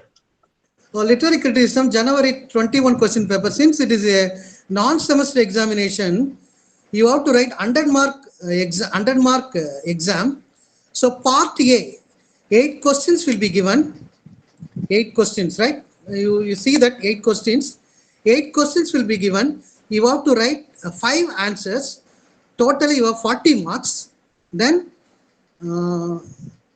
part B, you have 1, 2, 3, 4, 5, 6, 7, 8 questions are given. Out of 8 questions, you have to write 5 questions. So 5 into 12, 60 marks. So it is better you are not going to write any short questions. So you are not going to write any 2 mark questions. You are going to write 5, 8 marks, 5, 12 marks. So it is better to prepare a detailed analysis of each word. At least you have to prepare. We teach the concepts. Once we teach the concept, you have to go through the material. Once you go through the materials, if you have any doubt, you can ask in the class. Okay, we have a limited time. We have only 1 hour to teach each class. So you just go through the question. For example, 5 questions. They ask the important concepts only. What are the critical canons enumerated by Alexander Pope in his essay, an essay on criticism? So since we are I'm going to talk about essay on criticism. The question is critical canons enumerated by Alexander Pope. And then in part B also, you can see that discuss Alexander Pope as a critical in the special reference to an essay on criticism. So it is better to study a 12 mark question and 8 mark question. Probably for 8 mark questions, you have to write at least 150 to 200 words. For 12 mark questions, you have to write at least 400 words, probably 3 to 4 pages. Then only you can get more or less 65 to 70 marks. Am I audible to you? Yes, sir. Duration, sir, 3 hours. Sir? Duration of paper writing. Literary criticism and theory, we have 8 hours, I think so. 8 hours or 10 hours. I don't have any idea about the hours, but I will complete. I try to complete the concepts in a short way, right? Am I clear to you? Yes, sir. Yes, sir. Okay, now we are moving to essay on criticism by Alexander Pope, but we are moving with the first topic, essay on criticism. Before that, you have to understand or try to go through what is literary criticism, what is literary theory, and neoclassical criticism. We will discuss later, but I start with the concept, an essay on criticism, Alexander Pope. You just go through the PPT and my lecture. I think it will be easy for you to understand and comprehend the concept. An essay on criticism is published in the year 1711. 1711. Alexander Pope is the writer of the work. He is giving in the third person perspective. He is written the work in the third person perspective. So once you read it is a poem. It is not a critical piece. It is a poem. In this poem, he tries to enumerate the roles of a critic and the roles of the writers. So you have to prepare a detailed study on what is the role of the critic, what is the role of the writer, as far as Alexander Pope is concerned. So an essay on criticism is written from the third person perspective. Alexander Pope sums up his beliefs about the qualities of worthy writing and expand upon the without bringing his own personal voice or history into the discussion. So he is going to discuss, Alexander Pope is going to discuss his own concepts without including his own personal voice. He doesn't include his personal or subjective issues. is going to talk about his own views objectively. The history and he is not at all using his own personal voice or history into the discussion. The title, about the title, an essay on criticism, is in the form of rhyming poem. It is a poem, okay, it is a poem in which, why it is included means it's a kind of criticism. The poem is a kind of criticism where he tries to enumerate the qualities of the critic and the writer. The content is akin to non-fiction essay detailing and supporting Pope's arguments about writers and critics. Are you aligning with me? Are you listening to me? Yes, sir. Okay. So Alexander Pope wrote and translated many different types of literature using poetic forms to express diverse content. Okay. So he is actually speaking in neoclassical criticism. We have in Augustan age we have two important great writers. One is Alexander Pope, another one is Dryden, right? Where we are as a student we have learnt about the mock heroic epic, the rape of the Lord. But here you are studying a critical piece in which he is talking about, he is supporting his own arguments about writers and critics. The summary of, I am going to give the gist of the essay on criticism. An essay on criticism is a three-part poem in which Alexander Pope shares his thoughts on the proper rules and etiquette for critics. So it is a three-part poem. We are going to see each part. What are the contents in each part? So in each part, he is trying to give his own thoughts on what are the rules and regulations have to be followed by the critics. Critics assign Pope's work, his background, his religion, and his physical appearance throughout his career. Pope has a lot to say to critics about their common mistakes and how they could do their job in such a way that intelligently support the literary process. So he is trying to explain how a critic should behave, or how should a critic should write the work without any personal influences. The part one tries to talk about the Pope explains that both critics and writers, we say that the writers and the critics, the writers, for example, Shakespeare, John Donne, we can mention many writers, and also the critics. There are so many critics. For example,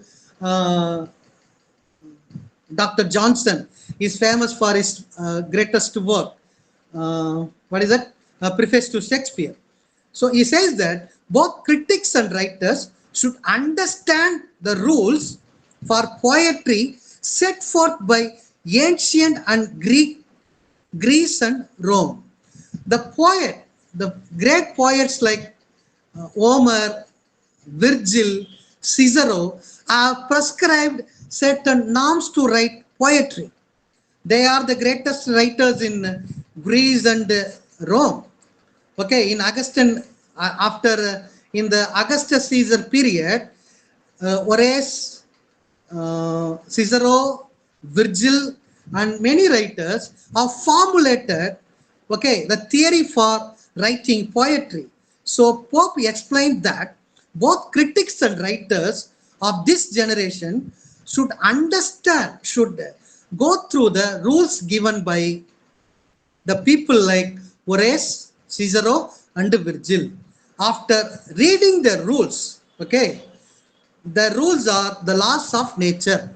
These rules were based on the laws of nature. Here, nature does not refer to, in Wordsworthian point of view, you should not think about, here nature given it as, you should not think about the nature given by Wordsworth.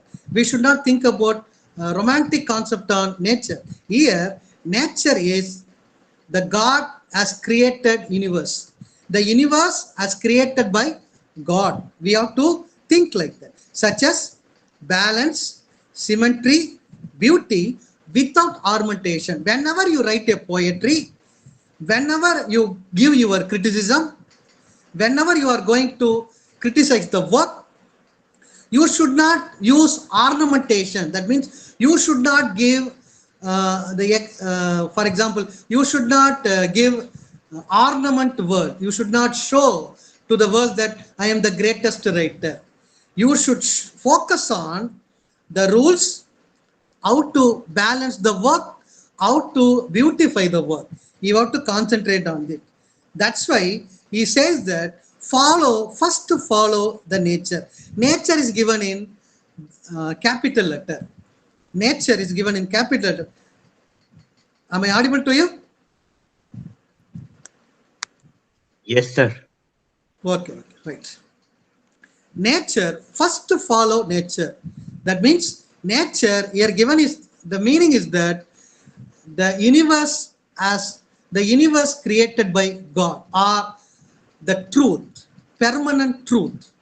You have to follow the permanent truth in your work.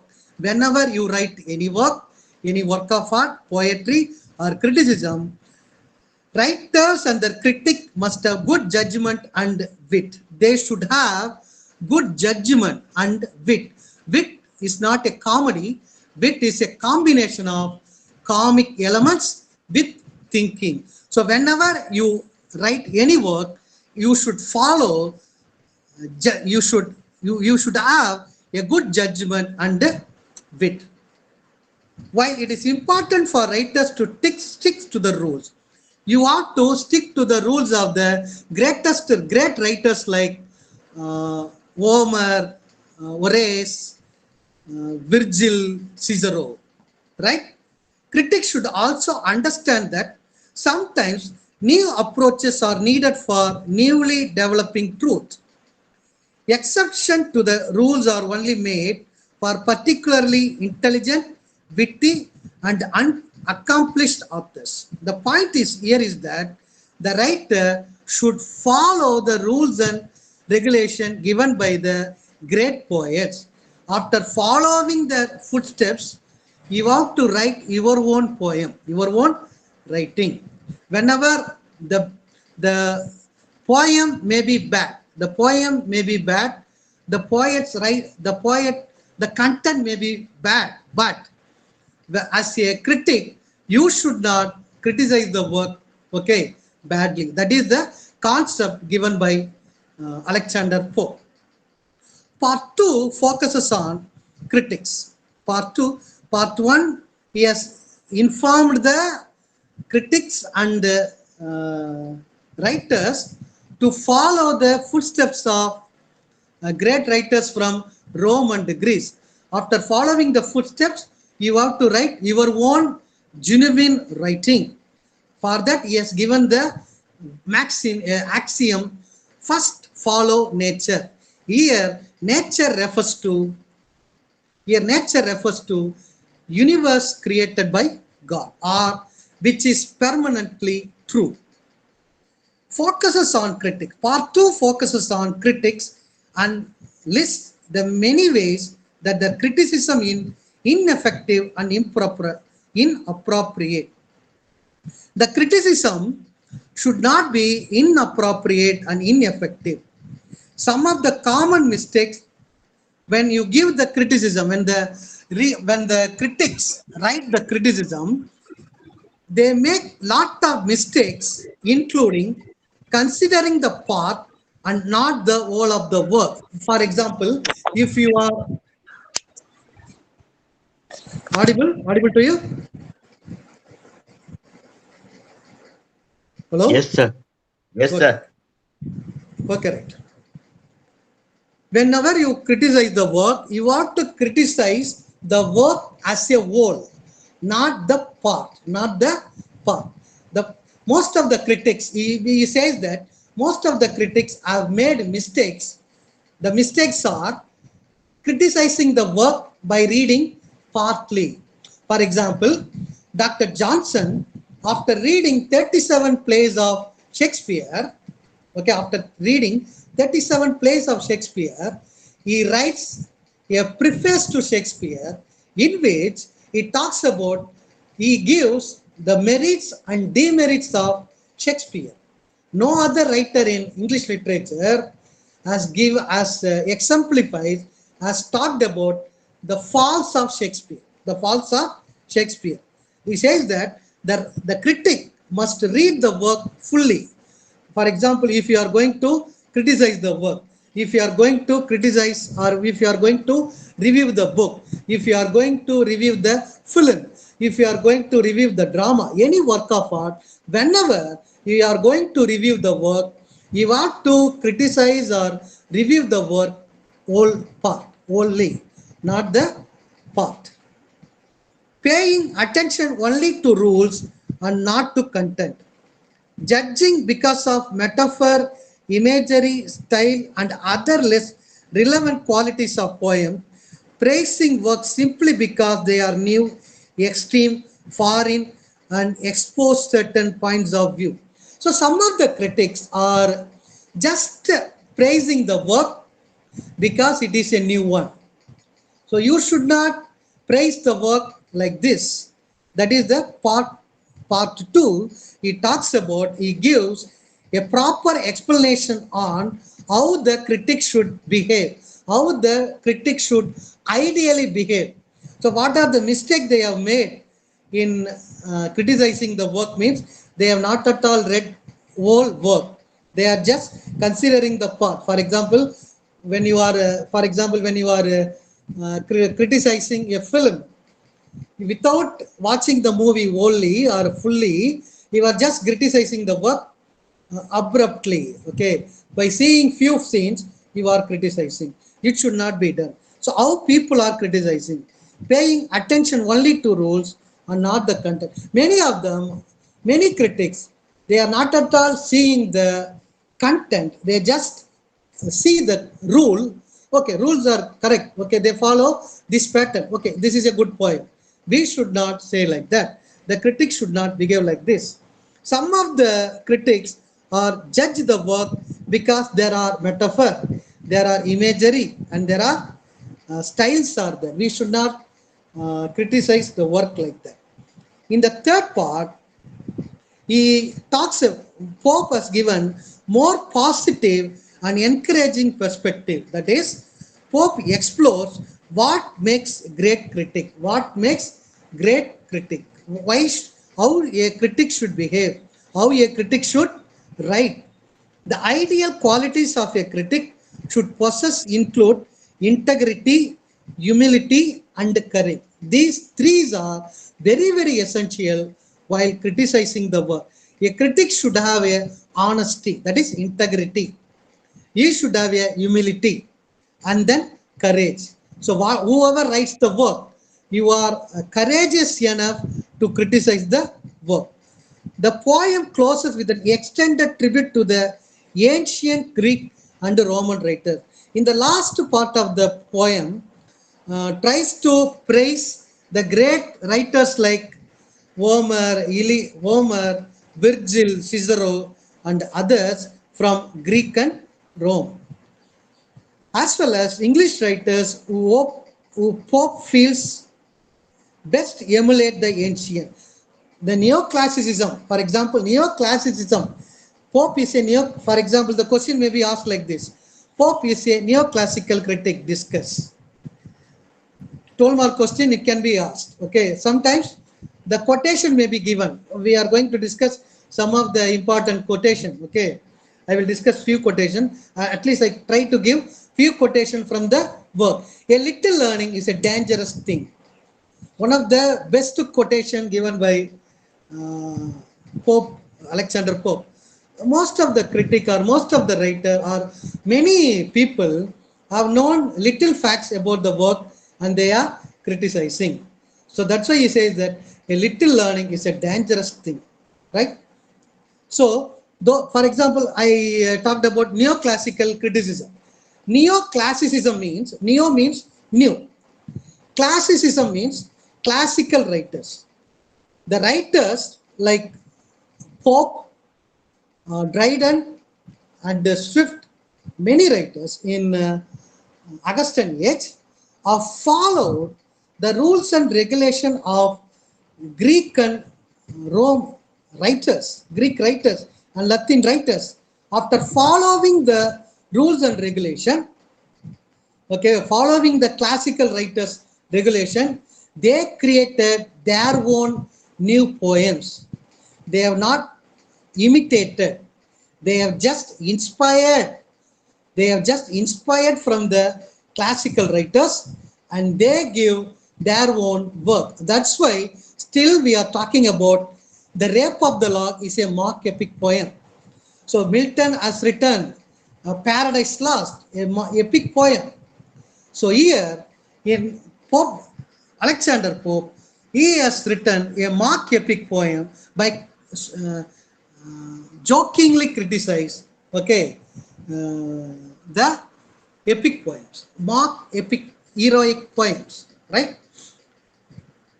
So a critic should have integrity, humility, and courage. They should have these three qualities, okay. And also, when in the end of the poem, Alexander Pope, okay, Alexander Pope closes with an extended tribute to the ancient Greek writers and also those who are following the classical writers.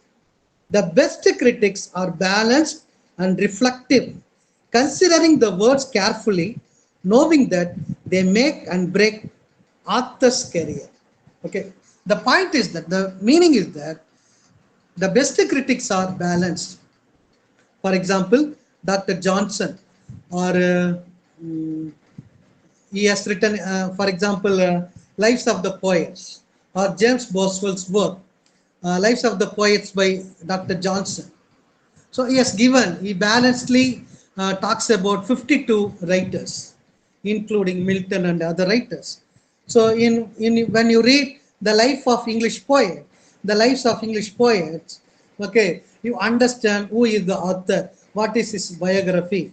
So we can learn what is his important characteristic feature. So he gives everything about the author. So it is a balanced work.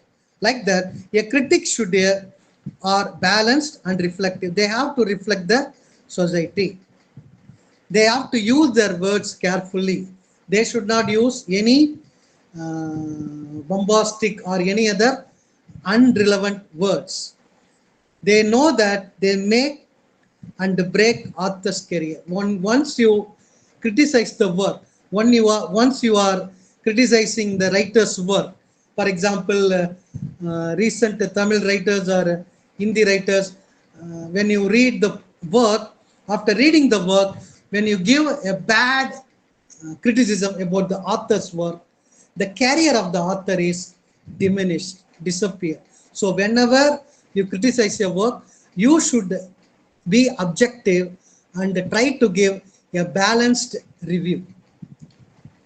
Am I audible to you? Yes, sir. Okay. I'm just checking whether you are in the club, because I'm just seeing the PPT and teach. That's why I asked. Right? Okay. Right. So, in short, we understand that how a poet should behave, how the poet and the critic should be behave or write their works. That is the crux of the matter. Whenever you read and criticism, because you are going to write, you are going to study the concept in exam point of view.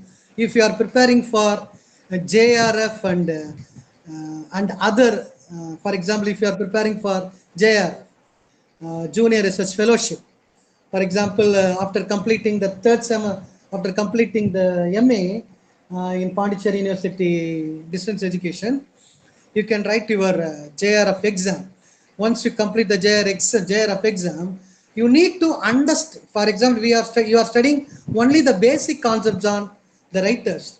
You have to read a lot while you prepare for JRF exam, Junior Research Fellowship, because the central government is providing 35,000 to the students for doing PhD.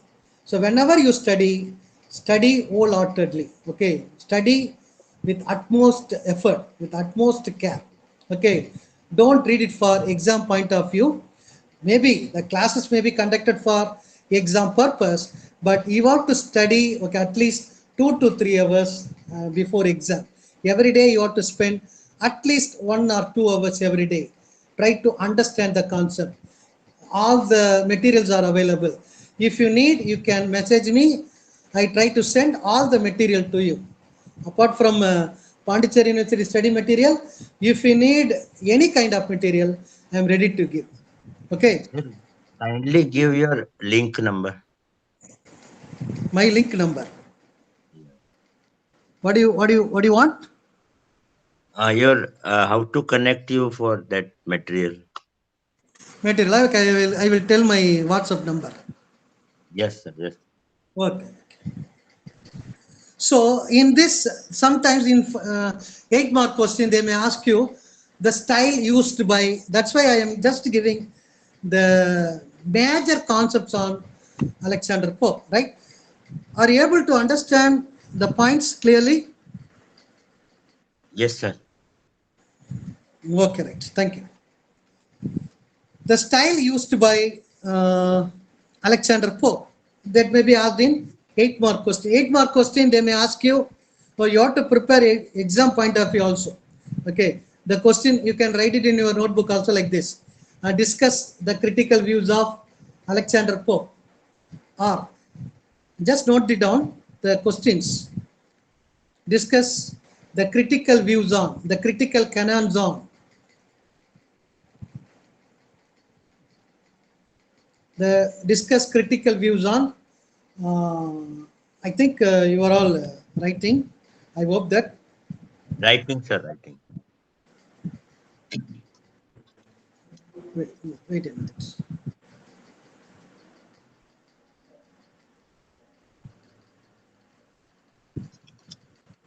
Okay. Am I audible to you? Right. Yes, sir. Okay. Discuss the critical canons or critical reviews of Alexander Pope in an essay on criticism. 5 mark question. Okay. Please repeat the question, please. Hello. Can you please repeat the question, sir? Discuss the critical canons. CANYNS. Discuss the critical views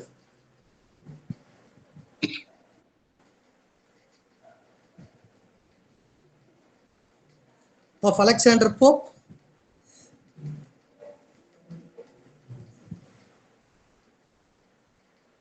in his essay. Sometimes they may give some, for example, they may give some quotation. They just post the quotation, discuss. I try to send the quotation to you, the important quotation, not more than 10. Okay, try because it is not possible for you to read each and everything. Okay, you try to read at least 10 quotation. You don't mug up, just try to see the quotation because the question paper like this: to err is human, something like that. To err is human, forgive is divine. Discuss. Actually, if you may read the work of Alexander Pope and essay on criticism, but the question in 12 mark question they ask you this. A little learning is a dangerous thing. Discuss the views of the critic. They won't mention, some of the question paper setter may not mention the critic's name also. They would like to know how the students are understanding the question. Now, sometimes the quotation may be asked to you. So I will send the quotation to you. No worries. Okay. So other questions may be 12-mark question. Alexander Pope is a neoclassical critic. Is a neoclassical critic.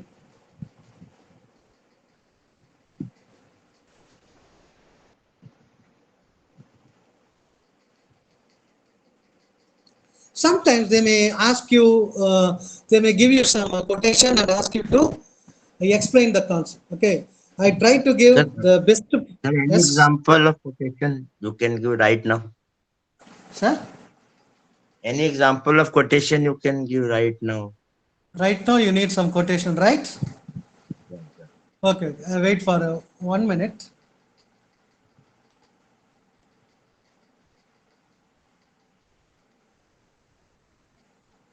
Okay, I give the quotation to you. You just write few quotation.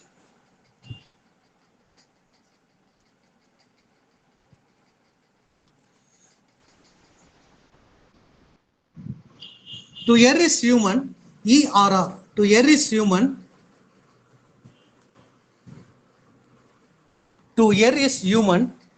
To forgive is divine. To forgive is divine. Repeat, Second please. quotation. To err is human, ERR.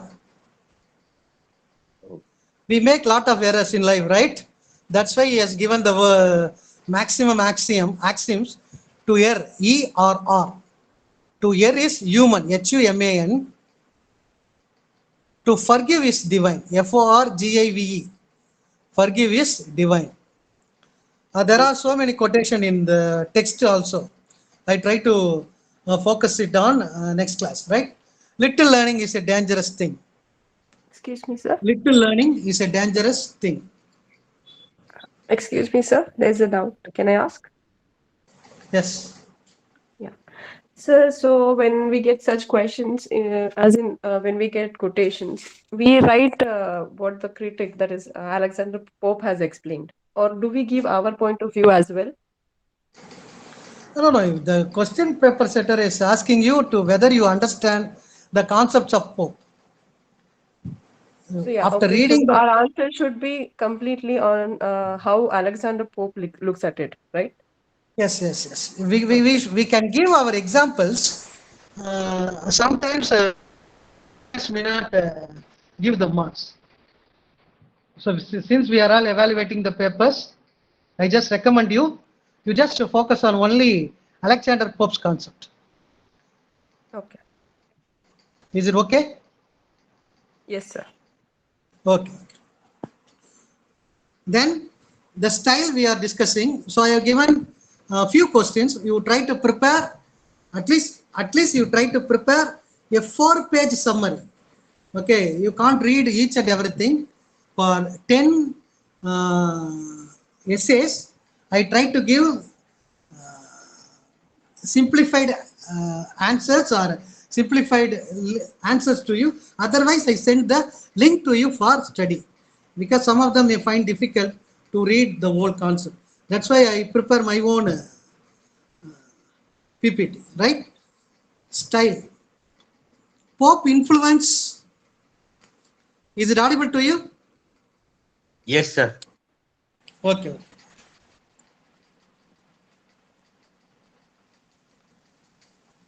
Pope's influences are wide-ranging and include many ancient Greek and Roman texts, as well as contemporary texts about poetry and criticism. So, while he writes the essay on criticism, okay, he follows the methods given by ancient Greek and Roman writers. Okay, after reading all the works and also the contemporary writer text, after reading all these works, he tries to project, he tries to give the concepts on, okay, well, how the critic and the writer should ideally write. So many in essay on criticism, many well-known epigrams. That's why I said that fools rush in where angels fear to tread. There are so many quotations from the text. You have the material. You have the quotation in the study material also. These are the quotation available in the study material also. Fools rush in where angels fear to tread. True ease and writing comes from art, not chance.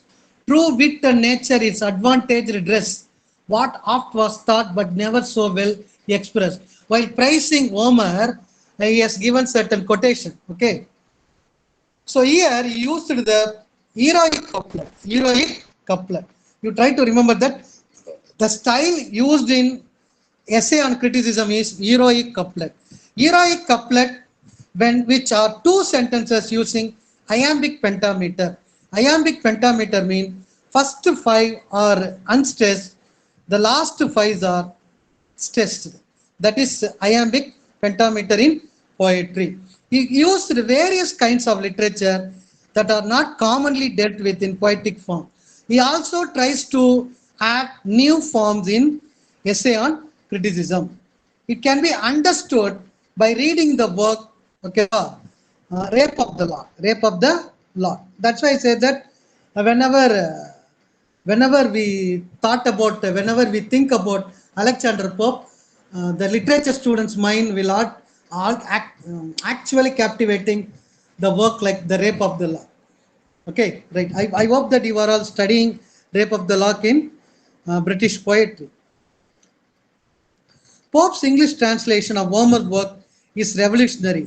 That's why Pope is so great. He translated many works of Homer. That's why he follows, most of the time he follows Greek works. Greek works. So sometimes they may ask you the question, what are the advice given by Pope to writers? We already discussed. I'm just once again repeating the concepts. The first concept he has given to the writers is, the first advice he has given to the writers is follow nature, which is full of life and truth, yet symmetrical and orderly. That's why I say that the universe, the nature means here the universe created by God, or which is permanently true. So he has given Excuse the me, quotation also, but sir. nature methodized. Ancient Greeks, am I audible to you? Yes, sir. Ancient Greeks and Romans are the best example of following the laws of nature in writing. While writing the nature, for example, while writing the work, they follow the nature. They follow the nature. When you read Iliad, Odyssey, or Agamemnon, or any other European classics, you wonder, okay, after reading Iliads only, after reading Iliad, Freud comes to tries to project Oedipus complex. So I think you have studied Shakespeare's Omelette. In Shakespeare Omelette, the point is that, for example, Shakespeare's Omelette and also D.H. Lawrence, Sons and Lovers are all following Oedipus complex. In Iliad and Odyssey and in other works, Oedipus complex, Electra complex are given. For example, Oedipus complex means mother mother-son's relationship. For example, mother is always giving importance to love to son. Father is always giving love to a daughter. That is Electra complex. Mother giving love to. That's why we say that always in our. You can see that after reading Shakespeare's, we are going to see Freud and literature. We are going to study Freud and literature, where you can understand, okay, Oedipus complex and Electra complex, and also, okay, why I am saying that means the great writers follow nature, That is how the universe created by God. That is true. But for example, mother loves son. That is true. It is applicable to the whole universe. Anywhere in the world, you can see that mother always loves son, father always loves daughter. Okay, after understanding, after giving treatment to the patients, Freud comes to the conclusion that Oedipus complex. I am going extra to make you to understand what is the meaning of love of nature. Love of nature. I hope that you understand. The English writers of Pope's time should study the ancients, learn from their brilliance, and apply what they learned to their own work. That's why I say that you ought to study. Okay, he says that, Pope says that you ought to study the great work. For example, in our syllabus, we have not given importance to European literature.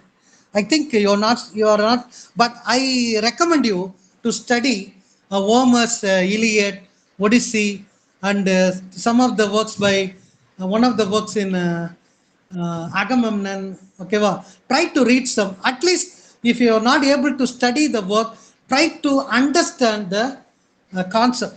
Then only, for example, if you want to be a writer, if you want to be a director, For example, many writers, many writers, many poets have followed the footsteps, are inspired by great writers. For example, if you are a budding writer, if you are a budding writer, he insists, Pope insists to read, okay, well, the great writers like Greek and Rome.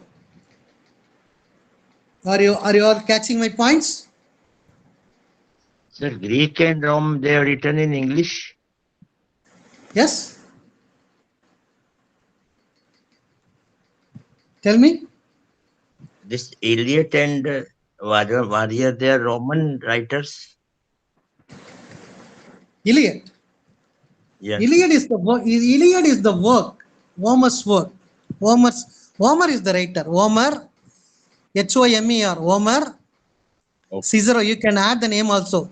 Cicero. Cicero. Homer. Homer. Homer. Horace. Horace. Horace. Horace. Cicero. Cicero. Cicero. Virgil. Virgil. Virgil. Okay. Many great writers are there. Dante's Divine Comedy. Okay, for example, Dante has written a work, Divine Comedy.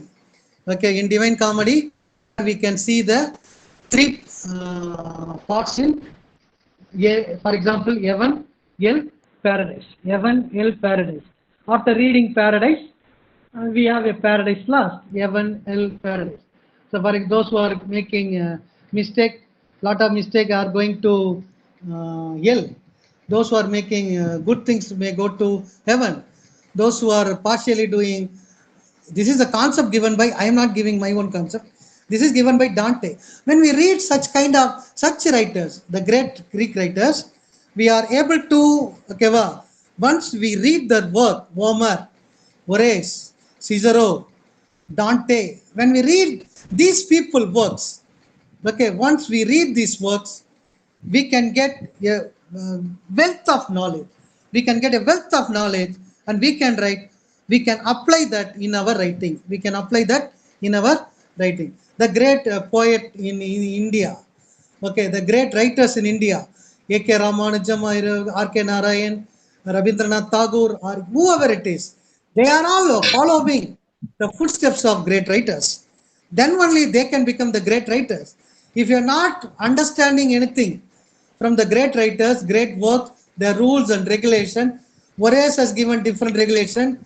Horace has given Ars Poetica. He has written a work, Ars Poetica, Arts of Poetry. He has given certain rules. Homer has given certain rules. Aristotle has given certain rules on poetics. So everyone is giving certain rules. When we read the rules, Longinus has given certain rules on sublime. So when we read all their work, we can have a plenty of knowledge about, okay, the different methods, how to write, how to criticize the work. Writers should model their writing on the rules of old, but great writers can be more flexible. Great writers will at times have to break rules in order to express modern ideas and ambiguities of human life. So that's why Shakespeare still is considered the father of English drama. Why Dr. Faustus is, for example, who is the author of Dr. Faustus? Who is the author of Dr. Faustus? Christopher Marlowe. Christopher Marlowe is called as the father of English tragedy. Why we are giving names to them? Okay, they follow the footsteps of the great writers because Shakespeare has inspired from many works from great writers like Wallenshard Chronicles. After reading all their works, he takes the knot, that is the subject. After understanding the subject, he writes his own dramas. For example, the great tragedies, Hamlet, Macbeth, Iliad. Okay, sorry, Hamlet, Macbeth, H-O-L-M. H Hamlet, O Othello, L King Lear, M Macbeth. H-O-L. I teach my students like this. I give some in to understand because they are not able to digest all the points. So I just give HOLM. H means Hamlet, O means Othello, L means King Lear, M means Macbeth. That's why we call him as the greatest tragedies, the Shakespeare's greatest tragedy. Still, we are talking about Shakespeare. Why? Because he followed, he understand, he comprehend the ideas of great writers. That's why Pope says that you comprehend the ideas of the great writers. After getting the great writers' ideas, you write your own. Even the best writers must study and understand the rules and given by ancient. In order to become great, a writer must know their own limitation. They should understand their limitation. Okay, so throughout essay on criticism, Pope tries to explain, okay, what are the rules given by critical classical text. Language should be used, okay, convey meanings and as a means to express ideas eloquently. Both are important. Ideas and expressing ideas, meanings and expressing ideas are very essential. Okay, well, we should not sacrifice for other. You should know how to express your thought and also you should know how to give meaning to your thoughts. Pope refers to the importance of the use of rhyme and meter. He also explained the use of rhyme and meter. So that's why he is a great admirer of Homer. That's why he translated many works of Homer. Many works of Homer. Pope emphasized true to one's own expressive voice as a writer, while generally limiting oneself to the established rules of poetry. For example, you should know your limitation. Okay, what are your skills? How far you can write? You should know the limitation. After knowing the limitation, after understanding the great writer's work, you can write your own great works. Am I audible to you? Yes, sir. Okay. Then he also gives the advice for critics. In advice for critics, he has much more advice for critics than for writers. What are the advice he has given? So in this world, critics play many roles. For example, in today's world, uh, for example, I give simple example. Before 2000 or 2010, if you watch a new movie, the criticism will come only after 3 hours. The people go and watch all the movies. Now, the criticism is in the first day, first show itself. So the critic's job, whoever it is, whatever you do, as a film critic or a book review critic or any type of, you have a plenty of role in your critic. You should influence people access to and thoughts about writers' work. Writers' work. He says that you should not disrespect some critics. Pope warns critics that they often think they know more than they actually do.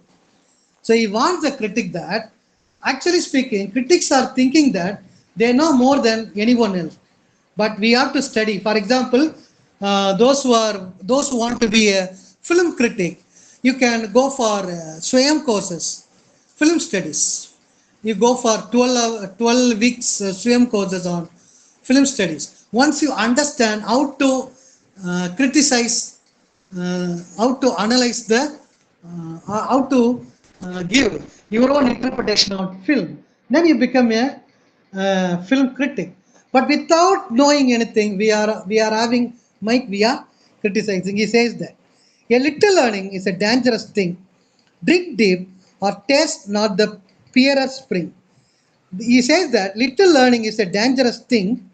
Drink deep or taste not the Pierian spring.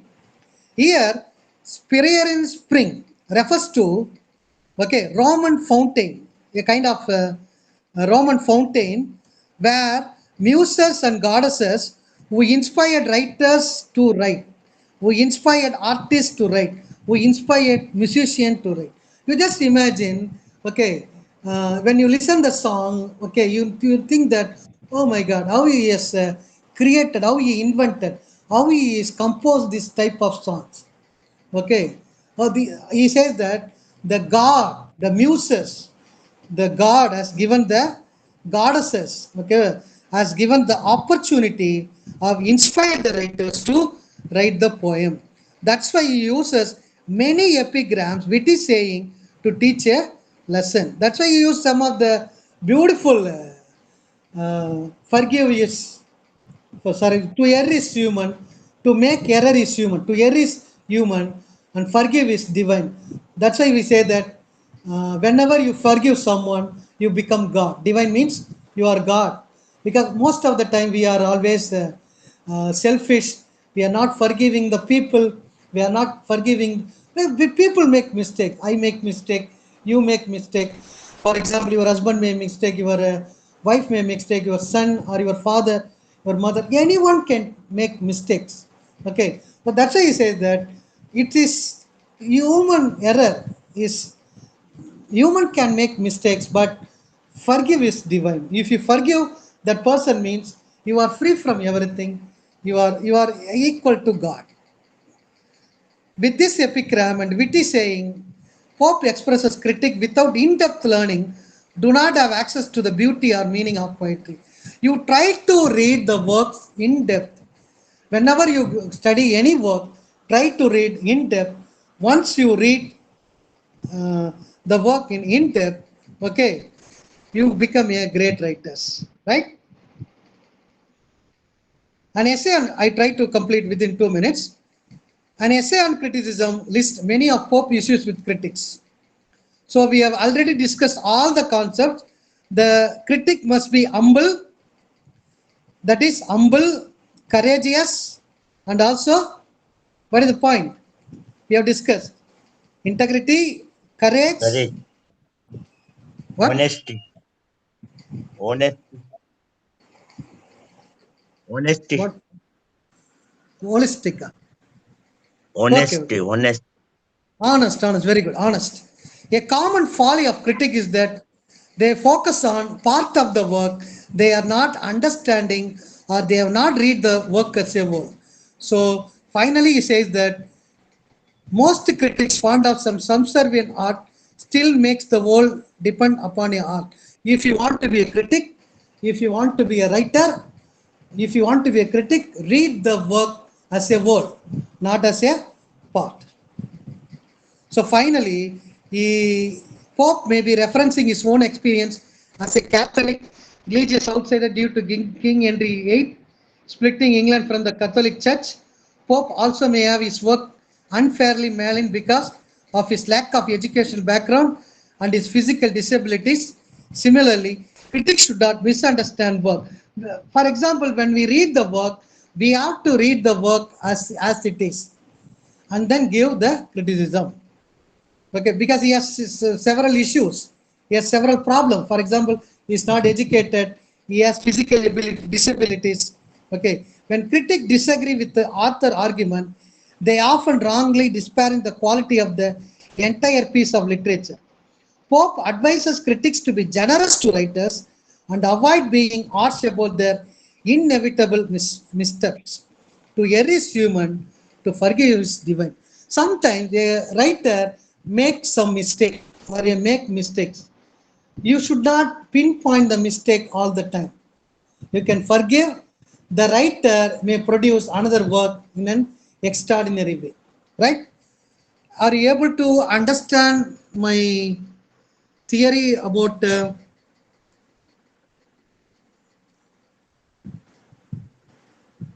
we all am I audible to you?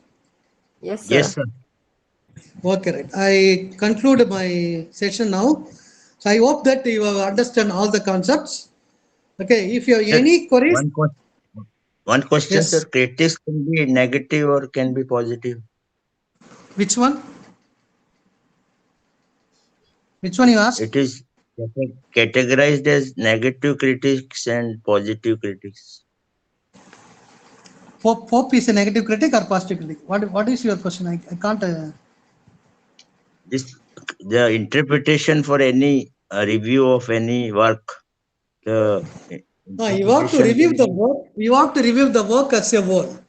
For example, when you find fault, for example, you make mistakes in the work, you should not pinpoint the point every time. Okay, you should not pinpoint. You should not criticize the work. Okay, you can give some time for the author to correct his mistake. Right? yes. Okay. Thank you very much. I'm leaving now. We will meet tomorrow. I hope that you have understood all the concepts. Sir, Okay, okay, sir. Sir, can you please share your number? my number, WhatsApp number, Yes, sir. 96291 Yes. 96291 Hmm? 24030. Two. Thank you, sir. Hello. 24030. Okay, thank you very much. Thank you. Thank you. Thank you very much. Sir, how you will be sharing this PPTs with us? You just message me through WhatsApp. I send it to you. Okay, sir. Okay. Okay, Thank thank you, thank you.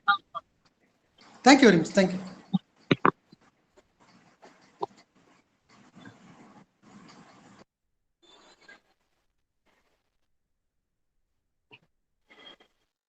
Hello.